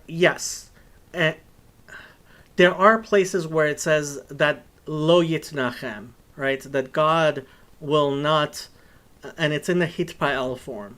God will not change his mind, right? And it's oftentimes translated as repent. I made a whole video on this. Yeah. Absolute transcendent when I say God, right? Yeah, absolute. That God doesn't change, and yet, at least from the human side, it appears that God changes, or that's how God projects whatever. I mean, because we don't have foreknowledge, I guess. But I mean, that's the theological, I guess, nice way to just deal with it is fine. We don't have foreknowledge. God does. He didn't really change his mind, but here's he changed his mind because it's, So part of the difference between Calvin, so Jacob Arminius comes along after Calvin. So what we would say in more Kabbalistic understanding of what he's saying is that from our side, it appears like God changed, but that is part of the veil which allows us to have free will. Ultimately, God always knew that he was not going to destroy Nineveh because from the very beginning, God was able to see to the end, right? So when he is creating, he says he sees that it is good, right? So on the first day, God could see what is at the end and could see that it is good. It will, in the end, be good. And basically uses foreknowledge as a kludge to address some Calvinist determinism, and we can get around divine election by throwing foreknowledge in there. And I've always found that to be kind of a cheap trick. So yeah, to cheap trick. some extent. I mean, compatibilism has a long tradition in Judaism as well. I mean, certainly before Arminius. Judaism has long put a very heavy stress on free will, but obviously as these debates got more intense, especially kind of in the scholastic era or in the Golden Age of Spain, you had very, very few hardcore determinists. I mean, among the rabbis that actually were writing, and almost everyone had some version of compatibilism. There were a couple I call real absolute free will people, but they weren't. They were very, again, they were also fringe. But yeah, I mean, how you balance. I mean, obviously, depending on how you read scripture and which scripture you're using, you're going to obviously draw different lines here. And I imagine the New Testament has something to say about this that I just don't have off the top of my head. I don't know that the New Testament resolves it as much as continues the tension. The Greeks, the Greek Bible, the New Testament, totally messes this up in many ways in the writings of Paul. Total depravity, this idea of divine election, no, that is definitely wrong. I think it's purely wrong. Tension that is very much in the texts that we're talking about. Right. And the text doesn't seem to have trouble with the tension. No. And whereas on one hand that may give us a little bit of comfort, it also leaves us in a sense with things to work on. Yeah. So the earthquake. Sorry. So around 759 is when it's currently been dated by seismologists. It's a big topic in Amos. Amos, I guess, Amos, and in Isaiah. So Isaiah, it's not always as direct, but he uses it. He talks about the earth shaking and pillars. Even in Isaiah 6:4, literally the line right before the one we were looking at, right? He talks about the pillars of the house shaking or something. Isaiah's after the earthquake. Amos actually lived through it, but there's certainly Isaiah probably lived through it too, to be honest. But he wasn't prophesizing yet.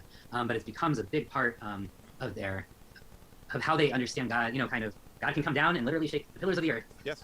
When he's upset. And I mean, the earthquake was an 8.2 magnitude, and it hit Jerusalem. It wasn't that far from Jerusalem. It would have been pretty devastating. Even into the Second Temple period, on Yom Kippur, the last thing that the So Nisharm says, did you show a verse in your video, Jacob, about how Nachem can mean change? So I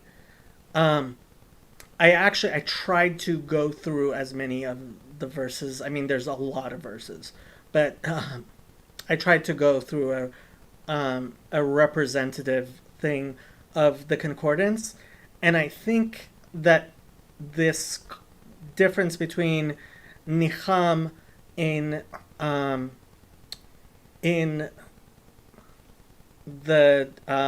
Nifal and PL and the Hitpael, it does bear through, at least all the examples that I saw. So I think it is correct to say that God does not cause his own mind to change, right?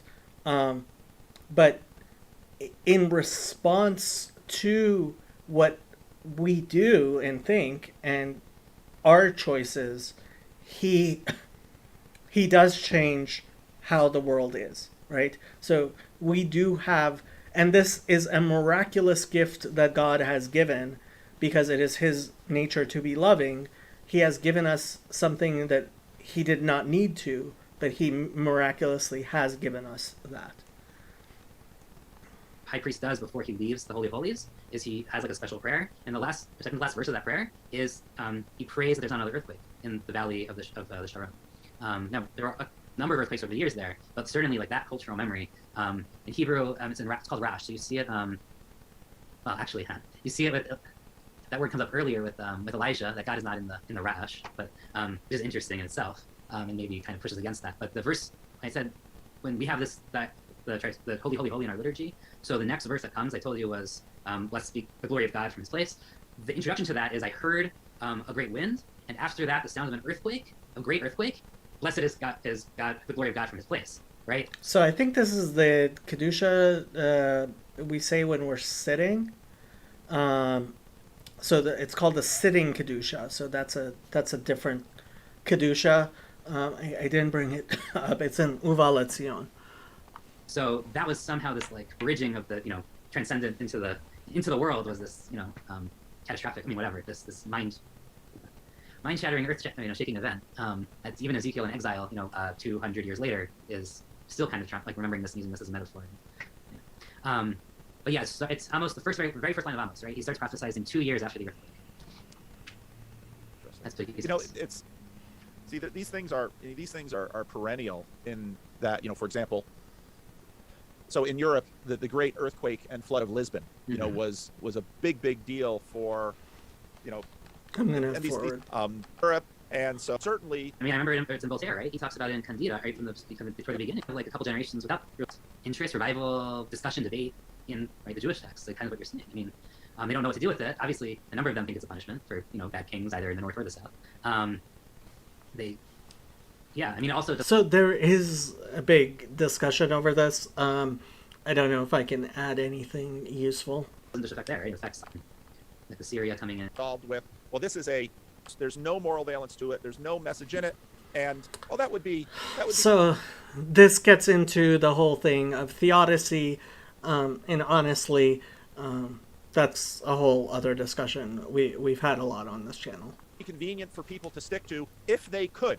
They had just started Lisbon had just started, or in Lisbon when the earthquake, or whatever it was. Yep. They definitely went in that direction. Then from the earthquake, many people sets up the sort of brings up that we have culture and even into our epigenetics and the formation of our genetic. It's quake again.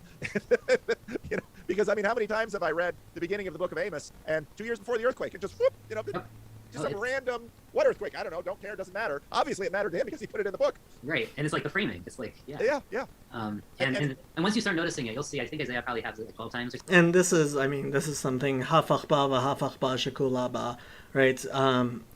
You look in the Bible; it is so rich. Something within it, like you'll see it. It comes up Ezekiel definitely a handful of times. I'm trying to think if anyone else has it. There might be one other of the minor prophets that does, but it's. This does get into the tension. I'm checking footnotes here. This refers to a well-known earthquake that occurred in the first half of the 8th century, according to generally accepted dating. Uzziah was co-regent with his father Amaziah, 792 to 767 BC, and ruled independently. And then just basically goes through. Yep. There it is. It is. Yeah. Never pause on the footnote. Yeah. But even that footnote, right? Like, I think it's only more recently that people have come to recognize that this has created a pattern. It's not just like, oh, there was an earthquake and it's mentioned and we can date it and that's like awesome for like biblical archaeology, but that this actually like had a religious impact that we can actually like try to see the pattern, or there's a discernible pattern. You don't have to like look too hard, to be honest. Yeah. In the text, that kind of gets impacted through this. And great earthquakes throughout history. I mean, the San Francisco earthquake at the beginning of the 20th century. Yosef is a reservoir, water resources in northern. But to get back to the because basically, so many of the tensions that in many of the conversations that I'm poking around in this little corner of the internet have to do with this tension between conscious rationality and, let's say, either the product of physics in a very determinist way or chaos. Because and this gets very deeply tied to pastoral ministry, because what has happened in the culture, at least in Christian culture, is people say, well, and it's Nathan Jacobs has this documentary where he goes through all these people who have given up Christianity. He's talking to them, and one prominent example, one young woman is talking about the fact that she had an uncle who was an uncle or a father, I don't know, but he basically died because he smoked in bed and he fell asleep with a cigarette in his mouth and he went into the. So the Talmud has this idea of the world, right?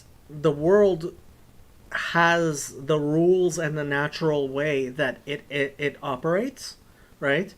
And then there is God's intervention in it, right? And it mentions like if you walk underneath a wall that's about to fall, right? You are bringing a judgment on yourself, right? Are you worthy of God stopping that wall from falling on you, right? So asking for God to do miracles on your behalf, right, is asking God to change nature, right? The way the world is running, and we don't do that, right? We very specifically do not do that. We do not ask God to change the world for us. The mattress lit on fire, and here her loved one dies in this. And if God is all powerful, looking out for people, how hard would it have been to send an angel down to just take the cigarette out and put it in the ashtray, and the trajectory of her life could have been spared? So this then gets, and that's just a tiny little thing, but this then gets into the problem of evil and has sort of set up where we're at. Whereas someone like, say, from my tradition, a Calvinist tradition, is a little bit more comfortable saying, God picks and chooses. And it's kind of, it's a hard thing, but then others that know, how could he be all good if he's, picking and choosing the evil? So this kind of gets into the Lurianic Kabbalah and the concept of reincarnation and past lives and transmigration of souls and all of that, because we believe that God has, in fact, ordered everything in the most perfect way possible to achieve the ultimate end. And when eventually the world is filled with knowledge, we will be able to look back and understand that.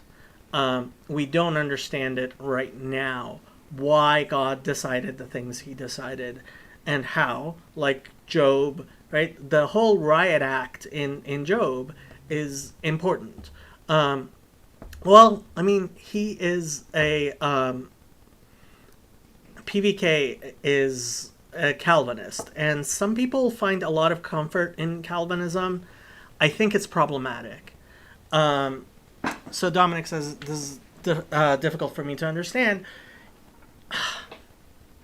Honestly, it's of interest. I have always found the Hasidic, and it's a topic of great emphasis within Hasidism of how this works, but it's also something that's always made sense to me, that God runs the world. God knows how things need to be ordered in them for them to be perfect. In order for us to have free will, God had to create the veil, right? The tzimtzum, the constriction, so that things were hidden from us. We cannot see why God decides what he does.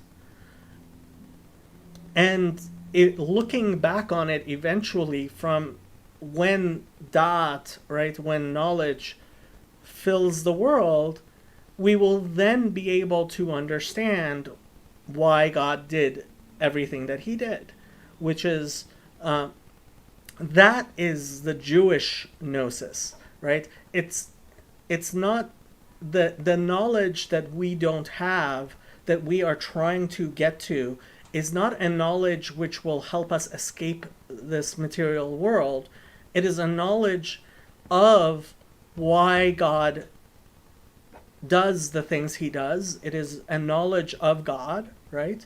It is a knowledge, an understanding of good and evil, right?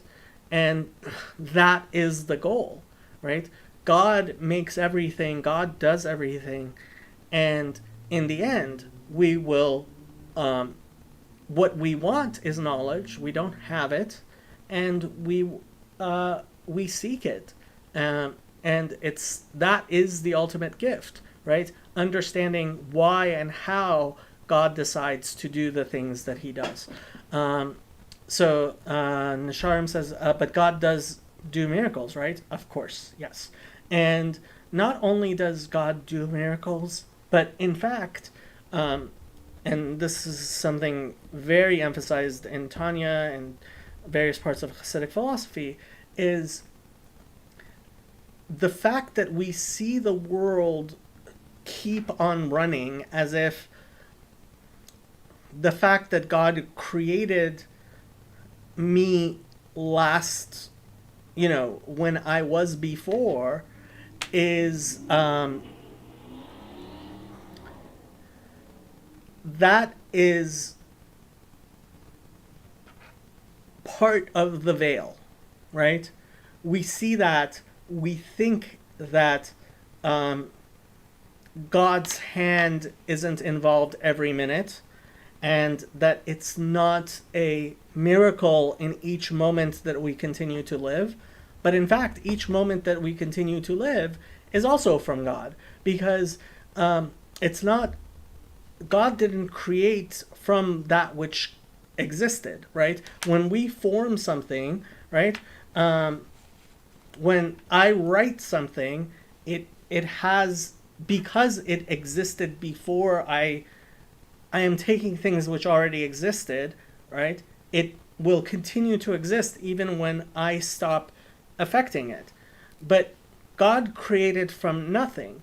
And if, Halila, God were to stop creating us at any moment, we would stop existing because we were nothing. I hope that's clear. Well, he's going to do to Nineveh or Samaria or Jerusalem or Lisbon. So, and this gets into, again, coming from the rationalist kind of side of modern orthodoxy, right? Like Maimonides would say, God tries to minimize how often he interferes. Nature is God's, right? That is how God interacts. Nature has rules for a reason. Those rules will work, and you don't. Departures from those rules are rare and exceptional, and only done for only done when they have meaningful, lasting effects that signs. So it's kind of funny that even though he comes from the Litvak, the Lithuanian, non-Hasidic, Hashkacha Pratit has pervaded through all of Judaism in a way that even his explanation still is one of Hashkacha Pratit, as opposed to Hashkacha Klalit, which was a different understanding. And really, even the opponents of Hasidism have, in fact, adopted the Hasidic view on this here. Or wonders or whatever it is. And Maimonides, of course, he takes it even further. He says those things are, of course, predetermined because every God, it's for him is kind of has. So they're already baked into Genesis, and when God will intervene, it's already determined. So whatever. So, I would point to the Mishnah in Avot, right, which the sayings of the fathers, which says that those miraculous things which were necessary were already created during the 6 days of creation. And that's even a kind of a higher level, probably not so different than Calvinists in some ways, right? But God does minimally intervenes is certainly. Now, let's go back to God number 1 and God number 2 here for a second, because this gets into, at different points, you've called both of those facets, and I don't I know people have gotten onto you about this. I would much rather call, facet of God number 1, or facet 1 of God, and facet number 2 of God, as opposed, because otherwise. So, I'm not as bothered by the God 1, God 2 thing, just because I think of the word God as a stand-in, right? And just as you can have a construct, right? Elokei Yaakov, Elokei Yitzchak, Elokei Abraham, right? So the God of Jacob, the God of Abraham, the God. So I'm not as bothered by God 1, God 2, but partially because I do see those constructs and as aspects of the one God. It seems like they're that seems like we're working with right. God. God is Elohim. I know you're familiar with this. So God is Elohim. So God is God number 1. or as he expresses himself through God as God that way. You've called both facets static at different points. You've also called both facets relational. No, thank you. Which, I mean, obviously different times and not right, but like I find it this part gets confusing. We talk about transcendence. Let's talk about immanence for a second. When the facet one of God, if we understand it not as the absolute transcendent, but just as like God as God's will as realized through general revelation, the laws of nature, the Spinozan philosopher God. So that seems to be not static at all, to be honest, because I mean nature is always moving and changing and dynamic, and things are happening. We're interacting with it. It's also very relational. That's different, though. I think, right? You also called like the facet of two of God. God as we don't have the same language of personhood. I wanted to talk to you about that a little bit, but like God is intervening, let's say, or the God that wanted to have a personal relationship with, is also obviously relational. And if we decide to call that God somehow transcendent in a different sense, maybe not absolute, maybe whatever we want to say, that facet of God maybe is not absolutely transcendent, but transcendent in the sense of outside of nature. Then like the super great, God's will is outside of nature, and God's will is a special revelation in your language, I guess. That's it. So that's all right. That's not static at all. Maybe the absolute transcendent version would be. But it's also right. Like now, this is another point of confusion that people have had. So I wanted to kind of. I'm confused by your articulation of it. Now, Yeah, let me say one thing. I misspeak often. I'm not trying to. No. Well, so I'd say right. Both facets we're talking about are immanent in a sense. The way leaving absolute transcendence aside, the God that creates the laws of nature that facet of God that is revealed through the laws of nature, or whatever, or natural. So ultimately, I mean, the God be'atzmut, right? God's essence is not something we can understand, talk about. It's not changed. It's beyond, right? And it's only God as He reveals Himself to us. And in every sense, whenever we talk about God, right, we are talking not about God, because we cannot. Even if you want to go to that direction, is immanent. I mean, just like space-time and quantum fields are all immanent. I'm in them. I'm like interacting with them. I'm part of them. They're in me, or even if not the substance, like the laws that govern them, are also kind of in me and what other me, right? Very immanent. The personal God, it's the facet that enters creation to interact with human beings is also immanent in the sense of I'm interacting with that God immanently, even though His will is outside, right? Otherwise, I couldn't have an interaction. I have to have using immanence in the more traditional theological sense, right? Immanence in like I'm talking to you right now. You're not indwelling me, but like I'm able to interact with you. Right. Okay, so they're both immanent at different levels. Let's say they're both relational at different levels, and that helps clarify some things because just as Peterson in his Harris original debate called when you call God number one transcendent, Harris is called the God he's talking to about the personal one immanent. That's interesting. So they use the terms the opposite way that you use them. And I would say theirs is a little more traditional theologically, like more aligned with someone like Dave like wants to get on you about energies and essences. Like it's much closer to his kind of breakdown of transcendence and immanence. I think that's part of the reason that I've over the last number of months moved much more towards the agentic and the arenic. And if you want to understand the agentic and the arenic, I highly recommend Christine Hayes's videos from Yale University. She has her course on the Old Testament. And while I don't endorse the things she says, especially her beliefs, she explains a lot about the Hebrew Bible, which I think is a great understanding. And part of that is placing that the arenic and agentic and how Judaism was novel in crashing the arenic and the agentic into each other, right?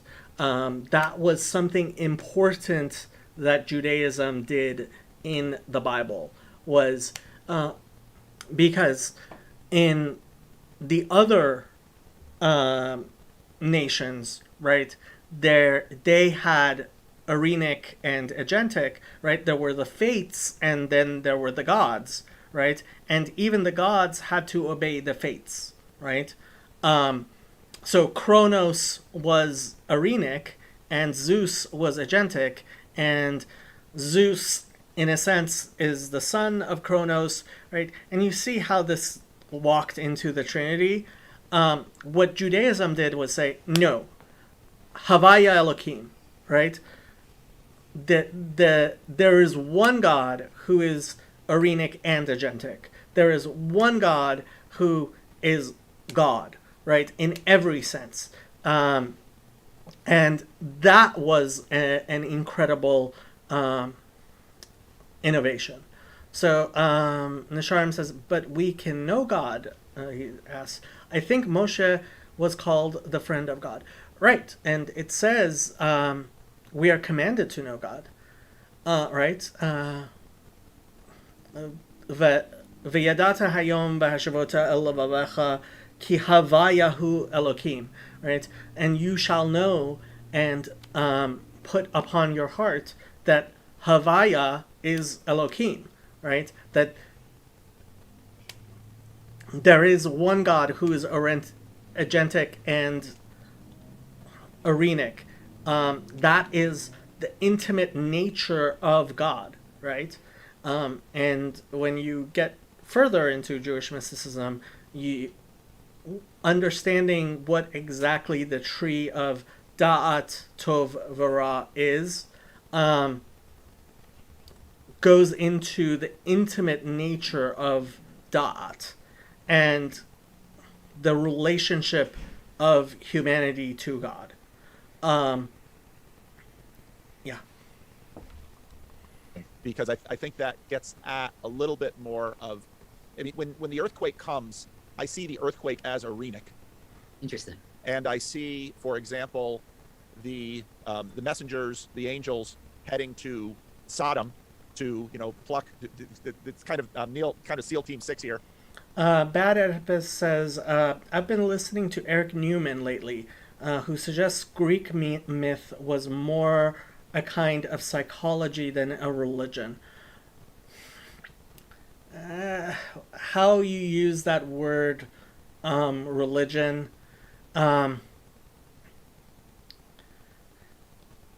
did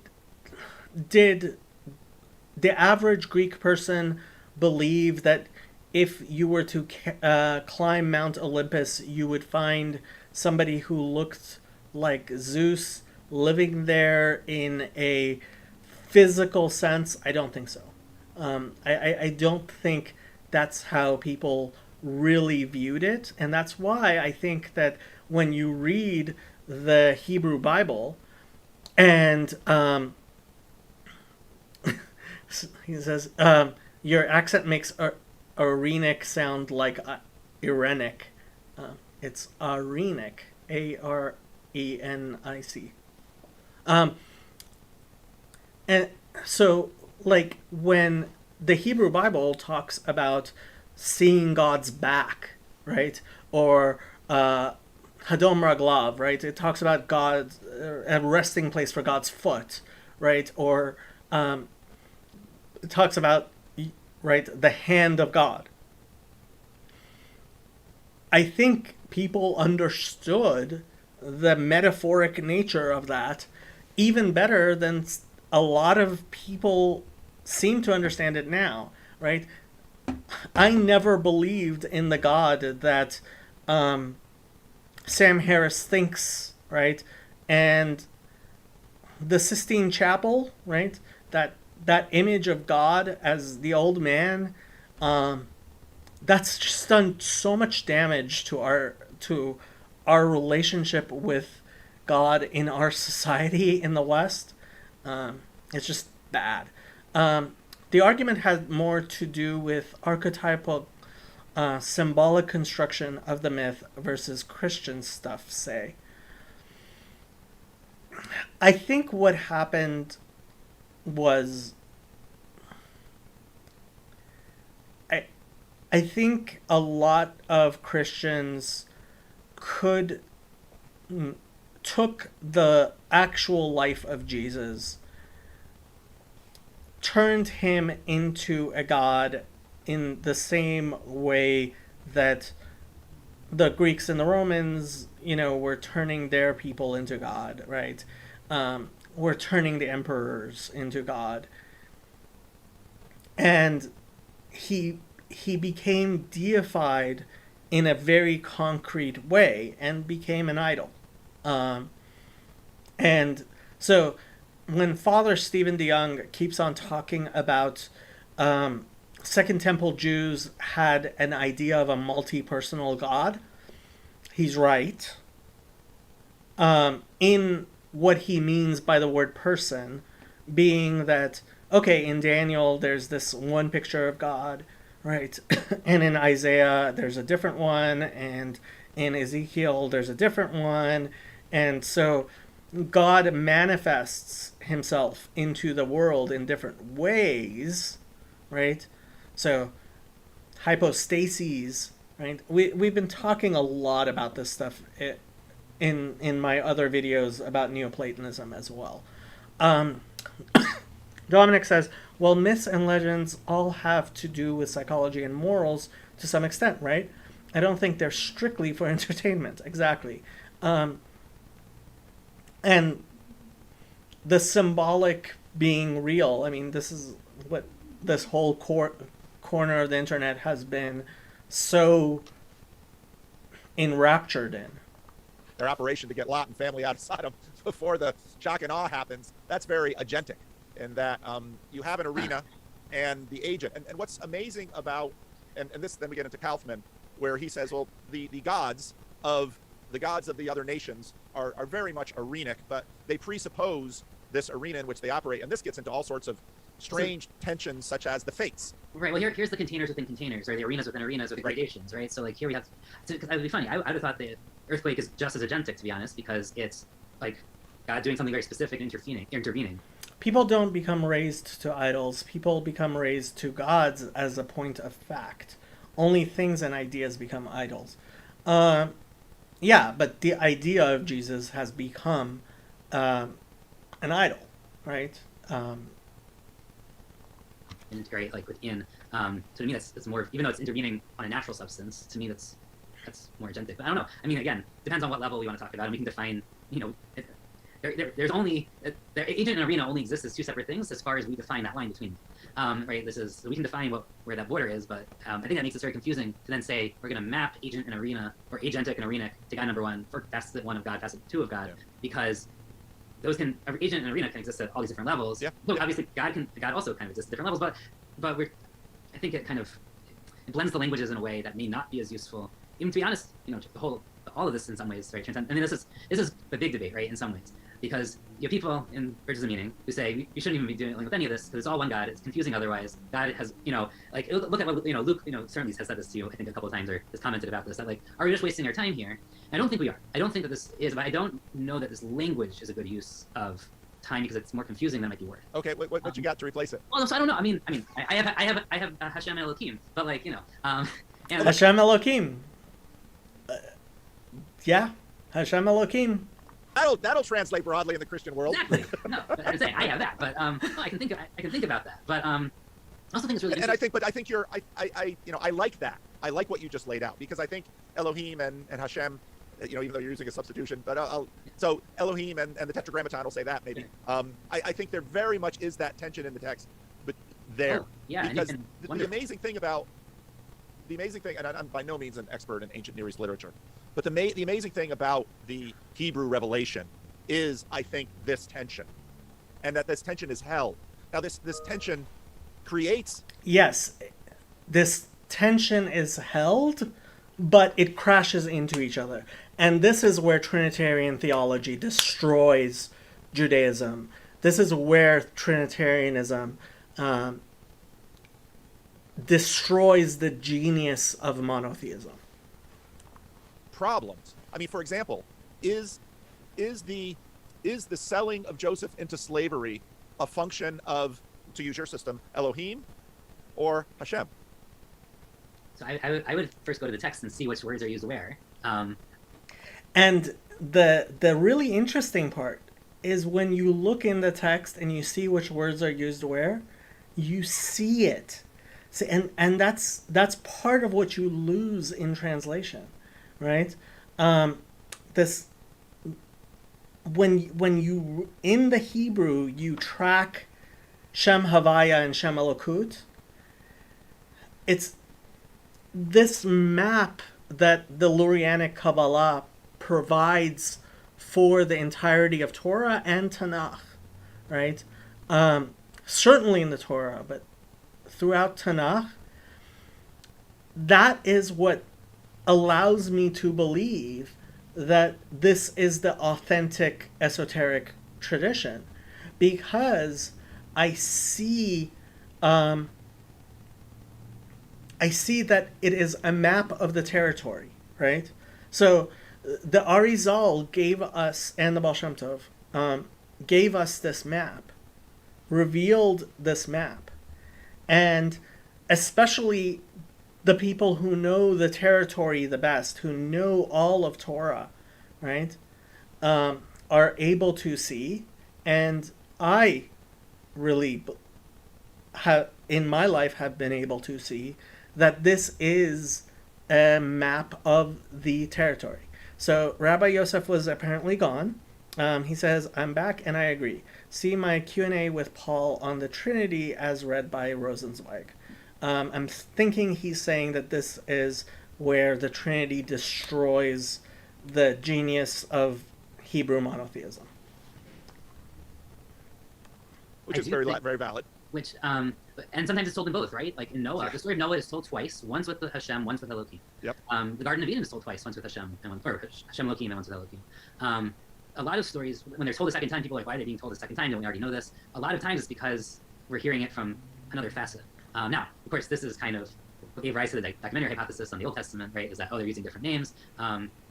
That's not obviously how like an Orthodox Jew read it, but we read it as facets. Like the God, we're hearing God, kind of as through Elohim, facet number one, interacts differently or has a different kind of gives us a different perspective on what's happening in the story. Right. Well, and to take your two terms, we could use God.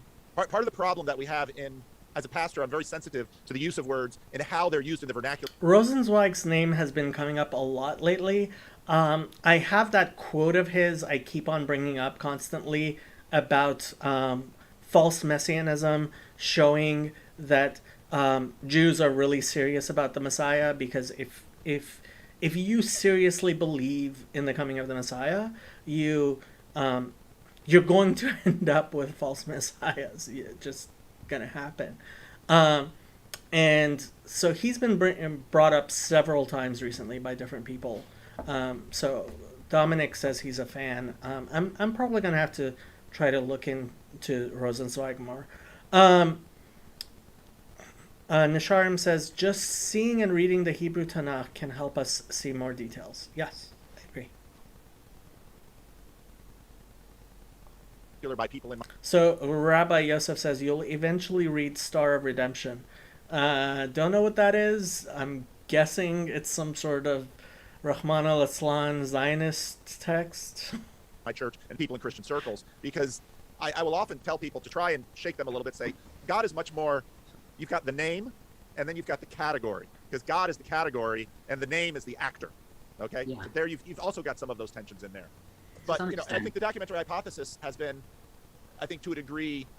So the only thing I'm worried about is I think PVK is going to end up using Shem Havaya, like so many Christians do, as a proper name, and I think it is a big problem. Rabbi Yosef says, Rosenzweig's magnum opus. I could believe it. I'm not sure why you're saying you'll eventually read it. But I think Christians make a problematic identification of Shem Havaya with like a proper name, and I think it needs to be properly related to being Havaya, right? I would actually translate it as being, right? So I guess what you could say is that the Arenic is being, and the agentic is God, right? And God is being. Dominic says you can buy a collection of his essays in English on Amazon. Might just do that. I've been using thrift books a lot lately, just because I have such a big list of books, and you can get them really cheap. So like every time one of the books on my list comes up for $3 or $4, I buy it, which is why I have tons and tons of books I haven't been reading, and a few of which I've been burning through. But yeah, it's been processed fairly well in that, at least in terms of Christian theology, that sort of obviously brought sort of a log jam in terms of, well, now we have now our body of work is in tatters, and that doesn't help us have any meaning. So then, Reverend Child and sort of a canonical approach kind of came back in. Of course, Alter was important in bringing that in and say the only text we have to interact with is the text we have, and so to sort of just always be piecing it out doesn't really help us. And but I think this tension, I came at this because you listen to Harris and you listen to Peterson, and I say, okay, what is Peterson doing? Because he's doing something that is sort of giving an earthquake to Sam Harris's world. Mm-hmm. And so I see that tension between them, because Jordan Peterson's God works through something that's very arenic in terms of natural, that word is so, natural processes. Just this morning I was listening to Northrop Frye, and I want to put this in a clip. He makes the observation, he's going through sort of this... I have no idea who Northrop Frye is. U-shaped story diagram of, the Hebrew Scriptures. I don't know. Yeah, not my favorite. That's a separate topic, though. Okay, but then someone in the class said, well, is that cyclical? And Frye says something very interesting. He says, I don't really like the cycle, because very quickly wheels become things in their own right. They're basically the machine. Because a machine is just basically a wheel, and the variations that we can take from that. So, one of the innovations of the Abrahamic God and the Hebrew Bible is this concept of there is, in the end, there is, it's not just cyclical. It's not we just live life. There is a progression towards the coming of the Messiah. And that is different and, I would say, better than what existed in polytheism. Rabbi Yosef says, wanted to add Rav Brewer here, our equivalent of the first serious Orthodox response to the documentary hypothesis. I am not aware of Rav Brewer. I'm guessing he's Yeshiva University. Unfortunately, I have been rather disappointed at how intellectually incestuous Yeshiva University is. It's their own graduates which tend to teach there, and their graduates tend to stay in.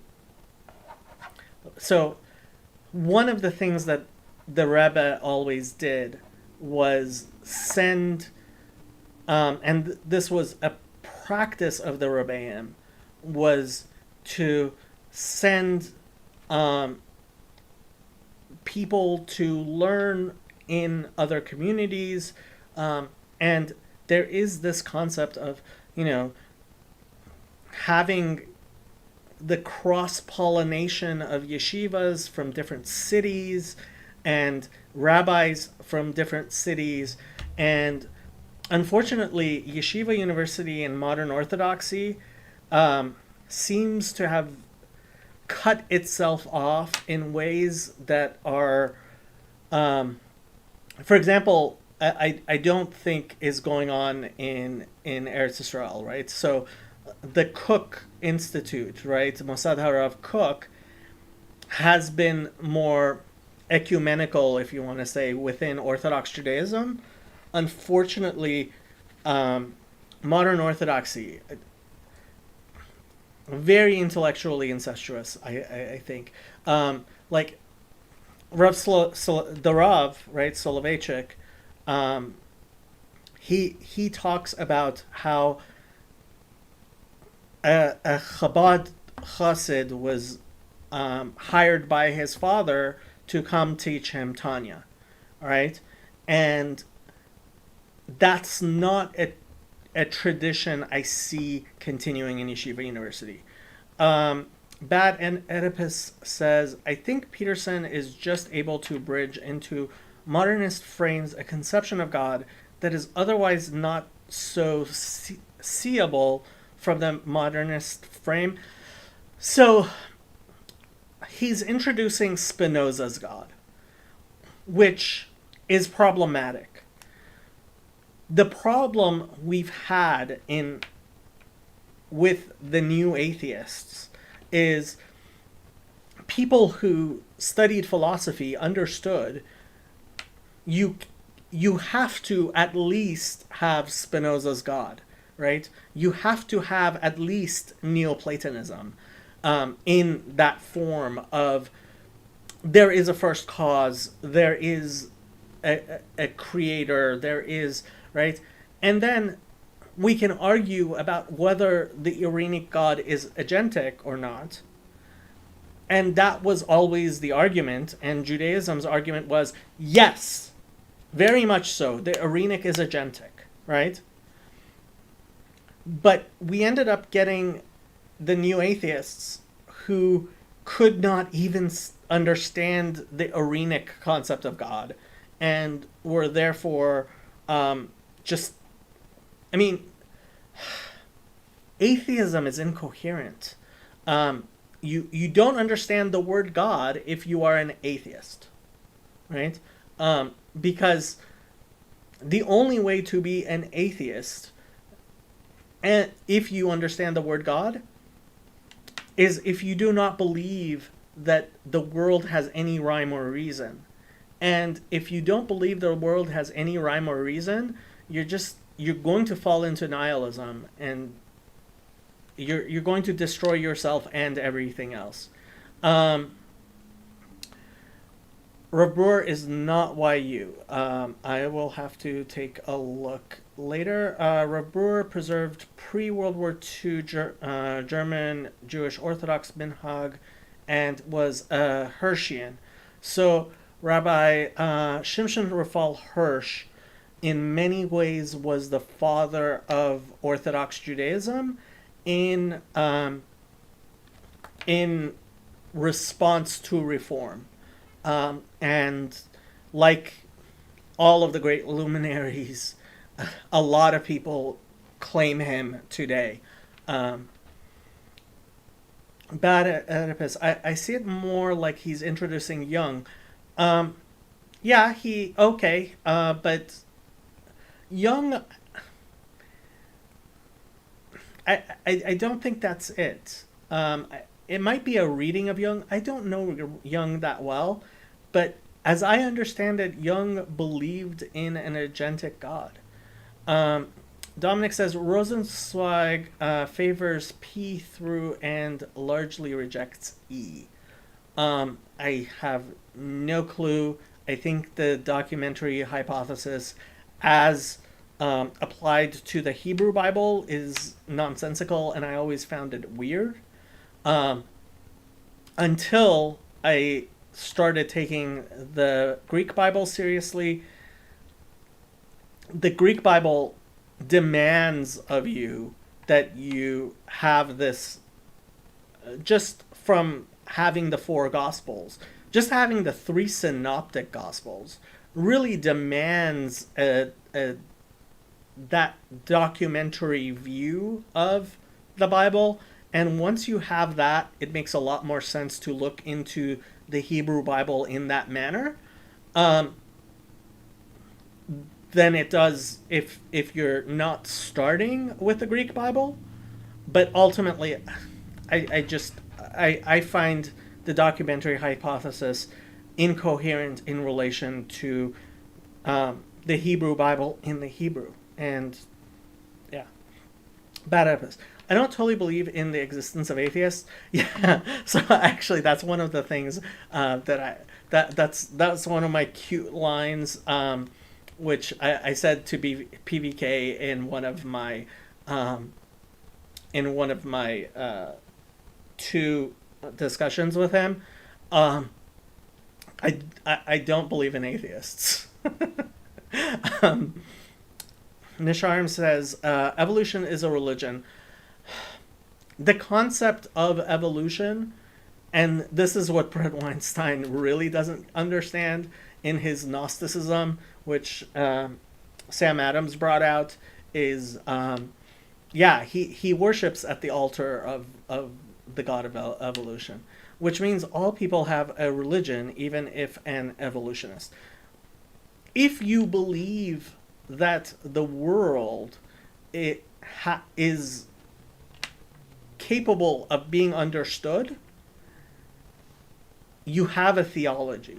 And I think that's something that Peterson has been saying quite clearly, and apparently he does. That is Jung's definition of theology. And Dominic agrees there are no atheists. Just as long as we are all agreed there are no atheists, it's all good. Yeah, so Also, two small things. We don't have to get into them. Two small. One, coming as the Bible as a Jew, almost all of the books of Tanakh are not U-shaped. A couple of them are. So when he used the word Tanakh here, I was like, Rabbi, not everybody knows what Tanakh is. It's the Hebrew Bible. The vast majority are, I would say, open-ended. Yes. And I think that has a very different, that gives us a somewhat of a different worldview in general, because the story doesn't end, and it's open, and we have some visions of parts of what might happen, but every time it seems like they've fulfilled something, it falls apart.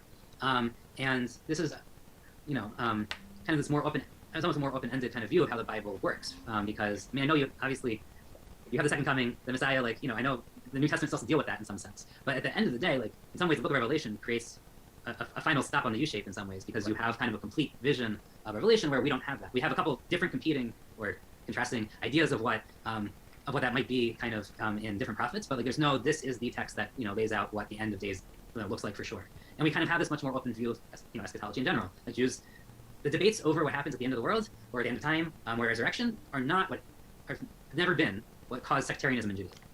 So Rabbi Yosef says the man who peppers his speech with Hebrew and Aramaic idioms. Well, yes, I do. And yes, I certainly do. But I think that has to be context dependent.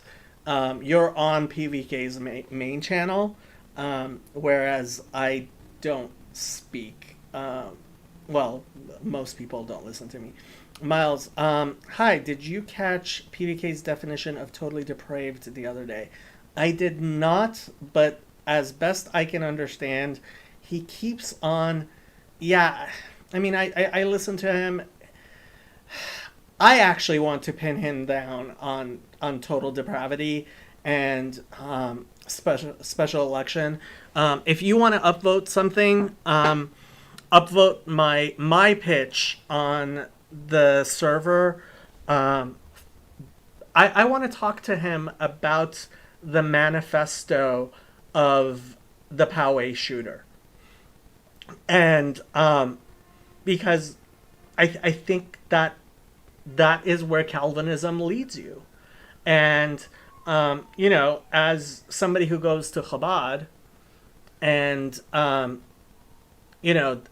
document, the Poway Shooters Manifesto, and who knows if suddenly YouTube is going to decide that my channel needs to go away for even discussing this.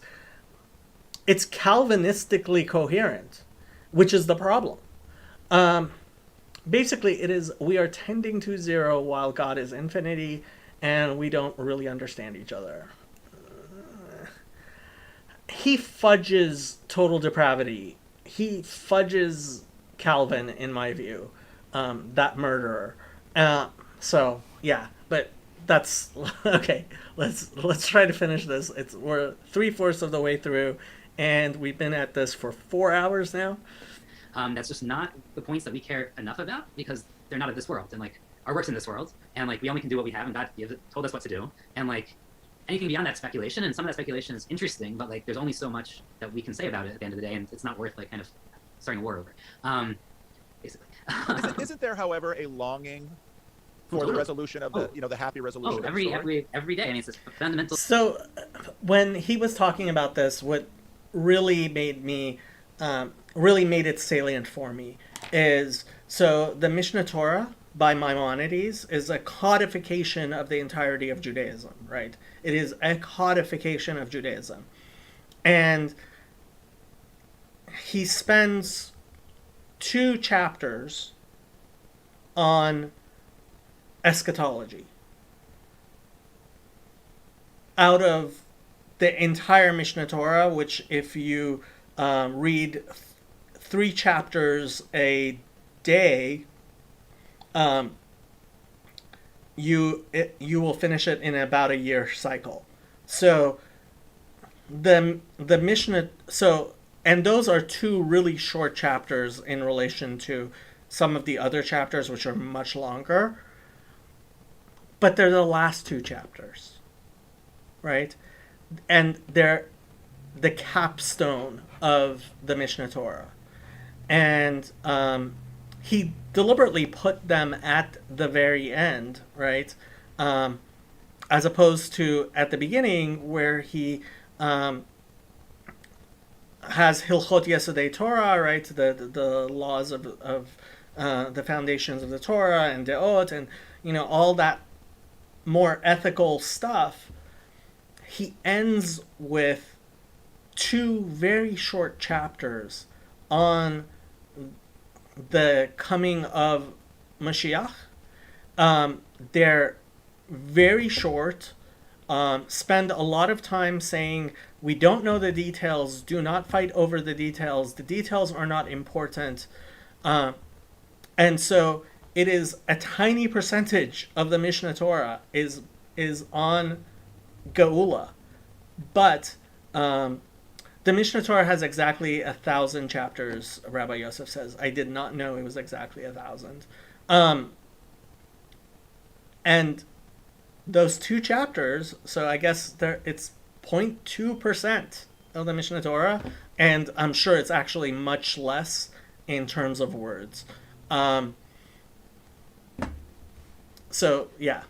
The principle of faith, according to Maimonides. Every day we long for the Messiah to come. Believing in resurrection is a tenet of rabbinic Judaism as inherited from the Pharisees. But, it's people now have tried to historically people have tried, mostly rabbis have tried to come up with, what are the Jewish visions of, the afterlife, or resurrection, or the end. And everyone kind of has their own opinion. It's really hard to there's no real consensus. And it's such a small piece, like the rabbinic corpus is huge, right? There's so much Jewish writing and books and whatever, about a million topics. This is such a minor one. So, in a sense, I agree with him. In another sense, I say that it undergirds all of Judaism, and this is one of the things. This was one of the Rebbe's big things about showing how all of Judaism is infused with the idea of Mashiach, right?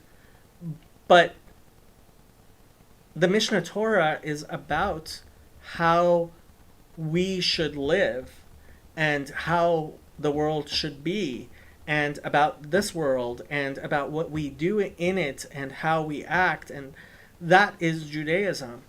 And while it is the capstone, right, it is the conclusion, right, it's still a tiny percentage. Miles says, I think there are Christians who are spiritually arrogant and others that are not arrogant, and one group is wrong. Okay. Yeah, I think all of us have arrogance within us, and I think there has to be at least a tiny bit of arrogance, like the fight I got into in the comments about Edgardo Mortara. Yeah, let he who is without sin cast the first stone. Yes and no. If you cannot say kidnapping children is wrong and bad and we shouldn't do it, can I understand somebody trying to contextualize Pope Pius IX's life and his understanding and who he was and judge him as favorably as possible? I can understand that. I'm not sure I'm ready to do that. He destroyed a family by kidnapping a child, and he was supposedly the leader of the Christian world, and had spent his whole life studying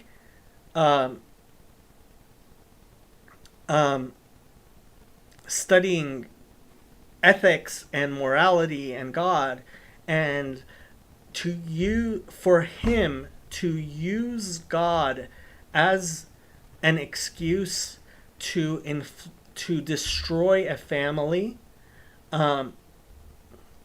like that's the type of thing I can believe people burning in hell for forever. Yeah. Archbishop Tudu said God is not Christian. God is Jewish. Sorry. I believe in the God of Israel, and I believe God gave Judaism. So I'm going to be arrogant there. We should definitely be humble, but yeah, we all probably struggle with arrogance. Yeah.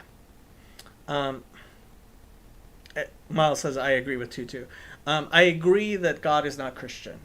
I don't agree if you're going to extend that to Judaism.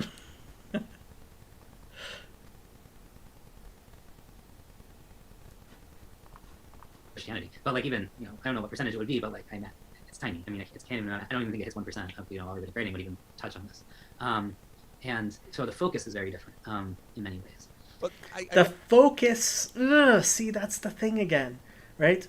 The conclusion of the Mishnah Torah, even though it's 0.2%, is the Geula, and that's important. Yes, so I look at this has been a very big issue in Christian history as well, and so Nisharim says Catholicism cares more about what the popes say than what God says. I don't know about that, and I don't know how. So again, on Thursday, I'm having Father Eric, and I asked him to explicate an encyclical.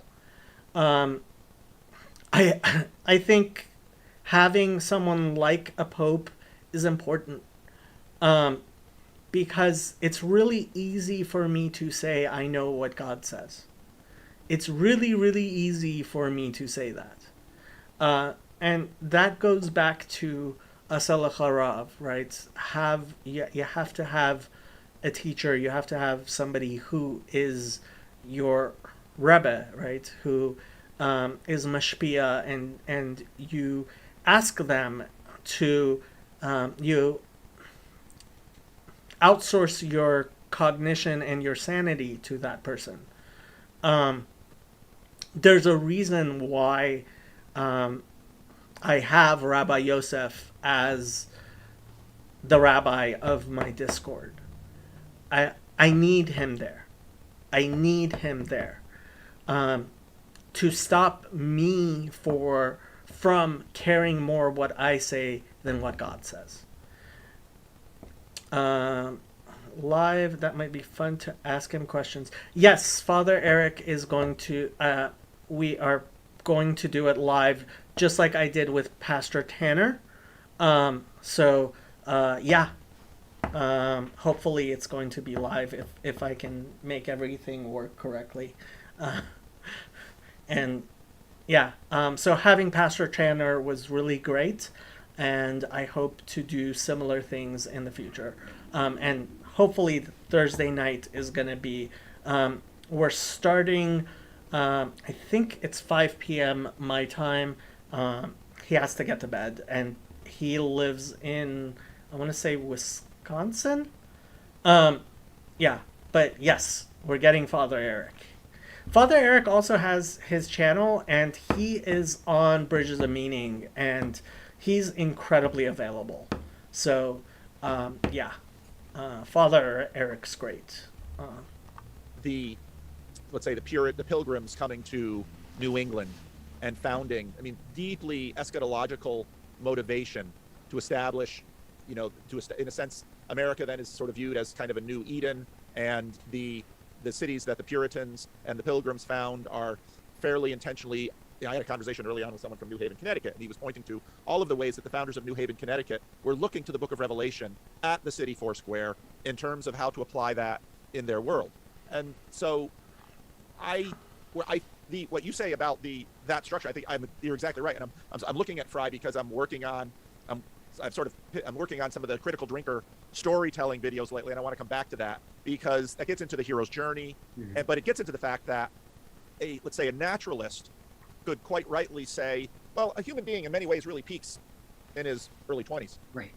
And what happens after that is, well, that then gets reflected in what is done to Han Solo or Luke Skywalker, their degradation in old age, their cynicism, and that sets up that's much more of a Greek frame of reference. Yes, I was about to say this story's shape, and in fact, one of the books in Tanakh that has the shape is Samson, right? The Greek story shape, though, and there's a reason why Samson has a Greek story shape. It's very deliberate, because the Philistines have that. That's what they're writing for, right? The Samson is written in the Philistine, context, culture, whatever, but most of the rest. There's a couple exceptions. Esther's an exception. Reading the Samson story in the Hebrew, it is so much more poetic and allegorical, it seems to me, in the Hebrew, which you completely lose in the English. Persian literature, I think, actually similar to Greek, has that huge shape often.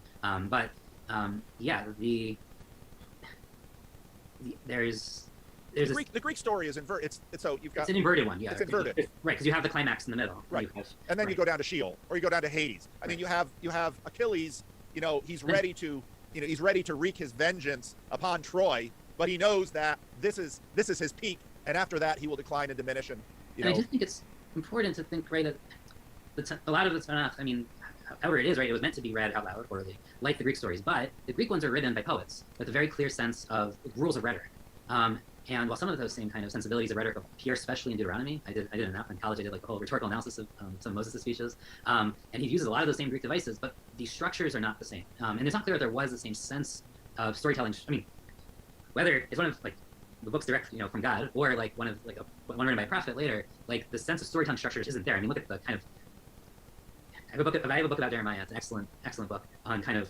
It tries to reorder the chapters of Jeremiah historically and then reads them in their context. Oh, that's interesting. But it's really hard because Jeremiah is written out of order in that sense. And understanding, and this changed over time too. You're talking about texts that many hundreds of years, but it's really hard to understand why they made some choices structurally on these books. Sometimes there's themes. I've actually, speaking of cycles, so one of the great kind of interesting ironies is that the book of Ecclesiastes, Kohelet, actually has a linear development, even though it's all about cycles being trapped into the sun. Whereas the book of Lamentations is all in cycles and is stuck and doesn't have, even though it seems to be like processing grief or whatever, it actually doesn't. It actually it's also cycles and cycles. And comparing those two books and their theology, those two books plus Job are like the three the Odyssey books in many ways. Yeah.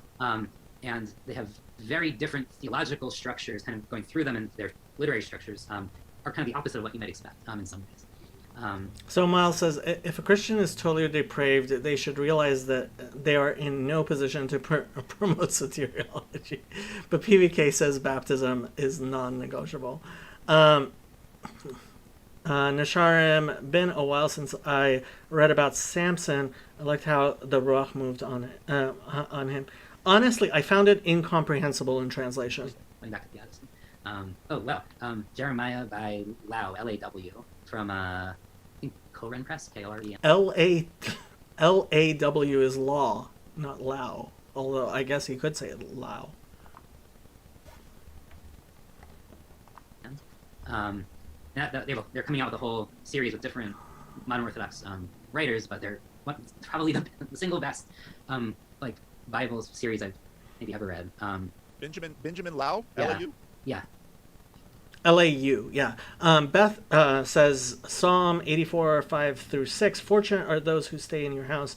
They will continually praise you forever. Fortunate is the man who has strength in you, in whose heart are the highways. I'm not sure what you're pointing at with that. Jeremiah, from that same series, the Jonah book, you might also want to look at. I think Ziegler. The Fate of a Prophet, Jeremiah. Is that a series? series? So it's Benjamin Lau, L-A-U. But I still like Paul. He's a nice guy. I'm driving all the way up to Sacramento to visit the man. Jeremiah, the Fate of a Prophet, yeah. Interesting. But it's fascinating. Anyway. Well, I guess getting back to this, these story structures. I and I'm not finished processing. I hope to do a video on this today if I get some time. But it's very interesting how, on one hand, you're exactly right, because you can when Fry is talking to a group of undergrads about the story structure, it's fairly simplistic on one hand, but as you well are articulating, the complexity in the text goes far deeper. Yet there is something about, I think, the culture that comes from the Tanakh and goes into Christianity and Islam and many of the religions that follow from it, that very much has the U instead of the hump shape. And even when, for example, let's say the story of David, where you could very easily see the story of David as kind of a hump shape, in that his height was, I mean, David is all the way up until his coronation. I mean, he almost can, everything that happens to him turns to his good, you know, over to the Philistines. I mean, it's just the most amazing story. And then, of course, you know, he wins the civil war. He's king over Israel. He unites the kingdom. But then his kingship, you've got the Bathsheba affair. You've got Ammon. I mean, it just goes down and down and down. And then to the end of his life, you've got, this palace intrigue to see who's going to follow him. And you could very much look at the characters in the Hebrew Bible are human beings, and they're very human. And even with the Christological reading that Christians try to do, they can't stop them from being human. And I think when you take away Jesus' humanity, like Trinitarianism does, you flatten Jesus in many ways.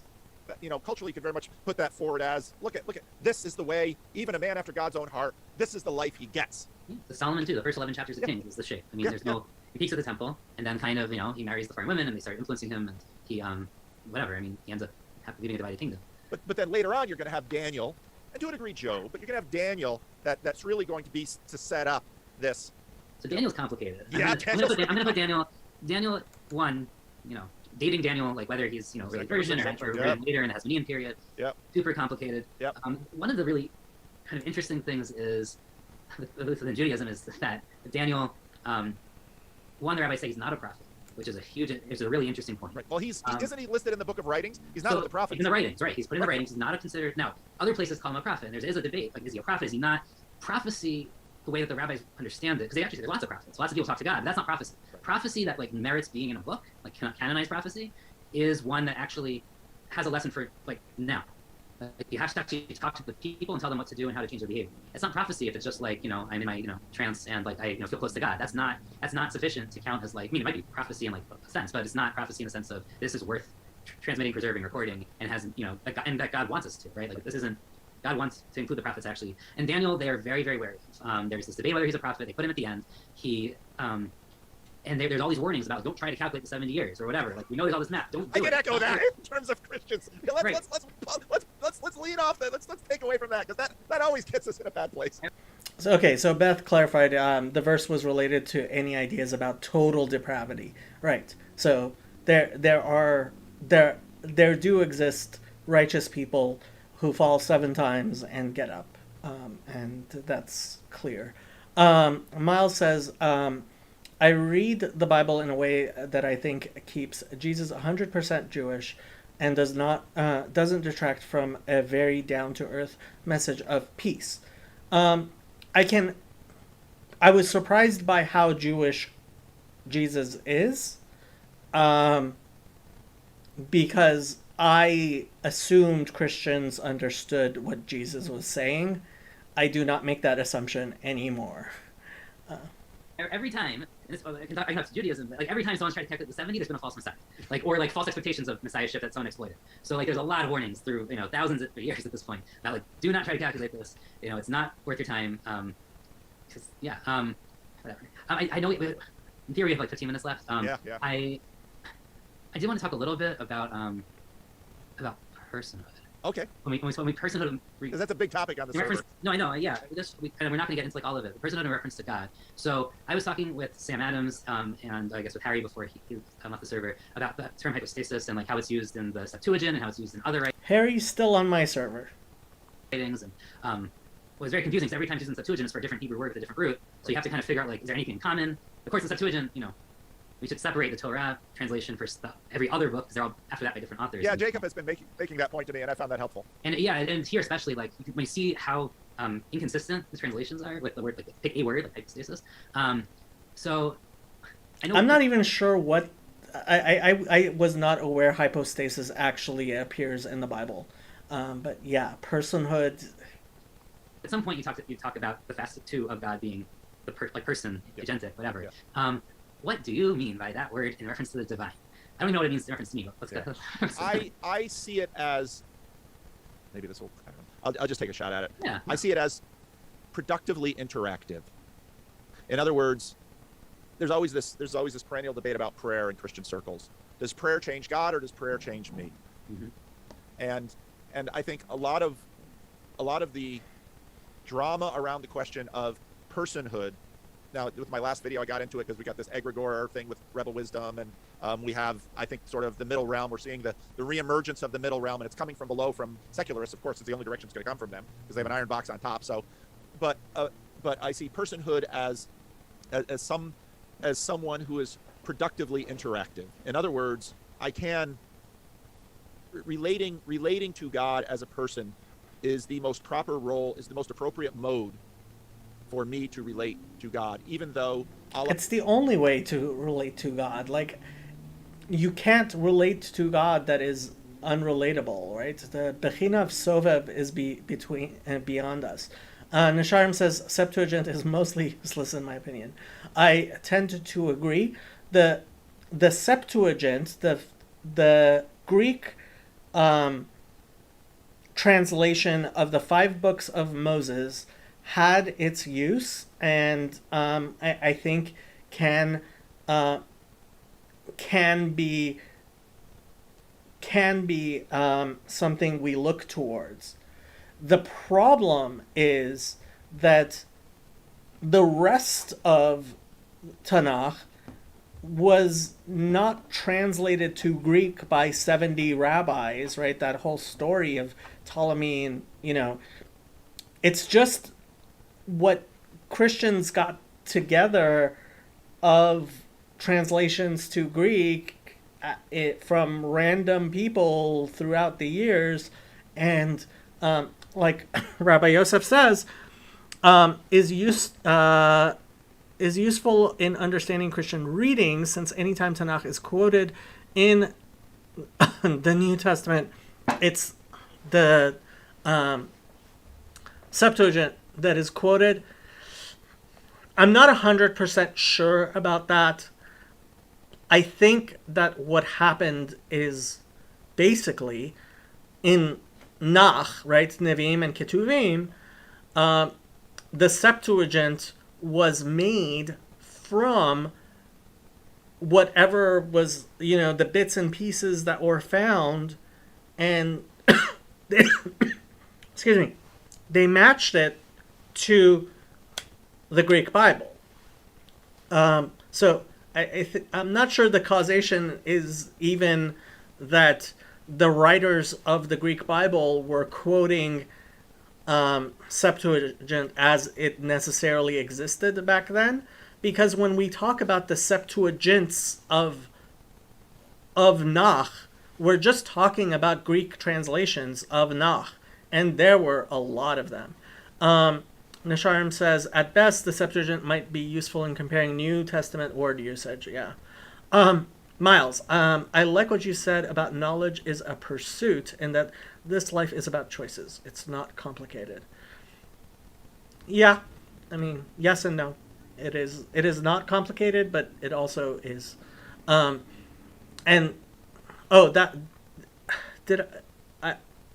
think I said, about Jesus' message of peace. What I wanted to say is, it can't be the simple understanding of peace, which is, I don't do anything. I let evil persist in the world and in life without confronting it, without addressing it. Yeah. So there is a complexity there. There is that dialectic of thesis, antithesis, and synthesis. And I think that's important because we are finite creatures trying to understand, to gain a knowledge of an infinite God. And that synthesis is how we are able to break through boundaries. Miles' choice is love as best we can. not in my understanding. Love, in my understanding, is about the willingness to give to another, whereas choice is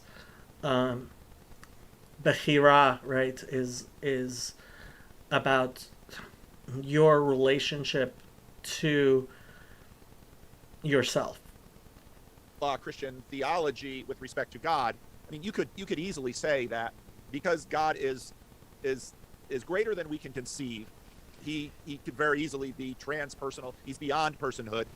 He is the author of personhood. But in terms of how we as human beings must relate, it's going to be analogous to, in some ways, the way I am relating to you right now. And so when Abram talks to Hashem, and when Moses talks to Hashem, I mean, that is the mode by which they relate. And when I read Tanakh, I see a God who hears. I mean, I can't read the Psalms and not believe he hears our prayers. He answers our call. Right. So, is it that it could be coming from both above and below, as you said? But, Yes. Because is it that God number two, that facet is more personal, or is it that from our side we just forget God's ontology here? We relating to God as person. Regardless of what God actually, whether God fits the definition of person or not, we relate to God as person. Right. John Calvin basically makes the move of accommodation. Yesterday before church, Rick and I, we had a little time, and we watched some dog videos, and then. Okay, so Miles says, yes, peace doesn't mean allowing yourself or others to be doormats. Bad Oedipus is self-love, the ability to give love to those parts of ourselves that we have othered. I don't believe that self-care is really love. I think self-care is in a manner arrogance, in a manner embodiment of the divine, hopefully, right? But when it comes to love, it has to, I think it has to actually reach out to the other. I went into this in my thing of is the Trinity love? Hint, no. Then we saw a video of a guy teaching people how to flip their goat, and I thought, why are we teaching people how to flip their goat? And basically, it was because people are adopting goats as pets, and goats, when they get to be full-grown goats, can get kind of dangerous. By the way, you have to do this with large dogs. People with small dogs don't know this, but I was walking Happy right at the beginning when I got her, and she was not obeying. She's an 80-pound Rottweiler mix. She has 4 legs. I have 2 legs. I had to show her who's boss, which included putting her on her back, like not sitting on her, but like holding her down and staring into her eyes until she did the thing of understanding that she has to obey me. And yeah, if you don't keep that with your large dog, you're a dangerous owner. And so the guy teaches them, basically, you need to flip your goat, and you need to communicate to your goat about your mode of existence between you and your goat in a way that trains your goat to know that, in a sense, you are God. So Bad Oedipus says, well, Jesus says you are supposed to love others as you love yourself, so I'm keying on this bit.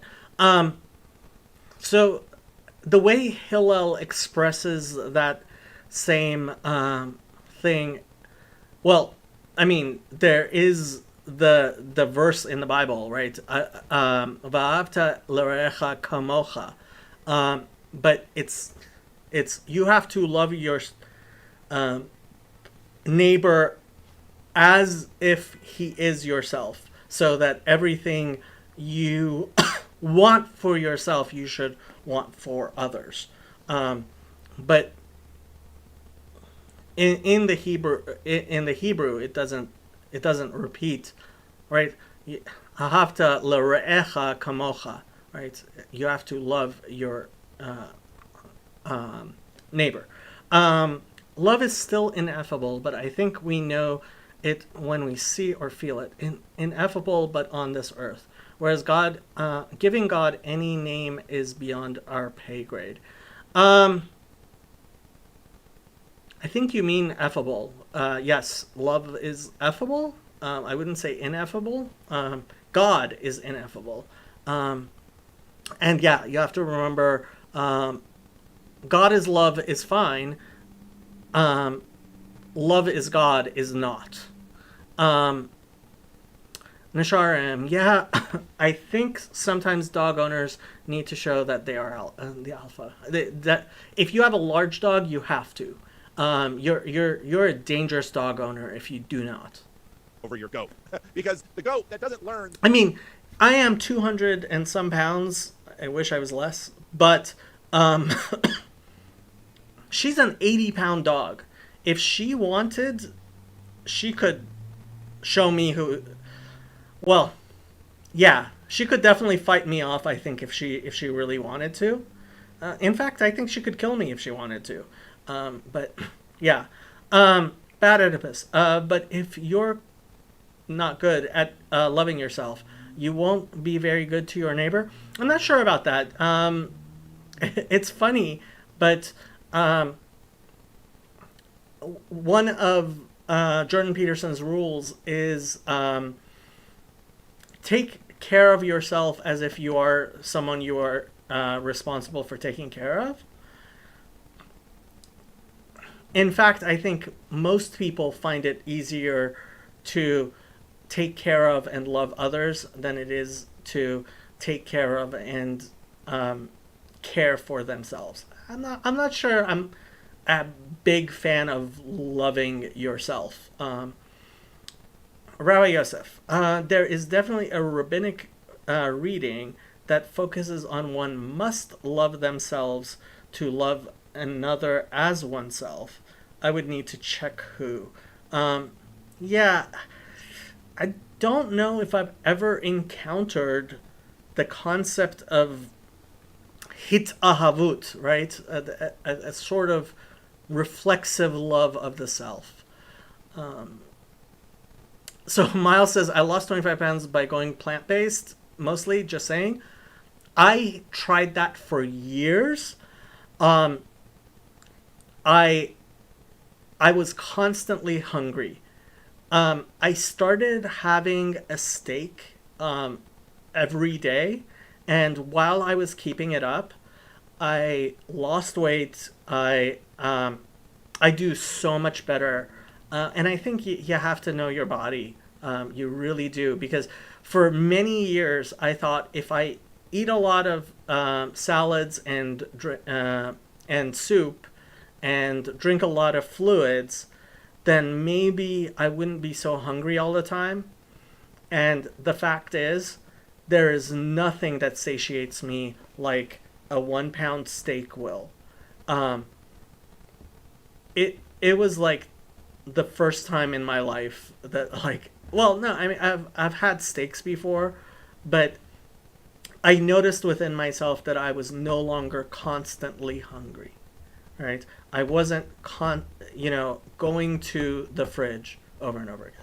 Nashar, I'm gonna get ready, but good night, everyone. Good night. We're almost done. That the goat doesn't learn in his own terms that you are God over that goat is going to wind up being a goat that goes to the meat market. And because you are going to exercise your godhood over that goat one way or another. So you had better accommodate yourself to the needs of the goat and communicate to the goat the reality of this situation. And that's why you flip your goat. And you're going to talk goat. You're going to learn to speak goat. That's what that YouTube is about. So that you can have a productive relationship between you and your goat that is actually good for both parties. This sounds a lot like Adam naming the animals in Genesis. Yeah. Right? That type of dominion. Yes. But so I would just. I'm a big fan of Levinas, so I know I don't know if Vervaeke's mentioned him a couple of times. Yeah, he has. He's influenced by people like Buber and Rosenzweig, who I introduced you to slightly once in an impertinent question. What did Levinas write? I don't. So he wrote Totality and Infinity, and that was his first major work. He wrote Existence and Existent. He wrote. Oh, I'm trying to remember. He's a really interesting guy because basically he was really originally influenced by Husserl and the phenomenologists, and then Heidegger, and then Levinas was Jewish, and basically broke with Heidegger even before the war. He was already kind of breaking with them because he had a lot of influence from Buber and Rosenzweig. And he essentially comes out. I had heard of Levinas. I wasn't familiar with him. There are a lot of nominally Orthodox people who write and say a lot, like me, who aren't really Orthodox. So it's a problem. After the war, in this like place of like existential phenomenology, but like I would call it very Jewish existential phenomenology. I mean, one of his famous books is he has 8 essays on Talmudic readings, but they're like reading the Talmud through his philosophy. He was he grew up like Orthodox and observant, and after the war he was still nominally so. I mean, he took this more humanist bent. But he is essentially the Jewish equivalent of personalism, and like kind of what you get from the sociology. So, looking up personalism, I don't understand it. It seems like obscurantism to me. There are a lot of people who are willing to say, "Oh, you just don't understand it." I'm sorry, if I don't understand it after giving it a try, I'm smarter than the average bear. Not gonna say, you know,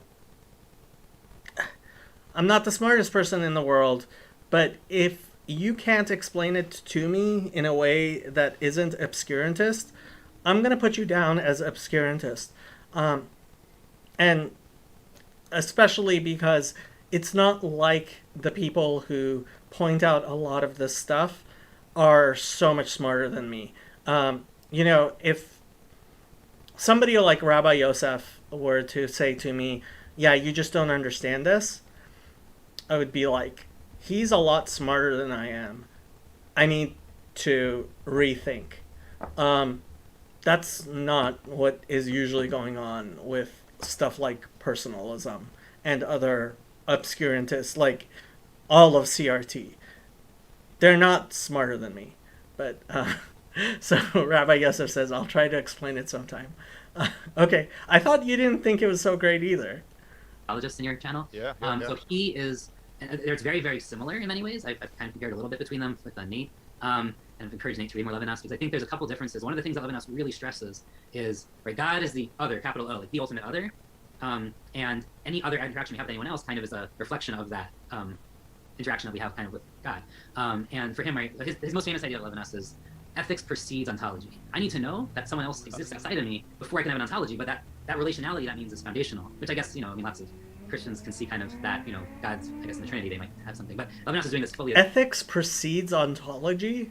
Not a fan. No, I disagree. Jewish framework, with God and his creation, right? So God doesn't have that relationality internally, but as soon as he creates, it happens. But for us as beings, as created beings, right, relationality has to precede it. So ontology, because I need to recognize and this is also influenced by Piaget. And later, what's really interesting is Levinas becomes a regular correspondent and kind of debater with Derrida. So Levinas is I would call him like a posthumanist, but he's not a postmodernist. And he I don't know about Levinas.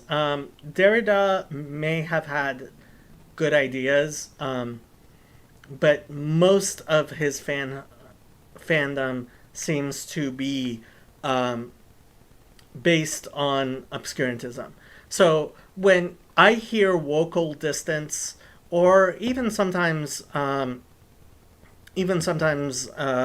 James Lindsay talk about like Lacan and Derrida and these French early thinkers, yes, I understand their value. Vocal distance does a really good job of this, but most of the people who claim to follow them just, I don't think really understand it themselves. Rabbi Yosef, I don't think it's particularly deep coming from Judaism, but I do think personalism would be a good thing for Christianity. Okay, that's not a ringing endorsement. Also for atheists, okay, since there are no atheists, I don't see how this is but bad Oedipus, sometimes the ability to understand a thing isn't so much about IQ as it is your ability to conform to the thing you're trying to understand. Very Vervaeke thing to say. Depends. If you're talking about ideas, they're and I mean, are you talking about propositional understanding, right? When somebody tells me that I don't understand the Trinity, I don't understand the Trinity because I have not trained myself to accept that sort of self-contradiction and ridiculousness and incoherence. In fact, I've trained myself to do the opposite. Could I possibly train myself to shut off my brain, check my brain at the door? Yeah, I guess I could. But my problem with the Trinity is not a lack of understanding it, although definitely over the past year I've come to understand it a lot better than, frankly, I think almost anybody by miles. But well, by almost anybody, I don't mean like Sam Adams and like people who actually understand the Trinity. I mean like 99.9% of Christians have no clue what the Trinity is. Not that I think it's important that they do. They actually were really good friends, Derrida and Levinas, and they kind of have many years of correspondence and a couple of essays about each other. But the changes in Derrida toward the end, where he kind of seems to be coming back to something more kind of, let's say, spiritual and integrated, some of that can certainly trace Levinas's influence on him, and he had influenced the other direct, like Derrida influenced Levinas too. But anyway, what I was going to say is, from the beginning, for totality and infinity, the whole point here is, I mean, obviously being after the war, totalitarianism is like this evil big, thing. And for him, the solution to that is recognizing that there is no such thing as totality. Like, there's always an infinity. There's always the Ein Sof or whatever. There's always this transcendent thing that's beyond that breaks your ability to totalize. And this could also be like the combinatorial explosion for Rebecki, or Peterson has his infinite availability of categories. Like, but there's always something well beyond human reason and comprehension. And that's true. And then like the ultimate, absolute transcendent version of that, right? The ultimate, capital I infinite, will always break our ability to totalize. Anytime you see someone totalizing and saying this is a person self-contained, you're in trouble, or this is a society self-contained, or this is So here, Rabbi Yosef, I think, is actually talking about the problems of saying Jesus is God, and not saying it maybe as directly as I would. I don't know how to say vulvodynia. I understand the Trinity perfectly, not to be arrogant. I would say if you understand the Trinity perfectly, you should understand it's not biblical and it's not logical. Core root, right? I mean, obviously the soul in a sense, but the soul of of the being and the essence is this infinity that takes us out of that, like saying, so like the goat has to understand my dominion over it, but it's never gonna, a goat's a goat, it's not gonna understand that the actual personhood sense, that's beyond, that's the infinite part of my, well. So I just, that's my kind of caution in that, like, when we use the word person, this gets, I'm sure this will be called out by people like Luke and Nate, maybe Shari, right? Like personalism and that type of person, right, is that it's incontainable, and there's this, like, right, this whole to infinity, basically, at the end of the day, that we can't. Yeah, no, I agree. I'm never enough of a personalist for Luke, but then again, I don't know whatever is enough for Luke. Luke is always wrong about everything. But at the same time, I'm very personalist friendly, partly because, again, as a pastor, my focus, my focus is finally the persons in my world, not necessarily the content of my theory about the world. And, part of what we've got going in this little corner of the internet is that the academy, in some ways, the telos of the academy is theory, but the telos of say, a practitioner, whether he be a clinical psychologist or a pastor or a rabbi, is not theory, but it is the people.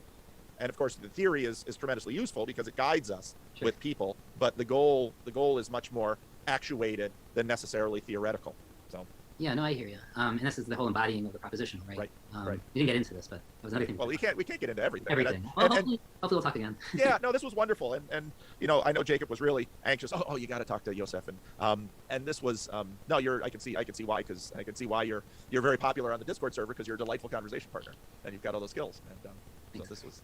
I am out of time. I have some responsibilities this afternoon, but this was a delight, and I do hope we get a chance to talk again, both on and off the server, because I've learned a lot, and in a way, I often feel bad because of what I do on the internet, in that nobody, Vervaeke or Peterson or the Critical Drinker, none of them asked me to go through and critique their videos and do it publicly. Paul did not ask me, although he actually says, I do this partially in support of Paul, and I hope he understands that. Like, I felt it important to discuss Sam's videos with Vervaeke because I wanted to amplify them. I thought it's important to do this because I wanted to amplify Yosef's work and Yosef. So yeah, I just did it on my own, and I hope to be generous and fair, and even if I'm critical about something. But John has been very very generous with me, and he's expressed gratitude about me looking at his work, and you just saying that you've gone through all the, because the God Number 1 and God Number 2 stuff, it's all strewn all over the place. Everywhere. And Well, you do me a favor by going through and holding me to these things, because it does help me. I will say, you have, I don't actually know him, but I think Ryan just put up on Promo's discussion a new tool that he came up with that you can now search all the transcripts from this corner of the internet for which is awesome. He moved it to a new place, and he's trying to index my channel. The Hebrew isn't. The transcriptions are really bad. phrase. Like, so now you can like find all your videos that said X. Now he has like, I don't know, 4,000 videos or something transcribed on there right now. But it's most of your stuff, so. Oh, wow. Now, I mean, his tool just came out like today. A little too late for me. I had to like ask people. But yeah, no, if you need to do that, I don't know him, but I'm gonna promote him right here because Yeah, I'll have to check this out, because that would sure save me a bunch of time, because there's often I'm trying to think about where did Vervaeke say, and John has had lots of Dialogos videos out there. he has. Ryan Lewis's comment from today Okay. in Promo's members in discussion. And I just feel, I feel grateful to you, and I feel grateful to, I'm just amazed sometimes at what has happened. Just, people often say it's my server. It's not my server. Joey and Job and Tyler and Rick, I mean, these guys put that thing together, not me. I don't moderate it. I show up there and I use it, but Well, I appreciate being able to talk to you. I know it's I tried earlier and you have a crazy schedule, so I'm glad we finally got to chat. no, I'm glad we have to. I have Ridiculous. one of the hardest things about this whole thing is I want to have time for everyone. I really do. But I get bombarded, and it's like, well, I've still got a job, and I still have a family, and So Bad Oedipus, there are transcription services you could use that would do the Hebrew better. Honestly, so I have clients who speak Spanish. I speak Farsi with my family and some of my clients, and I was very pleasantly surprised when Google eventually started transcribing the Spanish perfectly, which was like, so it started being able to understand that some people are speaking Spanish and transcribing it Spanish as well as it was the English. And I think as it's learning, it's actually doing a lot better. So it's yeah, as far as the Hebrew goes, they transcribed my words all over the place. It does not recognize the fact that I am speaking a foreign language. I want to, so we've had, a couple of hours, and I found that really, I mean, the first 30, 45 minutes, an hour even, it's just sort of getting to know each other a little bit, getting a sense of each other. And Yeah. once we kind of have that, then we can, and I love the second hour of this. This has been wonderful for me. I've loved it. Oh, So, yeah, that's as well. Okay, I gotta go too. okay. Take care. Okay. Bye-bye. Yeah. Bye. What's the difference between your lawn Okay, so that was, I think, his daughter in there. I am going to stick around for another 10 minutes in case people want to chat and talk and stuff. Otherwise, yeah, it's been almost 5 hours. It's been great. I mean, I love interacting with this stuff and people. Yeah, people's interactions. So, and I think we kind of get a sense of community. Rabbi Yosef says Yasher Koach. Amen. That is Hebrew for you should gain strength. Common Litvak thing to say. A common Ashkenazi thing to say.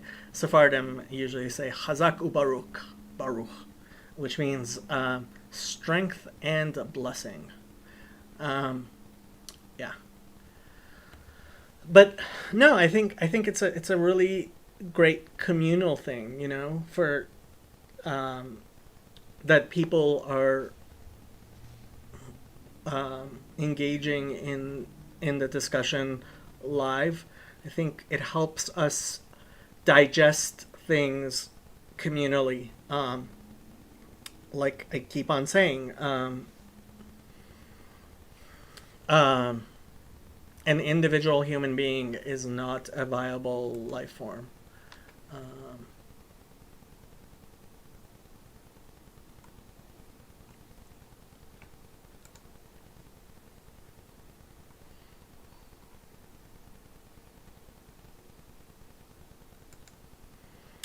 Bad Oedipus agrees.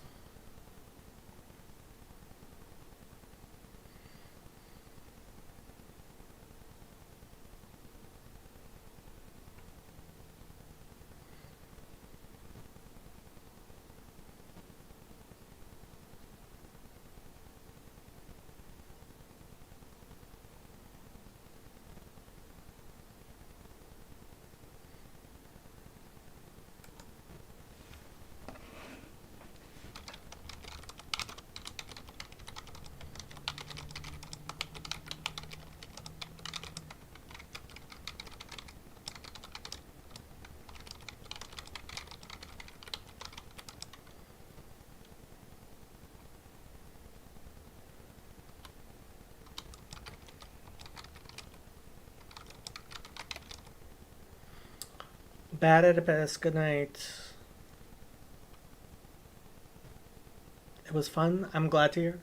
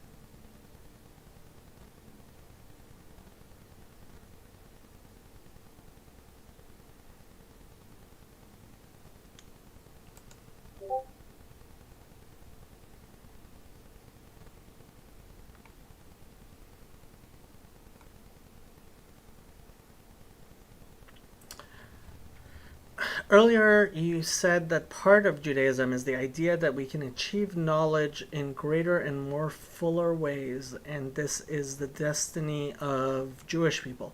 I wouldn't say just Jewish people, right? So it says that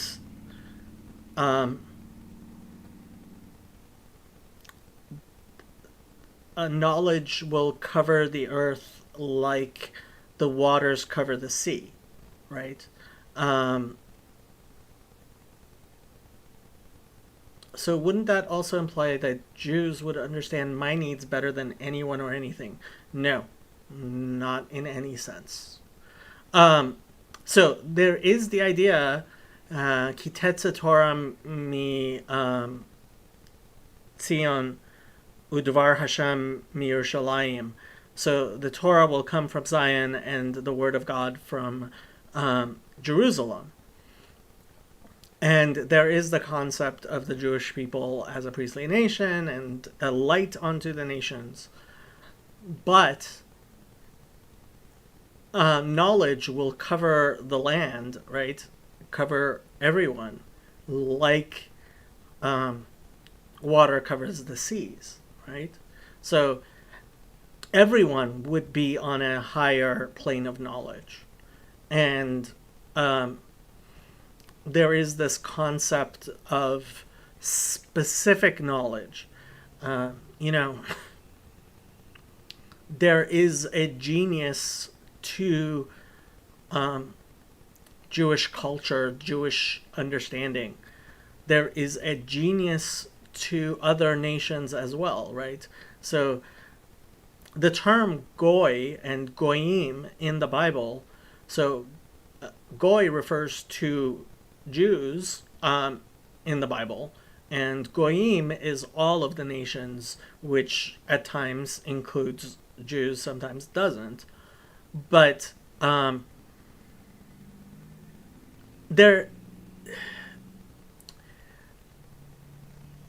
think a lot of Christians are coming from a point of view that tries to break it down everything into one, and is in fact a sort of monism, right? So, and Judaism affirms that there is difference, and it will. And Ed says, "How are you still going?" And he is right. It is 10 p.m. I am actually going to shut down this stream. Wouldn't knowledge of God be greater than other knowledge, even regarding my personal needs? So, knowledge of... No human being can have a perfect knowledge of God, right? 1 Corinthians 12, there is this, and it's a very Jewish idea that is in other texts, but the earliest text I know is 1 Corinthians 12, which talks about, right, the body of humanity. And we do have this idea of a body of Adam, of humanity, right? And, the eyes versus the ears versus the hands versus the feet. And there being a special place for each and everything in creation, because ultimately God created everything and everyone. So, yeah. Okay, I am going to go because